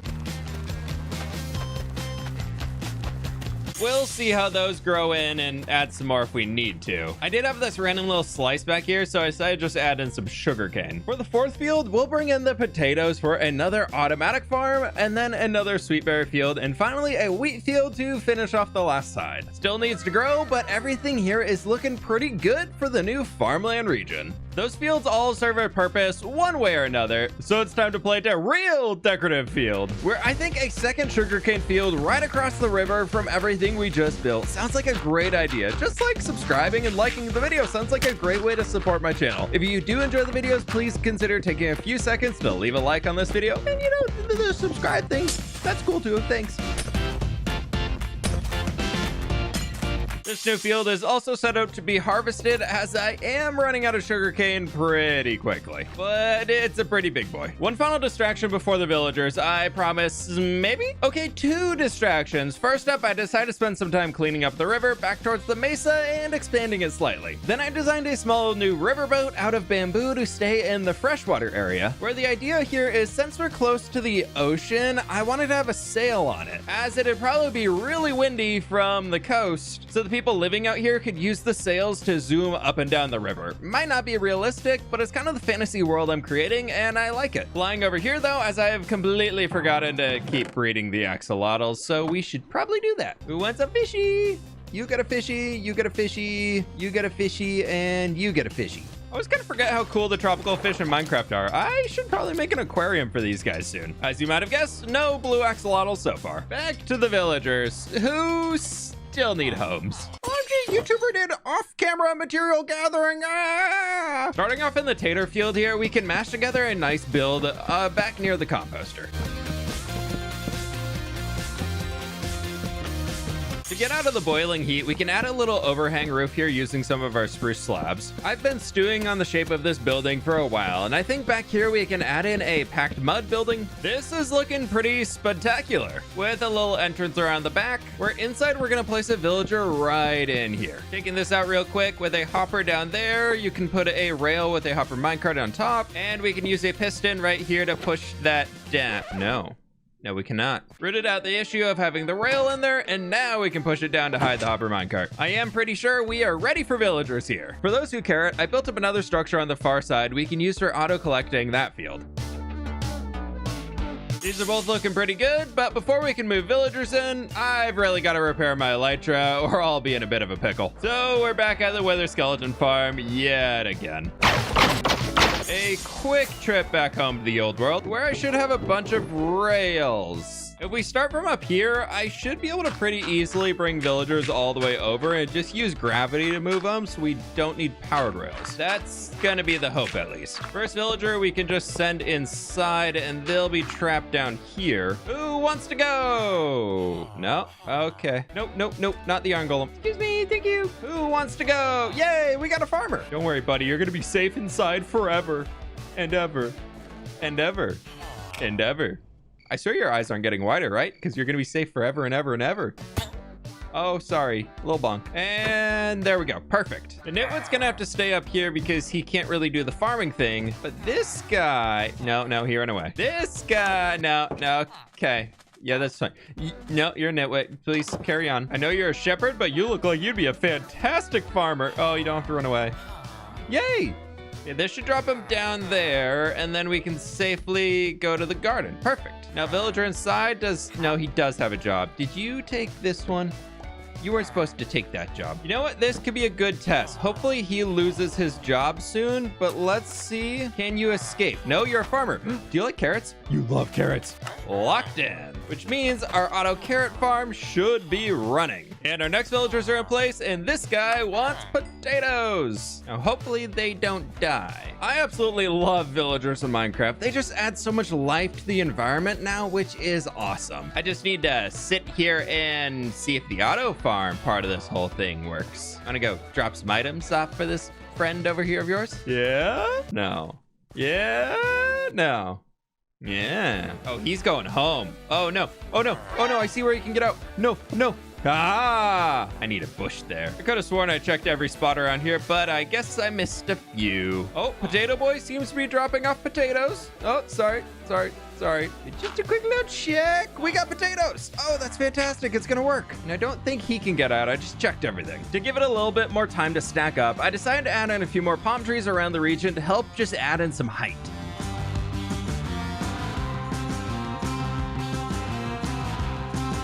This is a lot more fitting now. But I would love ideas for new types of trees to include, so let me know in the comments below what you think I should be adding in here before it gets a little too samey. I need to extend the road before doing anything else, but I ran out of red mushroom blocks, so a quick trip into a dark oak forest, I can grab a ton. I forgot my bed, so that's gotta be enough red mushroom block. Thankfully, I still have plenty of birch, so we can work on extending the road farther into the desert, where I'm gonna be smart this time and use some of our birch slabs instead of wasting full planks. Hi, buddy. You gonna go on the bridge? No? Okay, back to the village with you. Yeah. Oh, he's gonna go. No, okay. Excuse me, buddy. I need to place some blocks. Thank you.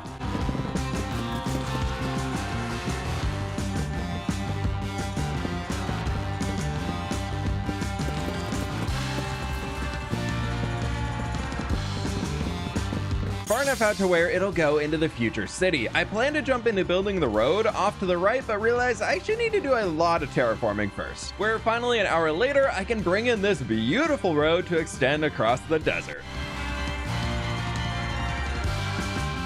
Still plenty of work to do on the desert itself, but That's a future foot problem. Now for storing all of the crops that we're picking up, wow, it's already full. Turns out I definitely need a place to do that. But I want to build a windmill right up here on the hill. And taking another piece from old papyrus, I want to recreate my original desert windmill design, just with a few more updated blocks. Quickly checking up on our sheepies while grabbing some white and light gray wool. Then of course in the lumber mill, crafting down a ton of different materials that I'll need to detail the entire windmill. Thankfully, all these shulkers and these shulkers still have stuff inside, so I was able to get everything I need. It's a little bit of a mess, but it's fine. I want to keep the shape the same, but a bit more polished, starting with the sandstone base like normal, but incorporating smooth sandstone and bone blocks as like a whitewashed part of the building. Then on this side, I added a small covered area that we can fill with some hay bales. And back over to the other side, I'm thinking we just add in a staircase with some fences and oak trap doors for a little railing to here. They can reach the top level where the windmill blade is going to be. For the attached section, I flipped this into mud bricks for just some additional contrast, where I think this stands out much better against the desert than the original build did. Inside, I had a fun idea here where we can bring in some of our hanging signs and use them to cover up the doorway as a bit of like a tapestry blocking the entrance. It's not perfect, but I think it'll do pretty well. Then next in here, let's place our stairs going around, and I'm stuck.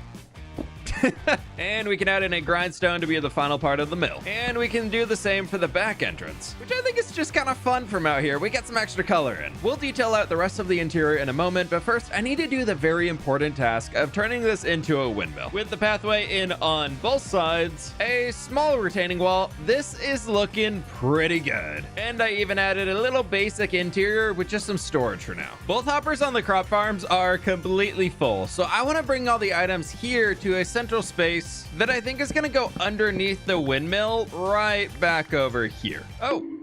Yeah, all right, we've already got a cave and I have no torches. Before I get the collection area set up, I do want to bring the items over, and we've got to work from the hopper right here that is completely full of potatoes. Now, if I start with a dropper right here, we can run that into the side. I'm going to put it in at the very end though, and we can take a really simple item dropping circuit with a few observers. Should be working. Yes, perfect. Then we send those potatoes down here to, what are we at, 55? That should be able to take us all the way directly through the sandstone, which is very quick to mine. Now from here, I need to bring some water in and run a line all the way down using some scaffolding to keep the water moving in the same direction to where we can eventually meet up at the windmill. Our potato line is connected all the way to here where we dug the staircase down. This should work for the second dropper system. And if I got my coordinates right, we should be able to move to the side here and then go down to 55. And if we go straight this direction, we'll find the other line. And there it is. Perfect. I'm gonna go for the simple route here, where we're just gonna throw 6 double chests on either side, as this is gonna produce a lot, and we can just rig up hoppers underneath like this. A little 5 wide interior, and then we can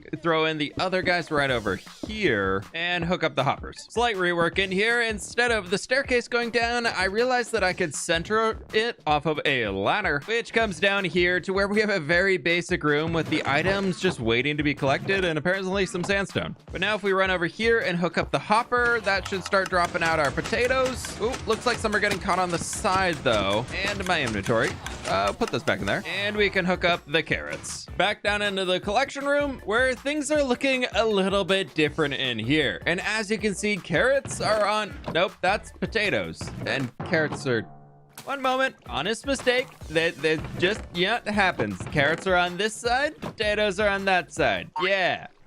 Definitely got it right. But I really love throwing in the little bit of red sandstone back there. I think it's just a fun little pop of color, especially with the glazed terracotta on the ground and a nice little frog light in the middle. Not gonna lie, I felt like I didn't do much this episode. Then I decided to look back at where we started and looking at where we are now. This episode was all over the place, building a bridge that I love, rehoming some villagers into a beautiful new farming area, and finally a brand new windmill to hold all of the crops the villagers gather. Oh, Oh, I guess I built this bridge too. Around the new windmill I created last episode, I wanted to create a small farming village, but I ran out of time. So to get started today, I want to finish this by adding in a second windmill a little bit further down the road. We'll add more of these in the future as the farmland region keeps growing, but before we build the rest of the mini village, I have some cats who need names. Thank you so much for all of the suggestions. Two that really popped out to me were Felix and Sahara. Now I need a ton of materials to finish building the houses.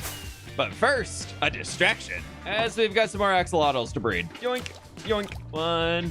No. 2, 3. Oh man. Yoink. Oh, that's not an axolotl. It is blue though. I think I got most of them, but still no blue axolotl. Shulker monster has been moved, but I need a few more boxes of stuff here, which means a quick trip back home to grab some empty shulker boxes and just ignore the front porch being built here. First up at the lumber mill to craft down all of the different wooden materials I'm gonna need for this project, as I really want to use wood accents in the desert to avoid that sandstone on sand look, as it's a little bland. This did require yet another trip to the jungle, as I still have no jungle logs in storage. We got another burb! Yes, be my friend, please? No, I'll be back.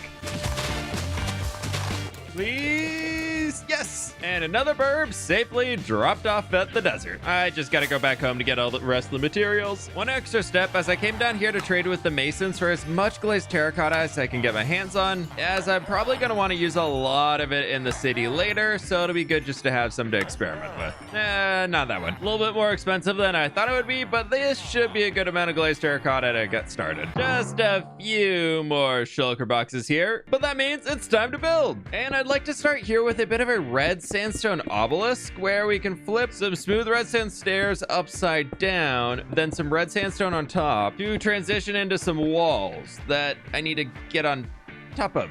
That'll work. And we're gonna pull a bit of a B-dubs on this, where if you haven't seen, he recently started using glass panes to bring the walls out and create some artificial shadows. So with the gray one down there for the inner side, then we can transition into the light gray here and go up about that tall. We're already at this point, you can kind of barely see the glass panes in there, and I like the shape it's creating. Now we need some homes in here, so I grabbed some oak planks and some sandstone variants to build a small 4-block tall house, as I don't want anything too tall to impede the views of our windmills.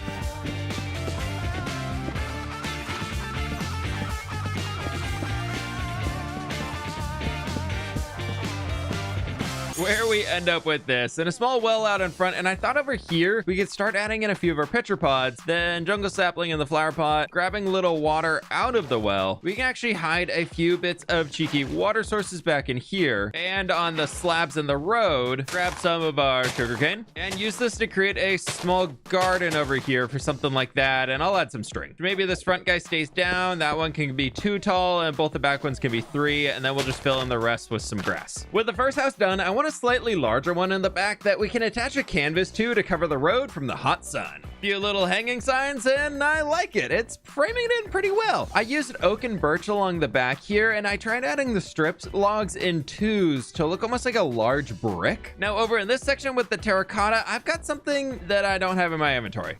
Smokers. Because I've got something fun in mind to add for our workstation, for like an oven out here. So we can continue our terracotta going around like this, and then we're gonna bring out a little bit more of our mud brick on the front and back so we can have an opening, as I want to fill the middle with some campfires that'll be producing smoke. Most of this will be covered in, however, so we can add another campfire and hide it with some trapdoors so the villagers don't kill themselves. And we can start to cover this section here with some slab stairs and full blocks going all the way to the front. And we end with a cool place for outdoor cooking, and then we'll have some butchers actually hanging out here because the smokers. Now I really like the overhang I used way over there at the trading outpost, so I want to build a similar but like smaller version of that right here at the edge of the village. So we got our stairs in with the fences going all the way down, a little bit more light, and then we can bring our smooth red sandstone. And I decided to use some of our light blue glazed terracotta up here at the top, and I'll come back with a glow like in there at the end to put it on the corner. Then we can do the red sandstone on the top with some acacia leaves up here to hide it all. A small tower attached over here that's got a ladder inside we can use to look out over everything. I'm really happy with how this is turning out, and it's very full of life, and villagers, I think eventually, if we break the workstations, would find their way over over here. So we can add in a few more, maybe with like a small wheelbarrow right back over here. And it's a very functional farming village section of the world, so I want it to just be full of crates that they're using to like package goods and get them moving on. Do I have any extra wool in here? Maybe? Somewhere in this absolute mess? Yeah, we do. Let's make a few beds. This way the villagers actually have somewhere that they can stay safe if they need to. We'll have interiors eventually. Closing the door. I mentioned last episode wanting a few more tree designs, and I think I found something that can work out pretty well, where we can use our bamboo fences up here to create a rough structure, bring in acacia leaves around that. Oh, a new villager came. No, that's the same nitwit. But on the tree, I want to add in a few moss blocks that we can hide between the leaves and hide tall grass on top of those, which we can do another set up here at the top layer. Bring them down just a touch so it's not super flat. And we get some weird kind of acacia type tree over here that I think looks pretty good. Maybe we just flick a few of the leaves up to make it so not everything's just going down. Yeah, that'll work.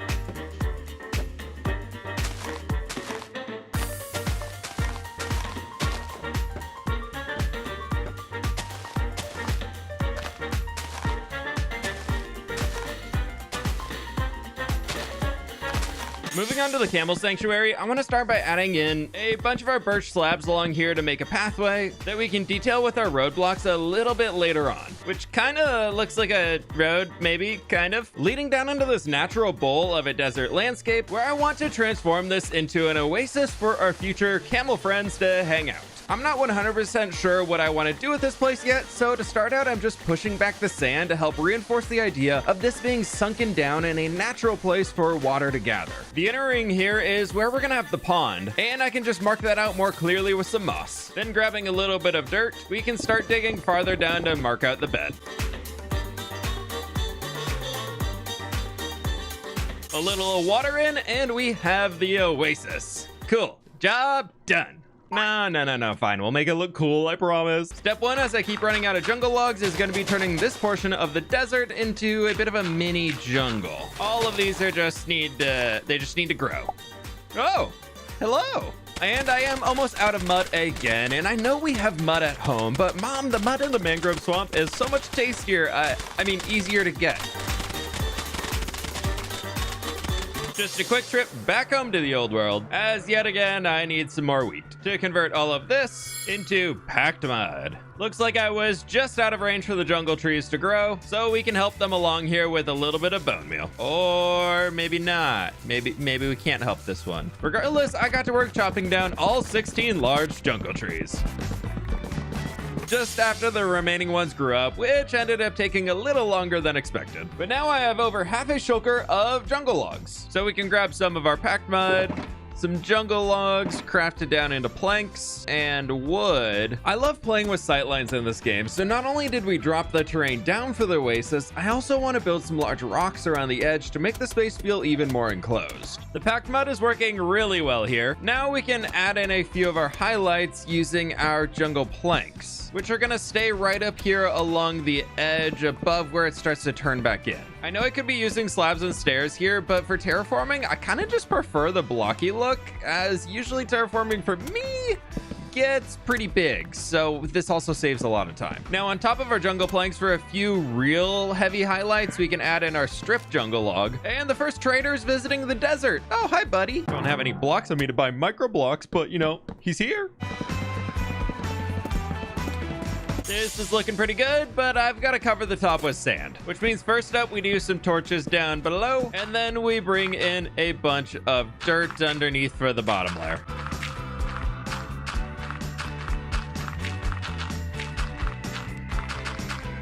And finally, our sand goes on top here.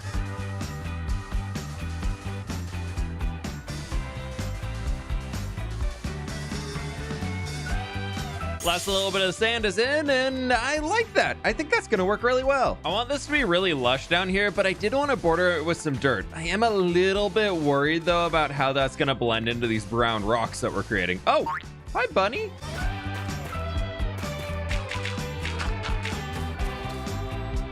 Maybe that means we just kind of extend the moss out a little farther in patches. Rooted dirt will be right up against it, and then we can throw the regular dirt in like this.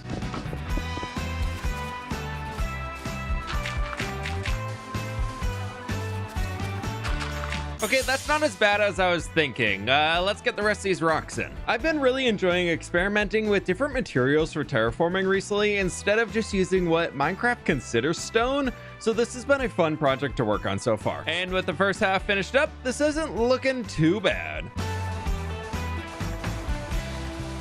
Using the packed mud in here for the cliffs also gives a better reason for our packed mud houses to exist, as it kind of shows they got the material from somewhere.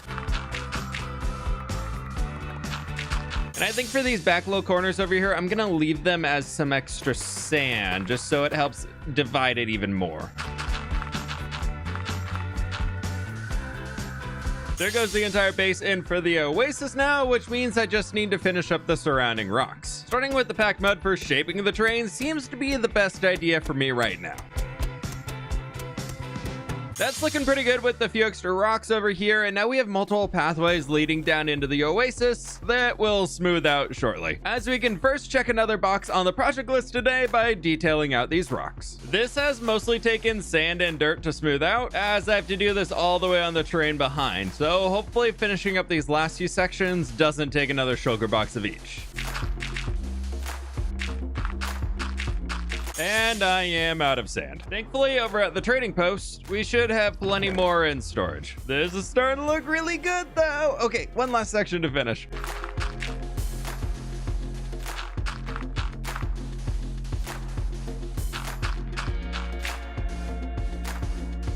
And that is everything for the hills. Just ignore the little bit of floating terrain right back in here. There's already a cave thingy, so it's gonna stay a cave thingy. And now, before I forget, it's time to plant a field. Today, I'm creating a brand new type of field in this world with crimson roots. This might even be the first time I'm using this item, but we're embracing new things today. Like, if this is your first time watching one of my videos, you should consider subscribing. We're working towards 2 million subscribers, so I really appreciate all your support in getting there. In my opinion, this is meant to be some sort of like herb or spice plant, which helps make the red aspect of it really work out. And I did add all this extra greenery along the edge here to slowly keep working on the biome. Okay, this may seem random, but I promise it's on theme. I want to build a sea pickle farm. And to make the oasis something that we visit again in the future, let's hide it here underneath the pond, where we can create a little bit of a secret chamber in here. Seems very fitting to have something hidden within the oasis itself. Today, we're going to be building El Mango's super sea pickle farm, as I don't like to AFK in this world if I can help it, so we're building the sea pickle farm that produces over 90,000 pickles per hour. Goblin fWhip would be extremely happy with this one. Not to mention the giant hole that we've dug out. I lowered everything an additional 4 blocks to make space for the farm in here without breaking through the surface. The pickle farm is surprisingly petite for how many items it's going to produce, so I set off to procure all of the different items, starting with some coral blocks and of course some pickles. To keep this on theme, I crafted a bunch of lime glass we can use for building the farm, along with a quick stop for some deep slate. Outside of that, my redstone box actually had almost everything I need, so just a few powered rails, observers, and a dispenser. And this is pretty much everything I'm going to be needing for the farm. Starting over here, I want to set up a collection system for all of our pickles, and I think 9 double chests should be able to do it. Eventually, they'll just all come flowing down through here. As a little way to separate the farm, I'm thinking we just can add a barrier in here to get to the collection space, and to make sure any pickles don't jump out of the farm, more glass on top. With an easy way to get up here for maintenance, I just need the whole farm first. A quick line of deep slate going around the outside for the redstone, where we're actually going to be using powered rails to quickly transmit it. And then to read the signal, observers are going to look at that. This whole farm works off of a shifting floor here at the base, so we can add in some of our pistons. And then we're going to create the space where all of the dirt I'm adding in right now is eventually going to be coral. But it's going to need water to stay alive, just like the villagers need daytime. Before we get into the farm itself, we can finish setting up the item transportation tracks to move pickles to storage. Now for the difficult part, getting the items back to storage, where I use 1 water bucket. And I believe if I just build this out all the way and fill it in with our dirt and maybe take the water away and put it back, or if I patch in all of the holes here and then let the water flow, it should fill everything. And now I can break all those open, which does appear to be working. Perfect. I just need an extra water source right there. Oh, hi everybody. I'm just gonna get a little bucket of water real quick. Have a nice one. All ready to go. So now here in the middle, I can throw in our coral, and then below we have to get rid of this entire layer layer of dirt and replace the bottom dirt with more coral. And we throw the pickle right there. Up top, I just need to hook up a dispenser with bone meal storage and some observers to trigger them. Throwing the bone meal inside this chest right here. I should be able to come back over here and flip this lever. And we're getting all of the pickles. Are you getting stuck? Oh, they're making their way over. I knew it was a lot of pickles, but that's a lot of pickles. 5 minutes later, and yes, we have a lot of pickles. There's so many. There's more coming in still. How'd they get? Oh my god. Probably never need to run this farm again. We'll get to the pickles soon, but first I need to finish up the road coming all the way down here. I love this road design because it looks absolutely terrible at first, and then all the pieces just fit together. Now around the pond itself here, I want to create a less dense version of the river edge, and I already have sugarcane in here, but we can add in a few small patches of our bushes with the azalea and birch that we've been using. Maybe along the back over here, we can make it a little bit more dense. I also do have a few small drip leaf that we can just kind of add around the edge in a few little patches. Man, I wish this block was easier to get. It's so pretty. But from that, we could bone meal underwater to help kind of block the view of the pit, as we don't want it to be super obvious that there's a farm down there. Now, since we're in a different zone, I also feel like we can introduce a few new flowers down here as if they're only by the oasis in this region. So I'm gonna need a few more lilacs, and we can dot some of these around. Am I doing this because I'm out of pitcher pods, or do I just want new flowers? The world may never know, but it does look pretty good. And this is meant to be part of the camel sanctuary that we're working towards building today, so I was thinking we could extend ourselves over here and create a small place for the caretaker who would be watching after the camels down here to hang out. With all the string in, we can kind of start figuring out how it's gonna look at maybe a slight angle here on the canvas, which that'll work. Or maybe he's got a little table, a place to store some goods, and a bench. No, that's the same color as the wall. Or maybe he is just sitting on a rock. Yeah. One final step for now down here, I want to add in our tall grass to fill in the empty spaces. However, also using this to define some pathways for people traveling through. Last step here inside of the sand, as we can't really place any tall grass on it, we can add some dead bushes. I do want to add in some trees down here, but we'll have to get to that later, as the region outside the oasis needs some love, which means a trip back home to trade for some bricks that I can use to craft flower pots. And while I'm down here, a lot of people have been suggesting I use the small amethyst cluster as like a succulent, like this little guy, or maybe even the smaller one. So let's see if we can ooh, there's one. And you just grew. Dang it. Ooh, there's another. I think we'll use these pretty sparingly. Ooh, there's another. So that should be enough. Next, a quick stop down at the cactus farm, which has been working. And I'll need some more torch flowers to add on top of the cactuses as the little cactus flower, so we can harvest part of the field here too. Yes, I'm replanting it too. Don't worry, it's fine. But that should be everything with some extra bricks. So back to the desert we go, where I can grab some dead bushes from the shulker here. Ooh, yeah. And I am so glad I saved them all from the mesa, because wow, I've used a lot. Oh my gosh, I almost forgot about the pickles. Let's grab a few stacks. And of course, I forgot somewhere in here. The string. Now for my plan on detailing these upper ridge lines. I want to add in the succulents, being our amethyst buds, dead bushes, flower pots, and sea pickles more along the edges. And then as we move farther back, I want to transition into the patches of cactus that we've already used inside of the desert. This is the first ridge, and I think I like how it turned out. I don't know. Let me know what your thoughts are in the comments. I think it's worth moving forwards on, but I don't know if I love it. I don't know. Let's keep going. Speeding through these next few sections, I started to like this more and more as I went along. It's definitely very much different than what we've been doing out here, but also with the oasis, it adds almost like a mystical vibe, which is pretty fun. Definitely still have enough pots, but I'm running out of the rest of these items. With what I do have left, I figured we could decorate the road leading all the way down here into the oasis with a little bit more, so it's not just a dead, empty desert to walk along. Yeah, stop. Wow. Why is it always the babies? No.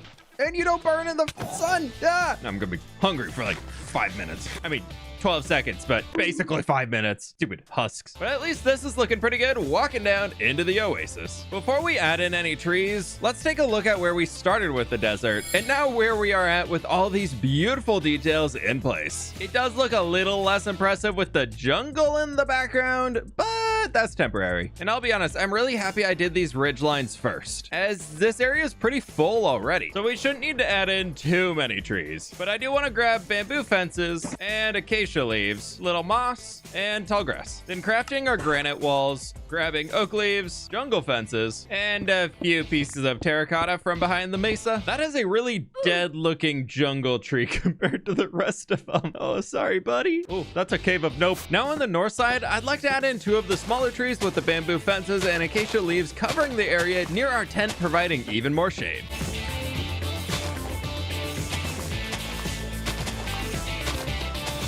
I'm still sorting out the design for these, but I think they work. Not really my favorite tree yet, but we're gonna let them breathe for a bit. Well, I think on those, we can go back to the old faithful palm tree and add in a few bunched together on the south end. I am so sad right now. My pink bed just died on this cactus. It's gone. It's been with us for over 3,000 days. I get an F in the comments and let me know what color bed we should make next. I got a stupid light gray bed for now. But we're on to the final steps before we can bring camels into this area. We first need a stable for them to call home. And I'm thinking it's gonna go right back in here so we can get rid of this cactus. I'm saving the bushes because I can't lose anything else today. Thankfully, I had most of the materials ready to go inside of the nearby shulker mess. I just need to convert them down into their respective final products in order to throw this build together.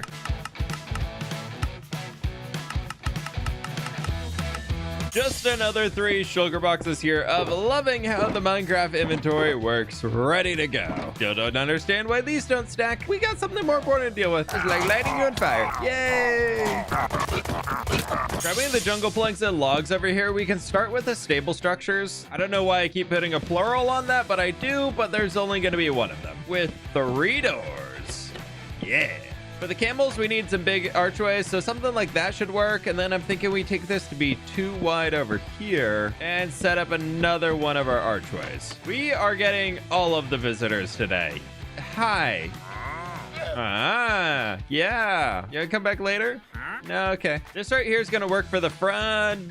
No, this will work for the front. Where we can move up to the next layer, that's gonna be a big surprise. So I want to bring in a bunch of spruce trap doors, go with our note blocks on top of this, and spruce slabs on top. Then, super surprise, more trap doors. Oh, wait, we almost forgot it. The fence. That's the general idea for the first building, so I wrapped all the way around the back and created windows for airflow. Attached to this, I want a 2-story building for storage and a way to give the villagers a place to watch the camels. So we're gonna start with a sandstone structure down here for the storage itself that we can shrink back here just a touch with a little bit of our sand, I'm thinking. Then we make it a bit more textured. And behind this, I want to bring in a little spruce for a doorway with a spruce door.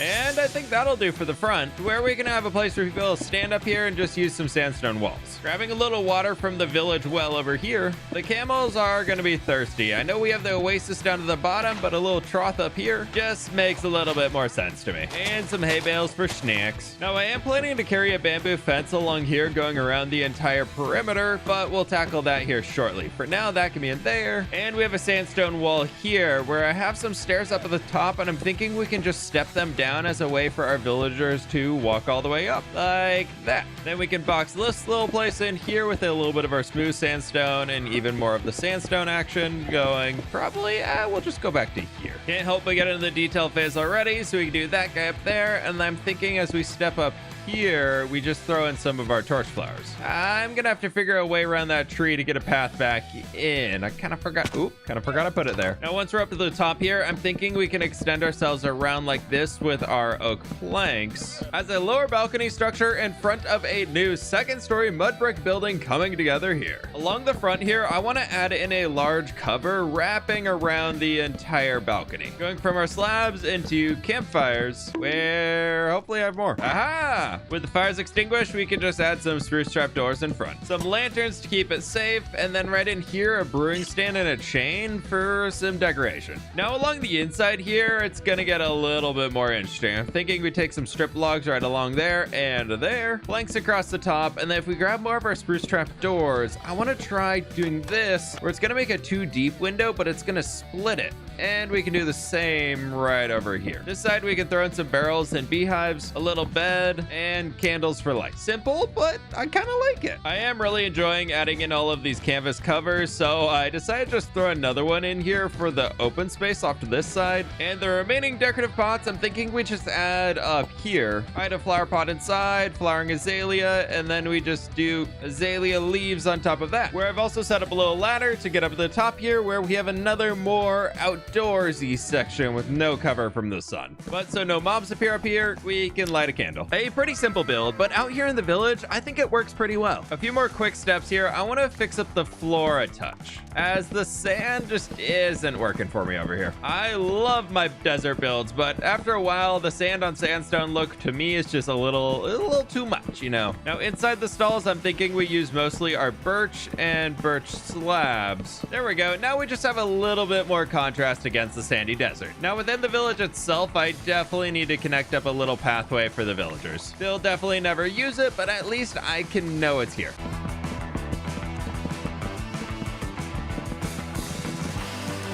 I realized I didn't really throw a door in, so we're just gonna do one right here, and then we can open this up again. Now it can look a little more official. This tree is so in the way, but I kind of love it, so I'm not gonna move it. This is looking much better, but there's something I definitely forgot about for the entire episode. Let's breed up the axolotls. Here, fishy, fishy, fishy. Nope, fishy, get in the bucket. Here we go again. We might need to get a second tank soon, as there are so many axolotls. No. Oh, I saved it. Now you can eat it. That's fine. Just, you have to wait for me to give it to you in the bucket. You can't eat it off the ground. Minecraft's weird like that. It's okay. We got another cyan axolotl, but no blue one. As a finishing touch, I added in more trees in front to offer even more shade for the camels. The stables is looking pretty good, but I need to expand the fence to keep our future camels inside. And unfortunately, it needs to be 2 blocks tall, which means a quick trip back home, as I want to continue the bamboo fences around the entire thing. And we have so much bamboo down here at the farm. Oh, it's almost completely full, which I can turn this into way too many bamboo fences. Hopefully this is enough. Back at New Papyrus now. I want to first start around the oasis itself, as I don't want the camels to be able to escape on the far side. So we're gonna have to make all of these double tall and hope that it's enough. Doesn't look great, but it doesn't look terrible. I'm also gonna have to fix these spaces where the camels could walk up the side of the cliffs we built, like right here and right here. Definitely along this layer. I'm ruining the beautiful place I built. The last place on this side, I think, is going to be the valley in here, and it's pretty skinny, so I shouldn't need to do too much. Like, this will be perfect. Maybe we can extend a little rooted dirt out here just to keep the path going. From the top of the stables, I think we continue this bamboo fence line right over to there. And then we're gonna have to take this guy, maybe we just bring it back down to there. That could be good, and then we don't have to make a giant ugly fence any more than I already need to make a giant ugly fence, but that's fine. There goes the first line in place, and it's not as ugly as I thought it would be. And then from there, we can finish off the final bamboo fence line along the other side. I made way too many fences. I thought this place was massive, but that's it. Probably need to add a few ways for myself to walk in, so we could just do some fence gates along. And then along the inside, we have a bunch of cactus up there on the ridge line, but since our camels eat cactus and breed from them, I'm really hoping they don't get pricked to death by cactus, but this is gonna be a bit of an experiment. Just 2 little patches in here. Now for the true test, I need to find some camels. Thankfully, I went fishing recently, and I found a few saddles along the way that I stored inside this chest. Now, I already do have one camel, so if we can only find one more, we can still breed them, but I'd love to leave him over at the trading post. And he came from this village. We've got to find some more desert villages. Oh, we already got one. Please tell me there's a camel. Yes, yes, there is. Hi, buddy. And Grand Theft Camel, go. We're off. Oh, he's not a quick one. Oh, he's so cute, though. Do the ear thing. Do the ear thing. Yay. Oh, sorry. Oh, they died of cactuses. Ah, that's a problem. This is the thing camels are supposed to be for. Woo! Nope, he's not. He's a little slow. Oh, man, look at new papyrus growing there on the horizon. This is so fun seeing it come together. Skip it. Yeah. Here we are with the first one delivered right into the middle of the sanctuary. Please, sir, don't die on the cactus. Yeah, it's pretty cool, huh? Yeah. Oh, he loves it. He's already sitting down. Okay, I'll go find you a friend. I've ravaged these lands for mud and sand long enough that I think I remember there being a village on the far side of the mangrove swamp. And there it is. Now, where is the camel of the village? I don't know, but there is a bell. I don't think there's a camel here. I've been wandering around for a while and I can't find one. Okay, we move on to village number 3. That does have a camel. Yes.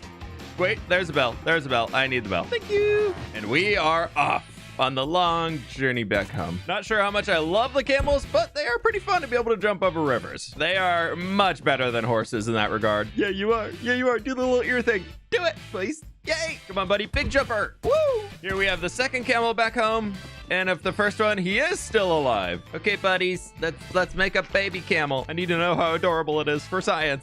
Ah! And we got an advancement. Look how cute it is. I love it. Can I just feed you a bunch and you grow big and strong? Ooh, my gosh. He is so cute. I need more. Oh, no. No. How did it die on a cactus? This is supposed to be the camel sanctuary. And it died. Okay, we're going to very carefully take our camels and we're just going to say it's an inside day. Let's go get the baby. Come here, little guy. No, stay inside, please. Come on, buddy. Come on. Yes, please. Thank you. And I'm curious if that'll work. No, baby. How can a baby camel still walk up 2 blocks? Until we can increase the camel population, all camels must stay in protection. Grow big, little guy. Grow big.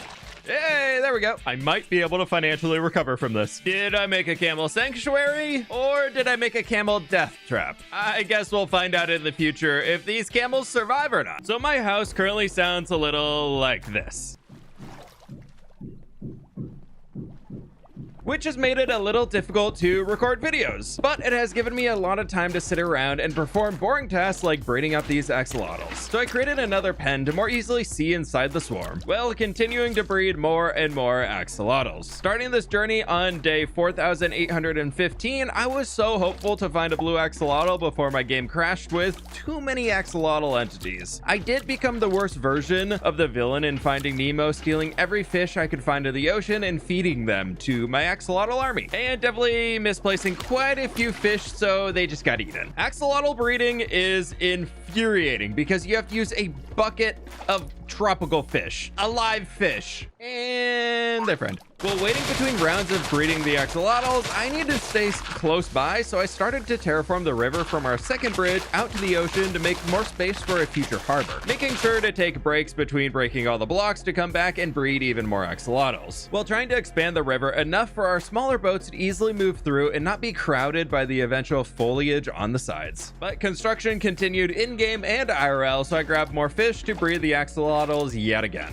which led to even more time spent digging out the river to build this into a harbor for ships to dock, and it's very shallow, so it did take a large portion of time to bring down a few blocks. A new shovel and a new axolotl breeding comes after, which brings us up to present day, where there's a small break in the construction noise and a lot of axolotls in here, and I don't think there's a blue one quite yet. It is a 0.006% chance anyways, but the swarm continues after a little break, as I want to get into building instead of just destroying blocks. Step 1 over in the main city, I want to take a bunch of the red sand we have in here, craft that into red sandstone, flying down into the villager trading hall. Oh, so close. We can take a shulker box of red sandstone to smelt down into smooth red sandstone. There we go, all smelted down, and I crafted a few extra stacks of red sandstone just so we could have it to work with. And fuel's still looking good. From here, I want to grab some of our sandstone sandstone, a little smooth sandstone, and cut sandstone slabs. Oh, sorry, excuse me, sir. Yeah, I'm just setting up camp to sleep for the night. Okay, yeah, have fun. Have a good time. Yep. Oh, watch out for the cactus. Yeah, deadly to animals. I have an idea for the oceanfront entrance here that I'm still noodling on, so we'll leave it for now. Hello? Excuse me, I tried to build a wall. Oh, trident. Wow, that's lucky. We can start with a sandstone retaining wall coming all the way back along here. Above the water line, next I want to transition into our smooth red sandstone, and then the cut sandstone slabs going on top of that. To texture it a little bit, we can cut out a few bits of the smooth red sandstone and introduce regular red sandstone. And maybe we do the same with the sandstone down at the base too, with some smooth sandstone.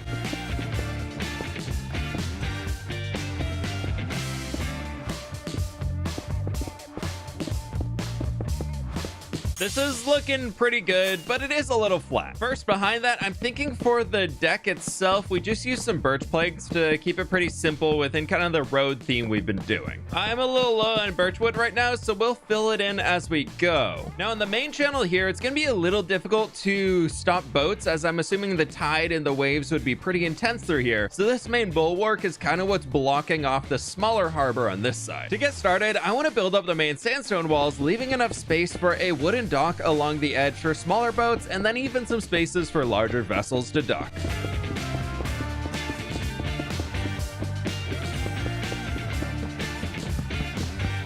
This is definitely starting to look ship-shape. It is a little bland though, so I want to bring in some jungle slabs right above the water level for the local fishing boats to more easily unload and to protect the ships from ramming against the stone if the water's moving. I'd love to use spruce fences to kind of support all of this, but I am almost out of them, and I have no more spruce wood. I just need to run this along the entire extent of the dock here to make multiple boat slips. And a quick trip back to the old world for some more spruce wood to craft spruce fences. I'm just getting the base shapes in for now, but I at least want to make sure that all the shapes I am putting in are gonna be complete. Once we start adding in more of the boats in here, we'll actually start detailing this a little bit more. Before we get to the other side, it's definitely time for another round of axolotl breeding. Hello, my pretties. Come get your fishy. Come get your fishy. Yes, get your fishy here. We might need another pen soon. It's fine. I'm definitely at the point where I keep trying to find schools of fish that are 8 or less so I can just take the entire group. I don't want to leave one of them alone without their friends. I'm not that evil. No, I'll just feed all of them to my army of axolotls so they can all get eaten together. Oh no, I picked up an axolotl, I lost a fish. Now for the other side. This is where our city is going to reside. And this should be a large enough opening for a lot of boats to be able to move easily in and out. And I'm thinking on this side, we're gonna extend the sandstone up another one, as I want the dock on this side to be prepared for larger trade vessels to be able to come in, as if they're traveling from a long distance and they're gonna need a lot of space for goods to unload. So to kind of show that off that we're set up for the larger ships, I'm thinking we bring the bulwark up another few blocks. But try and line it up to the same point, right? Yeah, that looks about right.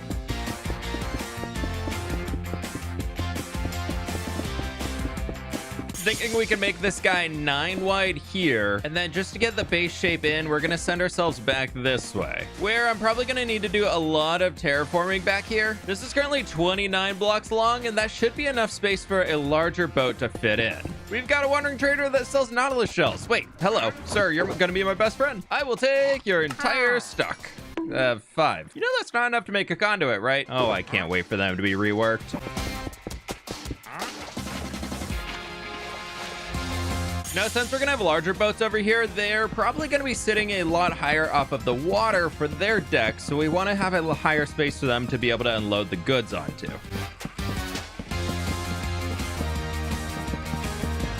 With the first dock in, my plan is to have 2 larger ships here, so I need a lot of space to account for that, as we don't want them hitting each other. This was a massive boring box, so I did have to add in the small mossy section here just to break it up. And hopefully we have space for the 2 boats, even if we like stagger one there and one back here. I did forget to clear out the sand underwater at the smaller dock to make space for boats to not hit the bottom, so I jumped over there to clear that out real quick.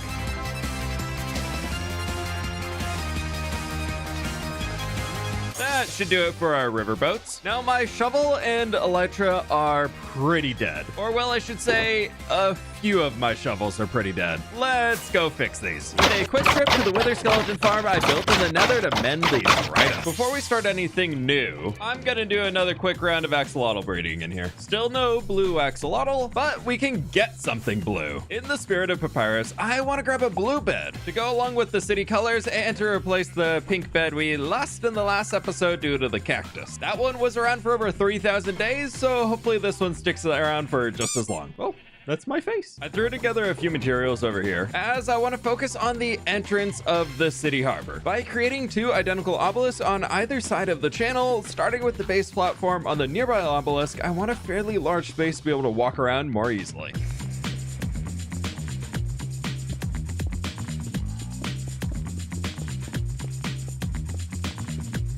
With the base in here now, I want to move on to the obelisk itself, where I'm thinking we could bring in a little bit of our cut sandstone and smooth sandstone and stack up to like here and finish up the top with a little bit of a pattern in there. And then we bring this all the way back down, opening up a little bit of a gap in here in the middle where we can bring in a touch of our sandstone like here all the way around. And then we get in our glazed terracotta and we cover it with a little bit of glow lichen to mess it up. In the morning, I repeated this pattern around to the other 3 sides.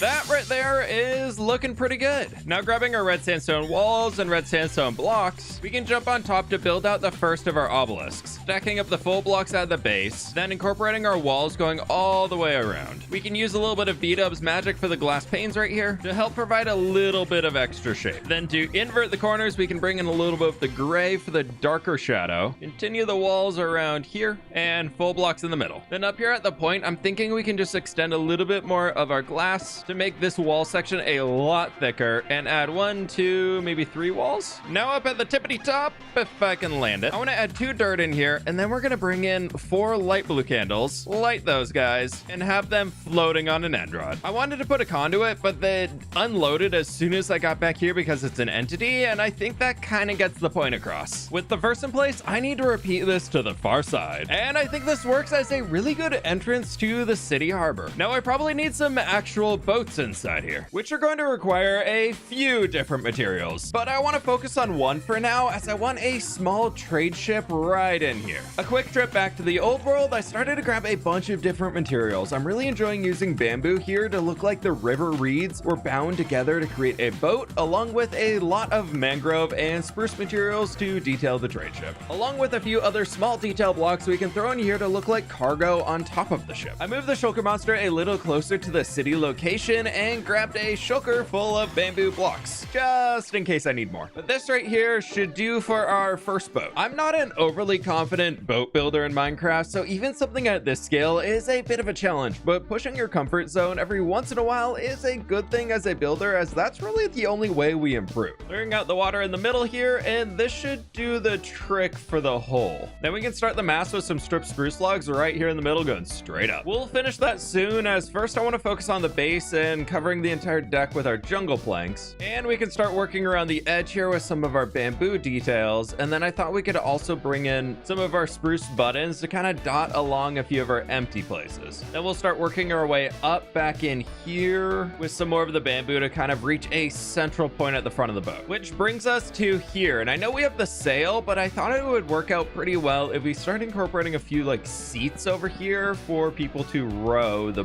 boat, and we can work out like this and just have some small oars, I guess. Yeah.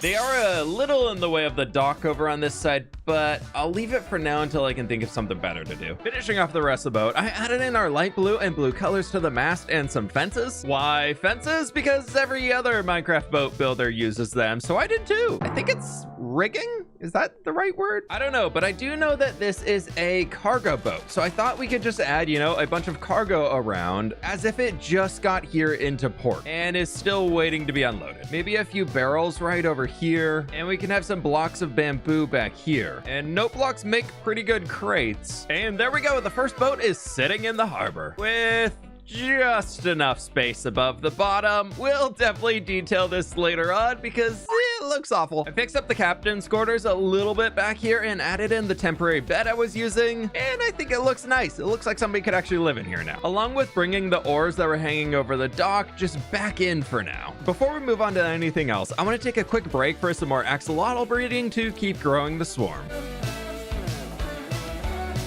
As I'm pretty colorblind and I wasn't able to really tell the axolotls apart. Probably bad on using the magenta glass here, but I decided to build 2 more tanks and separate out all the different colors, so if we see anything different, that means we got the blue one. But right now I just have a lot of yellow ones and this stupid little baby in there that I couldn't get in a bucket. We'll be back for them when they grow. Now for some smaller local boats. I designed this riverboat over here in the last episode, and I want to build a few more of them in these smaller slips over here, which means another round of material gathering, but they are mostly made out of bamboo, so I'm able to utilize the full shulker I brought over already.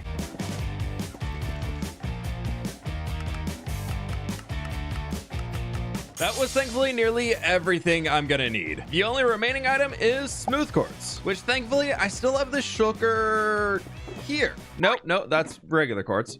Here, as leftovers from the Ocean Monument project a while back, and 4 little stripped oak plugs. Now we've already seen these before, so I added in 2 of the boats resting at the docks with their sails up. Then this slip here will be empty with the boat sailing up the river, then over here with the birch base. I want to build out the bottom to be identical to the first 2 boats, but we'll change it up from there.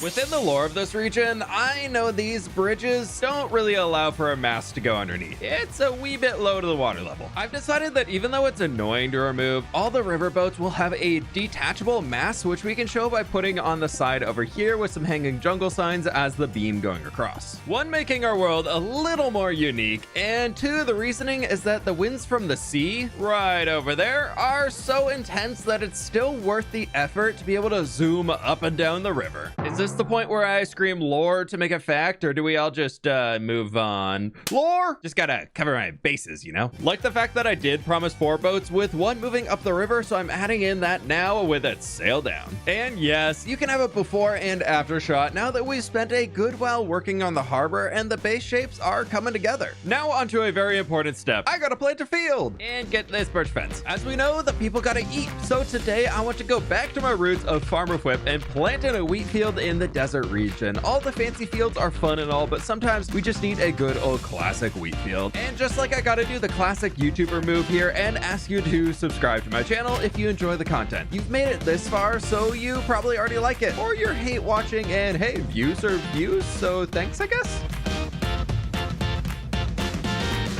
Really, thank you to everybody who has subscribed. I really appreciate it as we're racing towards 2 million subscribers. And we have a new detailed part along the river. Just no trees in here currently. Taking a quick break away from the harbor, I jumped into the nearby oak forest to chop down some oak and birch trees while gathering up all the leaves to use for our foliage here along the river. Then back into the old world as I needed to visit spawn to harvest the pitcher pod field. After clearing everything that was fully grown, I did replant the field to prepare for the next pitcher pod harvest. Before jumping back into the desert to harvest some azalea leaves, which brings us to the riverbed extending closer to the city itself, starting with converting a lot of the dirt area into some moss. Then next step, of course, bringing in our bushes and mangrove roots to fill in the lush edge, where I am yet again out of tall grass, so I expanded the grass square in the mesa and more bone mealing later to gather up a full inventory. Jumping back over yet again to start placing all of this tall grass down in between the different detail bits in here already and being sure to bone meal some to the double tall grass, with the final step adding in some more palm trees. After completing all of that, I took some extra time down here to fix up the riverbed underwater a little bit more, bringing in a ton of our dirt and even more seagrass. As before, it was only 1 block deep. Also did an extra 2 rounds of axolotl breeding over here, where we now have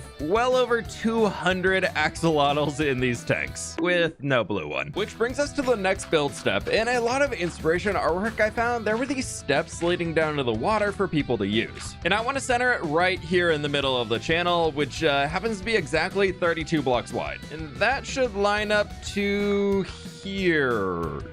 believe. So as a first step, I want to turn the corner here on this building, and that can stretch us over towards the steps. I want this to be a community point in here, so it's currently 14 wide, and let's bump it up to 16, so it's exactly half of the width of the channel that we have. And then we can take some of our cut sandstone right back in here to raise up to the normal layer. With the retaining wall extended out on both sides now, I can start placing in a ton of sandstone slabs to create a gradual staircase leading from the ground level down to the water. Then we can grab a little dirt and some moss from the shulker monster and use this to add some greenery around the steps to break away from the harsh lines we've created so far with the retaining wall.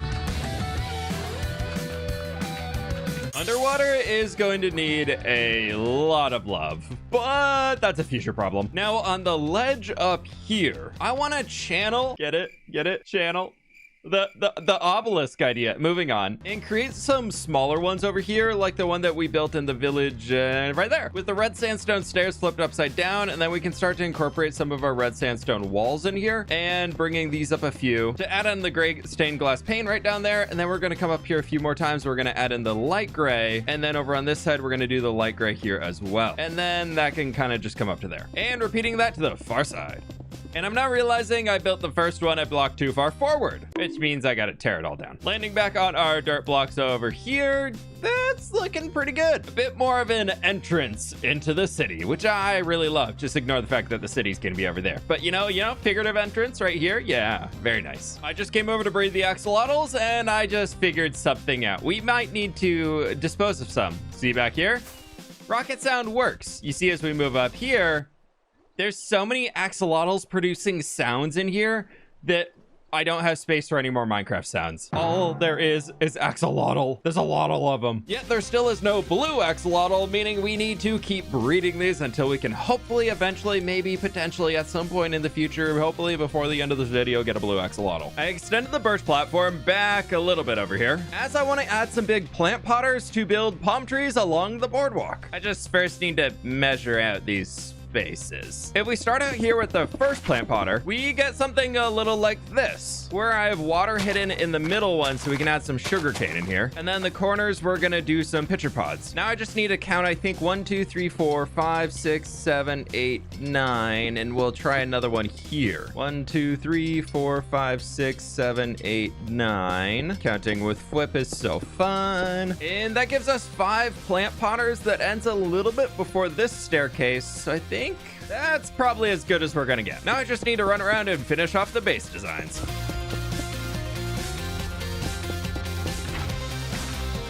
Then we just throw all of our pitcher pods in, a little bit of our sugar cane, and that's looking pretty good. The final step is adding a few of our palm trees on top to provide shade for the streets. Well, eventual streets we're gonna have back here, but I think they're looking pretty good. Once we get some city buildings lifted up behind them, I think they'll be a great front piece. I'm kind of debating continuing them along this edge too. Let me know what you think. But we currently have a massive harbor here with 1 medium-sized ship and 4 small river boats. I'm gonna need a bigger boat, which means a lot of materials are needed. So I started with gathering mangrove logs from the tree farm. Then I needed to farm trees from the forest, so I started to chop down a ton of spruce logs to fill up my inventory. As always, I need so many wood materials for this, especially with it being a boat. So I spent almost 30 minutes in the lumber mill crafting down all the different items I need. Then flying down the hill, I grabbed some white wool from the sheep farm for the sail mast before taking the minecart down to the cave to diamond level to start mining for cobbled deep slate all over the place. A full inventory of that brought up to the quarry, and I started crafting it down into all of the different deep slate varieties. And I can't come back home without visiting my villagers to buy some more campfires to decorate with, as well as a little flex of crafting an entire stack of decorative anvils, bringing us to here with nearly 3 shulker boxes full of different materials we're gonna need for this big old boat. Now, building boats is a massive struggle for me, and after spending 3 hours designing this thing in creative, the only way I can get this right without flipping back and forth is following along with a light Matica copy, or I'd be completely lost in the sauce. Building in Minecraft is a challenge in itself. Then you step into different build styles and things you're making, and it's a completely different puzzle. For me, ships and organics like statues are the most difficult thing to build, so I need to help myself as much as I can to not get overwhelmed and want to quit. Heck, I did start this entire project to hopefully improve my boat building skills. So to help these new ideas really set in and be a learning moment to grow, I'm using the schematic as a tool to really study reality what I was thinking through while designing this. This is definitely more of a high fantasy boat with this beak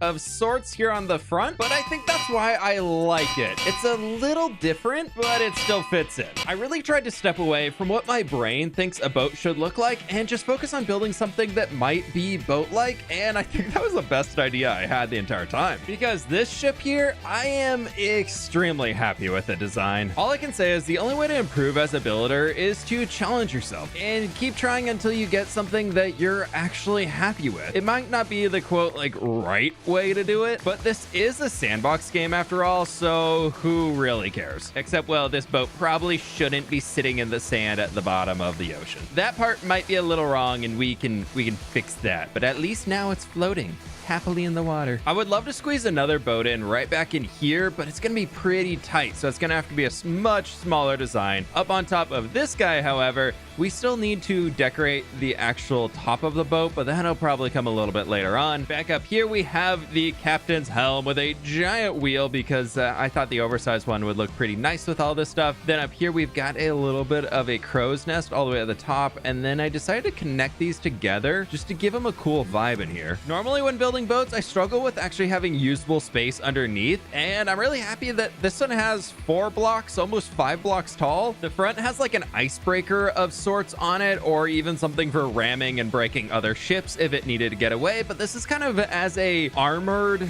trade transport ship where we would have a bunch of oars coming out the side here to move it forwards. But now for a little bit of peaceful blub blub, I gotta sit underwater and tear this sand down.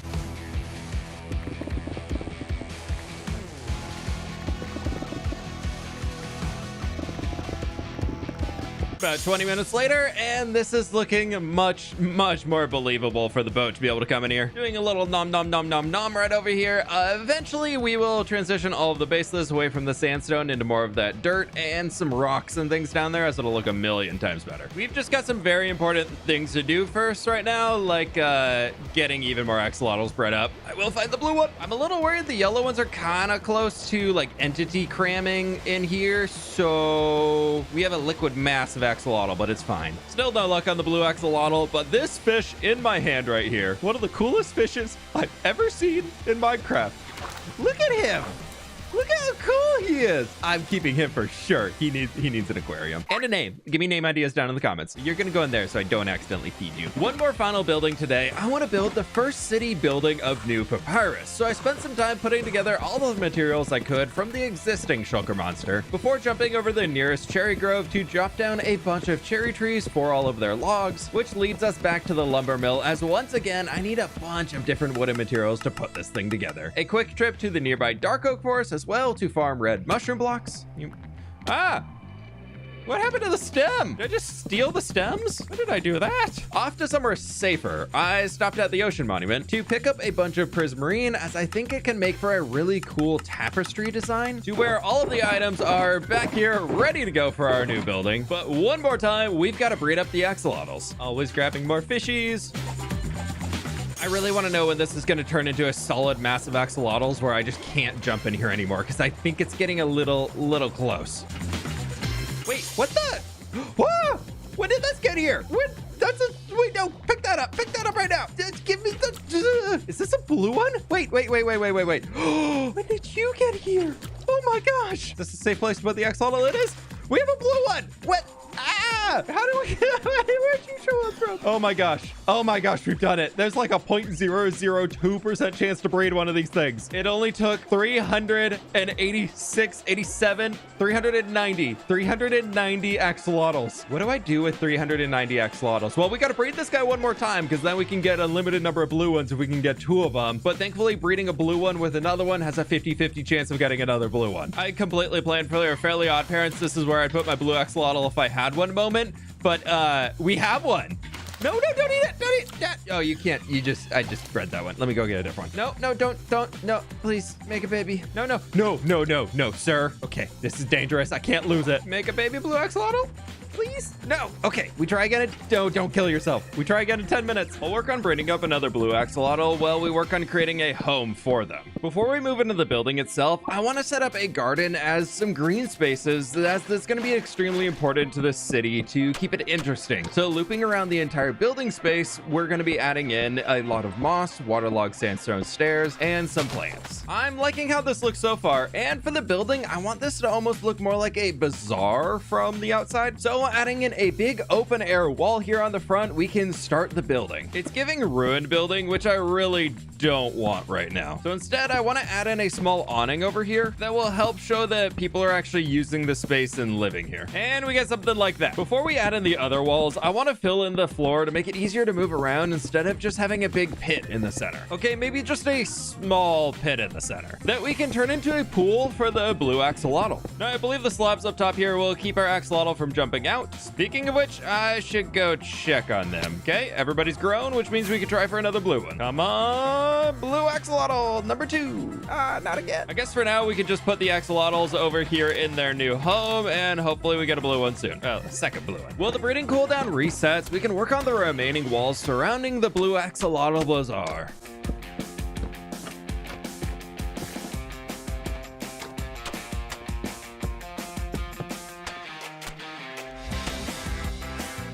Second wall is now done, and maybe we can get some better luck this time. Yes! Yes, we got the second blue one. You are done, buddy. Back to the pit with you. So again, what do I do with all these axolotls? I've heard TNT is the only solution for them, but if anybody has any better ideas, let me know. Now for a very important sidetrack, to remember our first blue axolotl, I want to give him a name. Thankfully, we have decorative anvils right over here, and they can be named Booger. Hi, Booger. Oh, he's so cute. Booger's blue axolotl bazaar. Huh?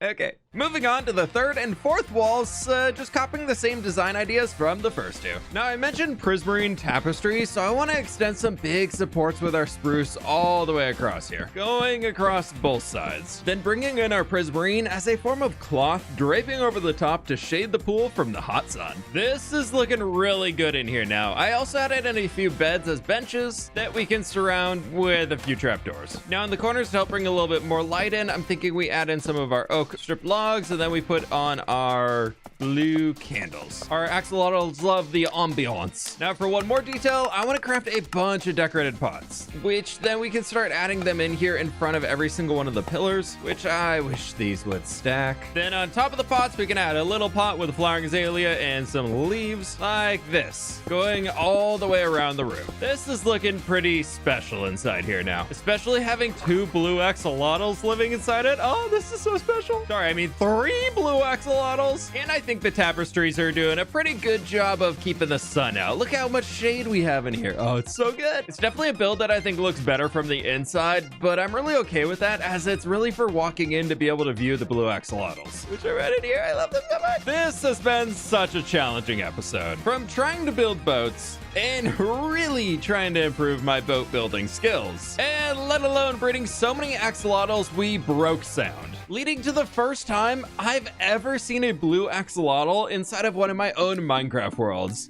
And it's so special. Stage 1 of this project involves fixing up the coastline as well. This is the edge of the ocean, which looks exactly like the edge of the river. So I want to transform the coast to fit the oceany vibe. And we've got a few axolotls to relocate. So I'm thinking we start with saving 3 of our yellow ones, 3 cyan axolotls, 3 brown axolotls, and 3 purple axolotls. Now for the rest of them. Woo!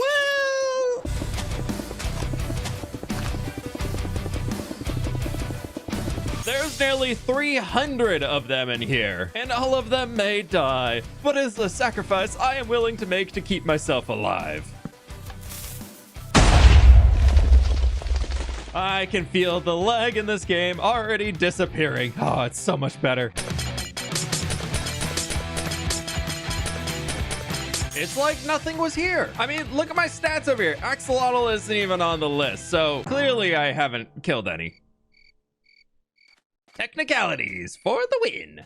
Hey, look, destruction. I mean, time to build things. Yeah, where I want to start by using some sand out here to create a more gradual slope off the ocean, coming up about 2 to 3 blocks off of the water level, to where we got something a little bit more back here that in some places we can raise up to being a 3rd block tall, so it's not just a flat line. That's starting to look pretty good up there, and we'll put a few boulders along the top so it has kind of a natural edge. And then I brought it back so far because in here, as the ocean falls off at a very steep angle, I want to just bring this back in so we can make it a bit more gradual. There's the first layer brought back, and that seems a lot more natural. Then underwater, we can make it start dropping off every 2 or 3 blocks, I think.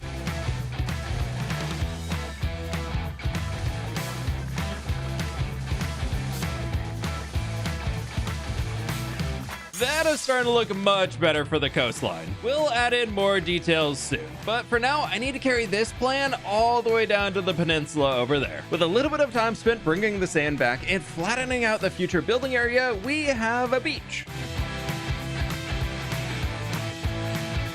Now, up here at the highest level of sand, I want to build out a few boulders. Up here using our mud, a little bit of our jungle plank, and then maybe a little dirt along the back, as if the villagers drug these over here just to make it a little bit more secure as like a wall against any rising tides. They are pretty large, but I'm thinking with the dirt, we can kind of come in here and add in a little bit of our tall grass occasionally, and then we do some of the dead bushes around, and then we can also do mangrove roots back here to make it look like some bramble growing on it with the very occasional birch leaf, or something kind of like that. Now I just need to go through the process of building these a few more times down the beach to see if I like it.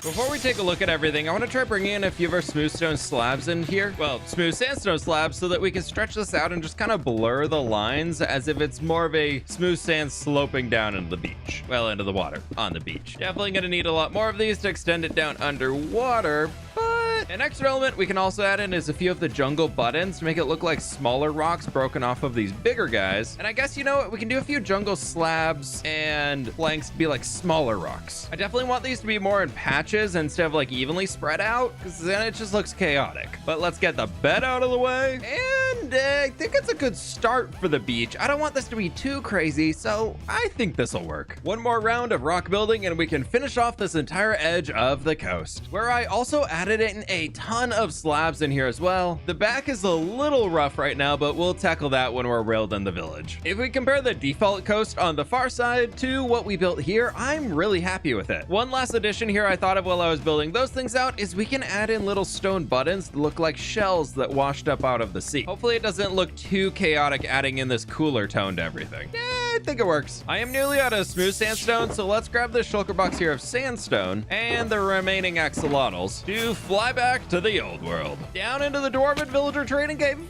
So close, so close. How have I never noticed this is a slime chunk? I have AFK'd in that room so many times waiting for things to smelt down. I gotta be more careful. Taking the sandstone and not the axolotls, we can throw them all in here to cook down into smooth sandstone. Now, I did think about adding the axolotls here into this pond, but I really love the glow squid in there, and the axolotls would eat them. So I need a new place to add them. If you have any ideas, let me know. But for now, they're gonna hang out back here where the original axolotls were. I won't forget about them this time, I hope. A few moments later, and sandstone's all cooked down. But before we head back to New Papyrus, let's grab a little bit of stone. Ah, there's the shulker, as it's an easy block to use to put some rough shapes in, and I don't plan on building with it. As my goal today is to build the desert fishing village, I like to go in with a rough plan. Last episode, I built the fishing docks, so beyond that, I want the village to include several buildings and a market in the center for the villagers to hang out. I'm planning on including multiple homes for fishermen, some dock workers, a few farmers, sail makers, and a cartographer, alongside a small shipyard a little further up the river. Thankfully, the desert is pretty naturally flat, so we don't need to terraform too much. Now I can grab the stone and translate the drawing into actual blocks here in game to better see the scale of this village building project. This here should be big enough for a storage room. A lot of the positions are already changing from my rough plan, but that's the point of the first draft, just to get the ideas down and get the brain working, cleaning things up a little bit further here and building out the shapes in Minecraft, and I think we have a pretty good result coming in here already. We'll pick out what building is what as we're building them, but for now, the full lines of the shapes marking out the different buildings themselves. Then these dotted lines are going to be little backyards or gardens, because I realized I never really do that. So these villagers are gonna have nice little gardens. I just thought it'd be fun to include. Then here in the middle, we'll have the market with a fountain in the center and kind of stalls surrounding it. But now for a very important step, I got a place to feel. Kudos to Ale City for the suggestion and a little bit of information behind why. So while we plant a melon field today, I wanted to mention a new idea. I've always wanted to do the comment of the day aspect on this series, but it feels a little out of place on present day YouTube. So instead, I'm gonna be uploading a second video with each main episode here to my second channel, fWhip 2, right after each episode releases, responding to a few comments. So subscribe to fWhip and subscribe to fWhip 2 too, link in the description.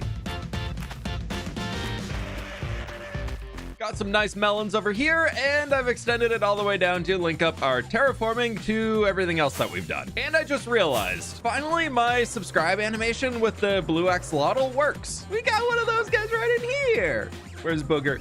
Ah, hi Booger. With the field wrapped up, I want to get this shulker monster out of the hot desert sun. So let's build a storage room here right above the docks, which means I trip back into the old world to chop down a load of spruce wood, as I always do. Then back over to the desert again. I started crafting down a bunch of different materials we can use for the storage room and creating this new desert village vibe. I am a little bit short on terracotta, so flying into the back of the mesa, we can fix that and finally gather a few stacks instead of just what I need. Then a quick trip into the nether. I need to repair my elytra. A few shulker boxes here and we are ready to go. Where I want to start by replacing part of the base of this using some of our jungle planks.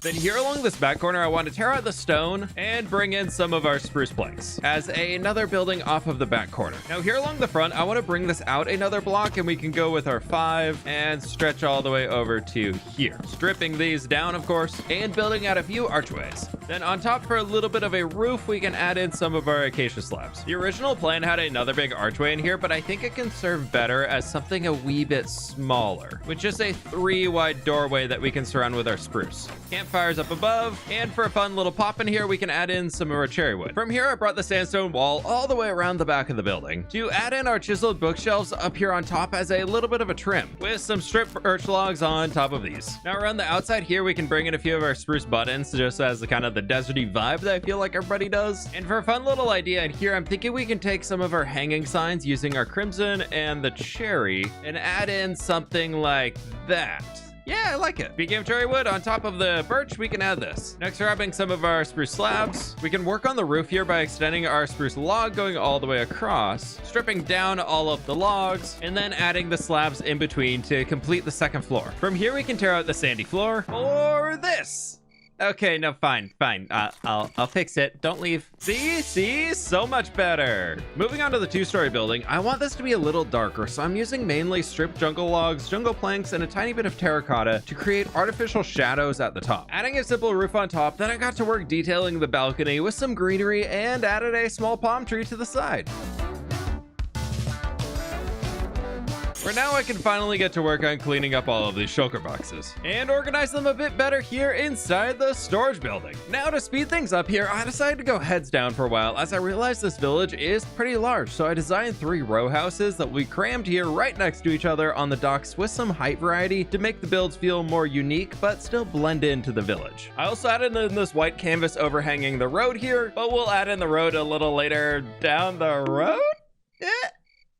But I love these new homes as we have room for 5 villagers with a house up here, 1 on the bottom floor, 2 inside of this building, and then a 5th one right down here sunken in a little bit that can be kind of a cool workshop. We also have a small backyard for all of these houses kind of connected in here that I want to turn into a cool garden, but that's all going to come later as I first want to focus up on building up even more of these homes. And I'm thinking over in this space to kind of mark it out, I want to bring in some scaffolding here and we can turn it into a little bit of like a fisherman workstation where they could kind of clean the catch that they bring in every day, as it is a fishing village after all, and we don't really have that. So that symbolizes it. I'll definitely remember after I build the houses. Tackling the back home first, I want to go in with a brown palette, starting with the plain packed mud walls to keep it simple and just get the shape in place with a pop of white glazed terracotta on top. The backyard for this one though, I want to close it in with a lower wall, turning into a covered terrace using some jungle planks and stripped logs. Going for the lush vibe, I did add in a few acacia leaves and then some campfires to link it all together. Now the mud was a tad too dark for me, so I swapped out a lot of that for our brown mushroom block and also used bamboo trap doors and doors as the windows and, well, the door. Next, I proceeded to craft a ton of note blocks and not use them, as instead I want to try using stripped bamboo for a base, then some sandstone, and then working in bamboo for another 1-story tall house that is slightly shorter than the mud brick one that we just built. With the chaos down below bringing in a ton of new elements, I added in a spruce slab roof to bring it together with the other builds. Before jumping out for a quick trip to chop down a ton more acacia trees and running into the back of the mesa yet again to pick up some red terracotta we can use for building. As the final building going in here, I want to break up the skyline, so this is going to be a 2-story tall building with the spruce base trim, then working in some jungle planks and strip logs the rest of the way up the building for a balcony and a 2nd floor room. Now I can't detail without campfires, so I made a quick trip back home where I swear I flew into the cave village with absolutely no issues whatsoever. You had to be in this stream to see it. I swear it happened, but I definitely don't need to expand the entrance at any point now because I'm a professional. Now these 3 new houses are all finished up and ready to go for the base shapes, but desert build styles tend to be rather flat, so I did jump around a bit to add in some extra different parts to it with some extra shape for the buildings, just detailing everything to link them all a little bit together, feeling more like a village instead of 3 random houses put next to each other. Leading into replacing the sand with an actual road to darken things away from the bright desert, I worked in some oak planks as well as stripped logs with little bits of dirt, and then finally using dirt inside of the fish market with rooted dirt in there to help texture it.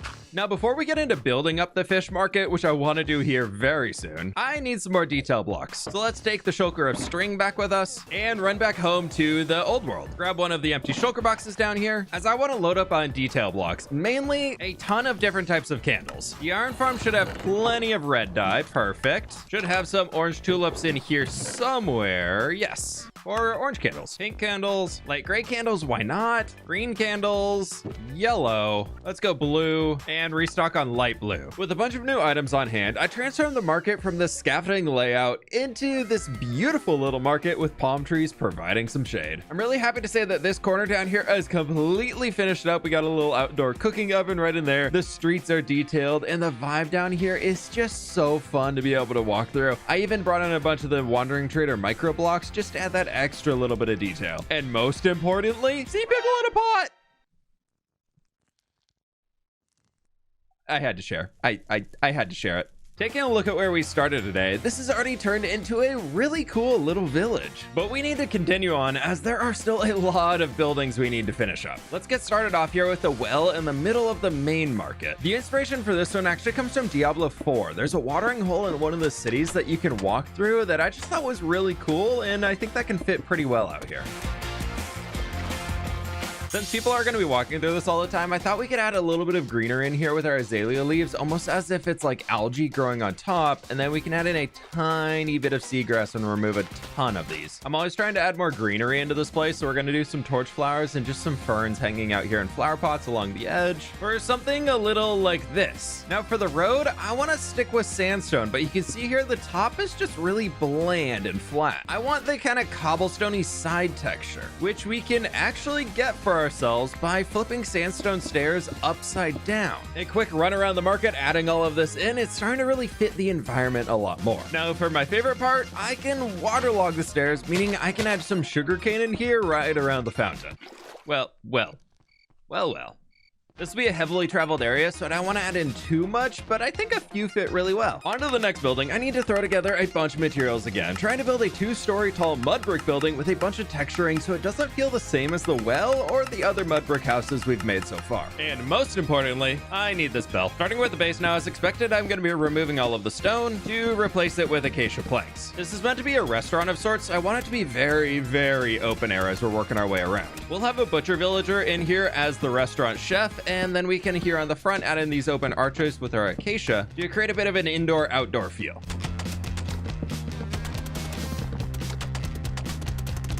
This is pretty good for the first floor here. Now I want an outdoor seating area here that also needs to be covered from the sun. And I think we can use a bit of an outdoor trellis design with some of these, incorporating the fences and leaves together into the build. Now these aren't the most connected, so we can go ahead and wrap this all with some spruce signs, which works pretty well. Little glazed terracotta in the floor, then we can strip all these logs down to create a nice little seating section, and the bell can go right there. Then I'm thinking we do table, table, table, table, and chairs to go around. I'm throwing the bell on this instead of into the well so that the villagers actually gather in that area, and I just think it'll be cool.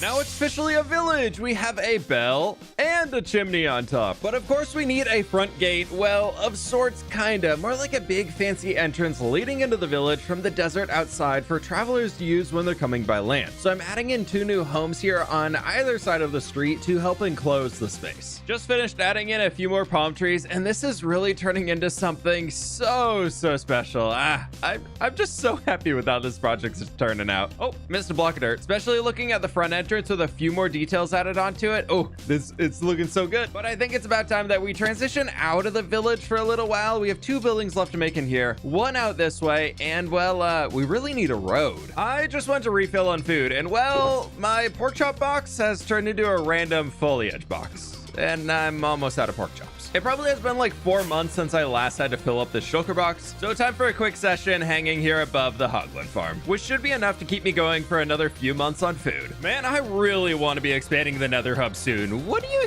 think I should do with it? But regardless, we should now have... Oh my god, hi pigs. They're so loud. We should now have a ton of pork for the pork economy. Wait.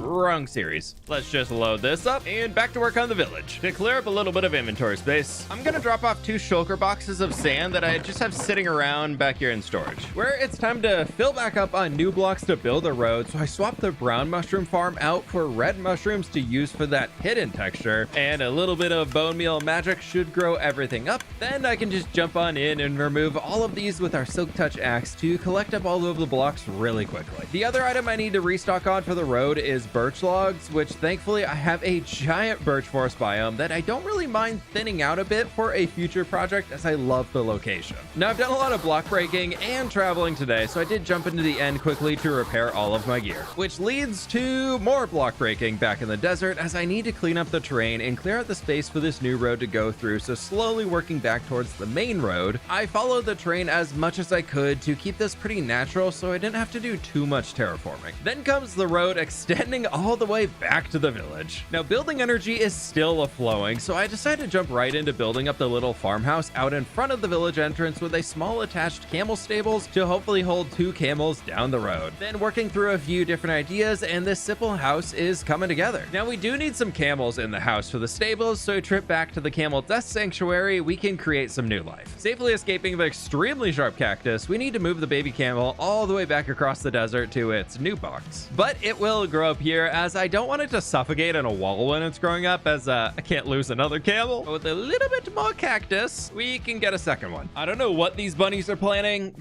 but it looks pretty sinister from here. Time to go get that second camel. No, the baby camel has the lead. I don't have a lead. Where do I get one? Hey, little guy, come over here, please. Come on.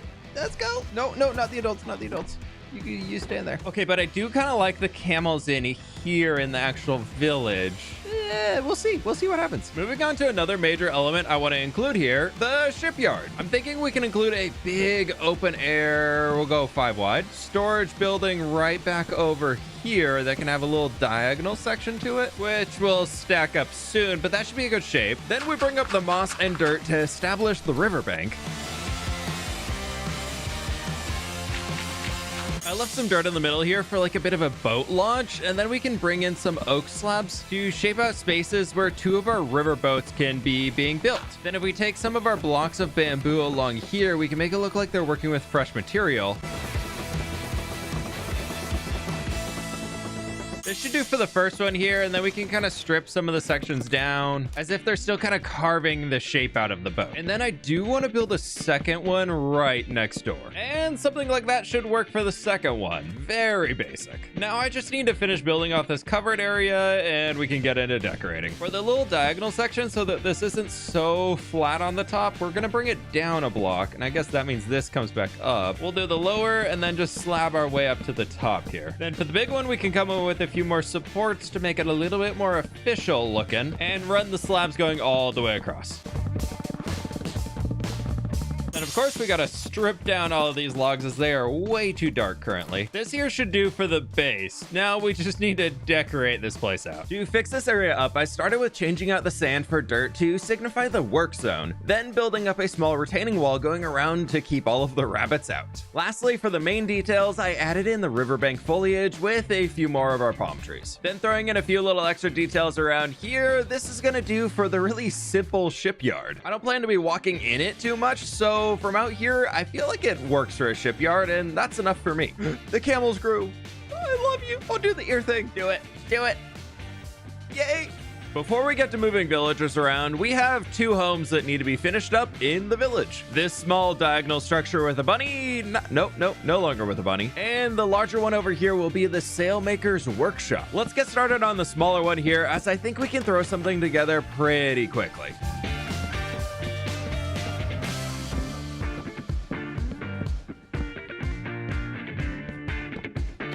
Full diagonals are pretty difficult to detail, but we can add that in, and then up here we can just have a few of our hanging signs going in. And that's probably enough. Now I just need to throw the back on.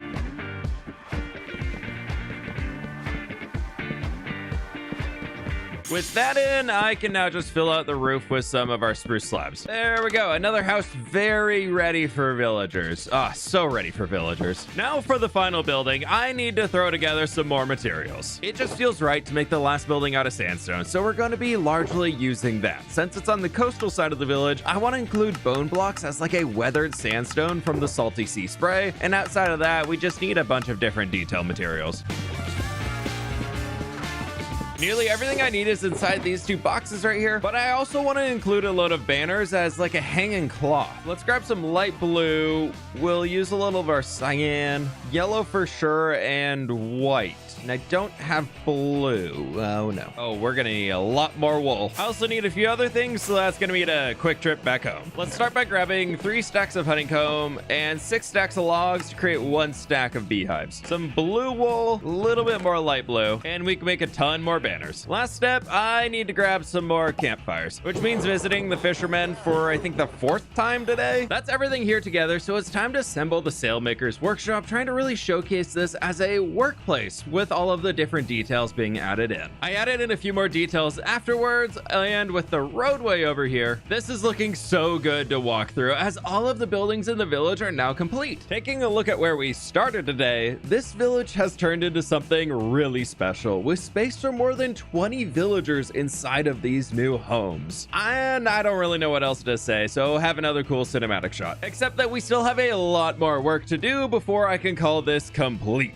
And I only have 6 days left before day 5,000, so we better get moving. I want to add some very simple interiors to turn this into a working village, but first we need villagers to start growing the population. So to get started here, let's craft down 2 bamboo rafts and see if we can't rehome 2 villagers from the cliff top. Come on, Mr. Farmer, get on the raft. Yes. And your friend. Yes? No, it's sitting on the raft, not on the raft. Huh?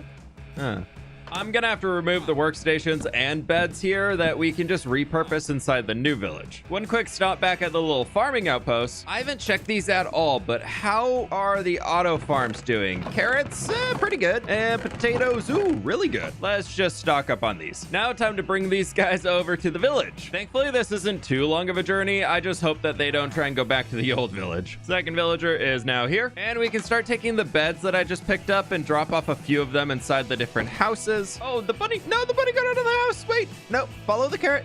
Yes, you live in this house. I'm gonna follow my friend Lizzie's idea when she was designing houses back on Empire's SMP, where they're gonna have a bed, a workstation, and a crafting table. Then we've already got the torch here for the light, but maybe that goes on the wall. I want to add in a few composters here for some farmers. We've got plenty of barrels scattered around on the boats, so we'll get a ton of fishermen. And night time's here. Can I get you out of your boat and you out of your boat? Now, do you know how to get out of the water here? No. Yes? No. Can you use the loom? Come on, no, this way, please. Stay in this village. Yes. Now go find a bed. No, please. Yes. Look. Wow. No. Ooh, where are you going? Oh, I'm gonna regret working these villagers. Oh, wait, he's going for the bed. Do that one. No, wait, please. It's really dark and spooky, scary out here now. You probably want to go find a bed. Maybe we can throw a bed like here. There's a bed. There's a bed up there. Buddy, no, buddy. We're going back in the raft. He's going all the way back to the old village. One of them got the right idea. Please, just no, stop. No, we'll deal with him in the morning, sir. Sir, what are you doing? Sir, you're floating. No, please, I'm trying to populate this village. Don't die already. Okay, you want a loom? Yeah, come on. You want the loom? I'll put it right there for you. Don't do it. Don't jump. Walk down the stairs. Oh my gosh. Why do I try and work with villagers? I need to go make some more beds, but I'm thinking we can add in a few cauldrons for leather workers because they kind of look like dock workers with the aprons and everything. Maybe we can throw one up here, above the storage room as well. This could be turned into like a small workstation of sorts so we can have an armor smith and a farmer over in here. Oh, you're trying to be a farmer off of the boat here. Oh, you weren't trying to run away. Okay, come this way. No, come this. Don't. Trapdoors. Maybe I flip that up so they don't fall in. Come get the carrots. Yeah. I should now have at least a bed in every single one of the homes, so we should be able to breed the villagers if I can get them to each other. Well, he's lost his job, so he must really be stuck up there. All right, buddy. How'd you manage this? Come on down. Oh. No, don't do it again. Don't do it again. Why are you on those trapdoors now? Oh. It's so sad. Right, I'm just gonna grab a third villager from the village over here. I was gonna use these for the city, but this guy doesn't have a job, so that means he can come over with me. Yes. Oh no, the first villager's gone. Where do you go? You stay here. Okay, we've got one butcher villager right over there, and there was a second around here. Where did he go? Where'd the first one go? What? Ah, there he is. Okay. No, don't go to the beach. No, you have to have your carrots before you go to the beach. Eat your vegetables. No, take that. Oh, there they are. Okay, perfect. Have all of the carrots ever. There's so many beds here, so we should definitely get a baby. It's not gonna be weird if I watch, right? You guys just, yeah, here, we'll just, yep, Discovery Channel. Let's go. No, that's a window. That's a window. I'm not gonna regret bringing villagers here, am I? No, definitely not. Okay, so I did give you like 10 stacks of carrots. Can we do something? Fine. I'll leave you be. We'll just leave them in there and go do other things. Okay, maybe they prefer potatoes, yeah? Let's go with a bunch of potatoes here. Potatoes and beds, it's all you need. We've even got some candles out here. Ambiance, come on. We got the full ambiance. Your inventories are full. You actually can't pick up any more of the potatoes because your inventories are full. Do something. I hate villagers. I love them, but I hate villagers, but I love them. Okay, every single house now has beds and a workstation for every single bed inside of there and light sources to keep them safe at night. Do you have any babies? Still no baby villagers? No, we're just not in the mood. Okay, fine. You don't have a light in here. Have some stupid lights. Oh, there's a third villager here? Where'd you come from? Oh, you're in the composter. Oh, villagers. Still no baby villagers, but we've moved on top of the trellis, so maybe there's hope. And now now we've fallen off the trellis. But we're exploring the village. Wow, look at this whole village I built for you guys that you can help me populate. Please? No. We're running back to the safety. No, oh, we're hanging by the bell. I swear, somehow this isn't registering at a village. I don't know how this game works. I ended up just breeding villagers over at the far village and brought over 4 more of them. So there we have it. The village is now full of villagers. Kind of.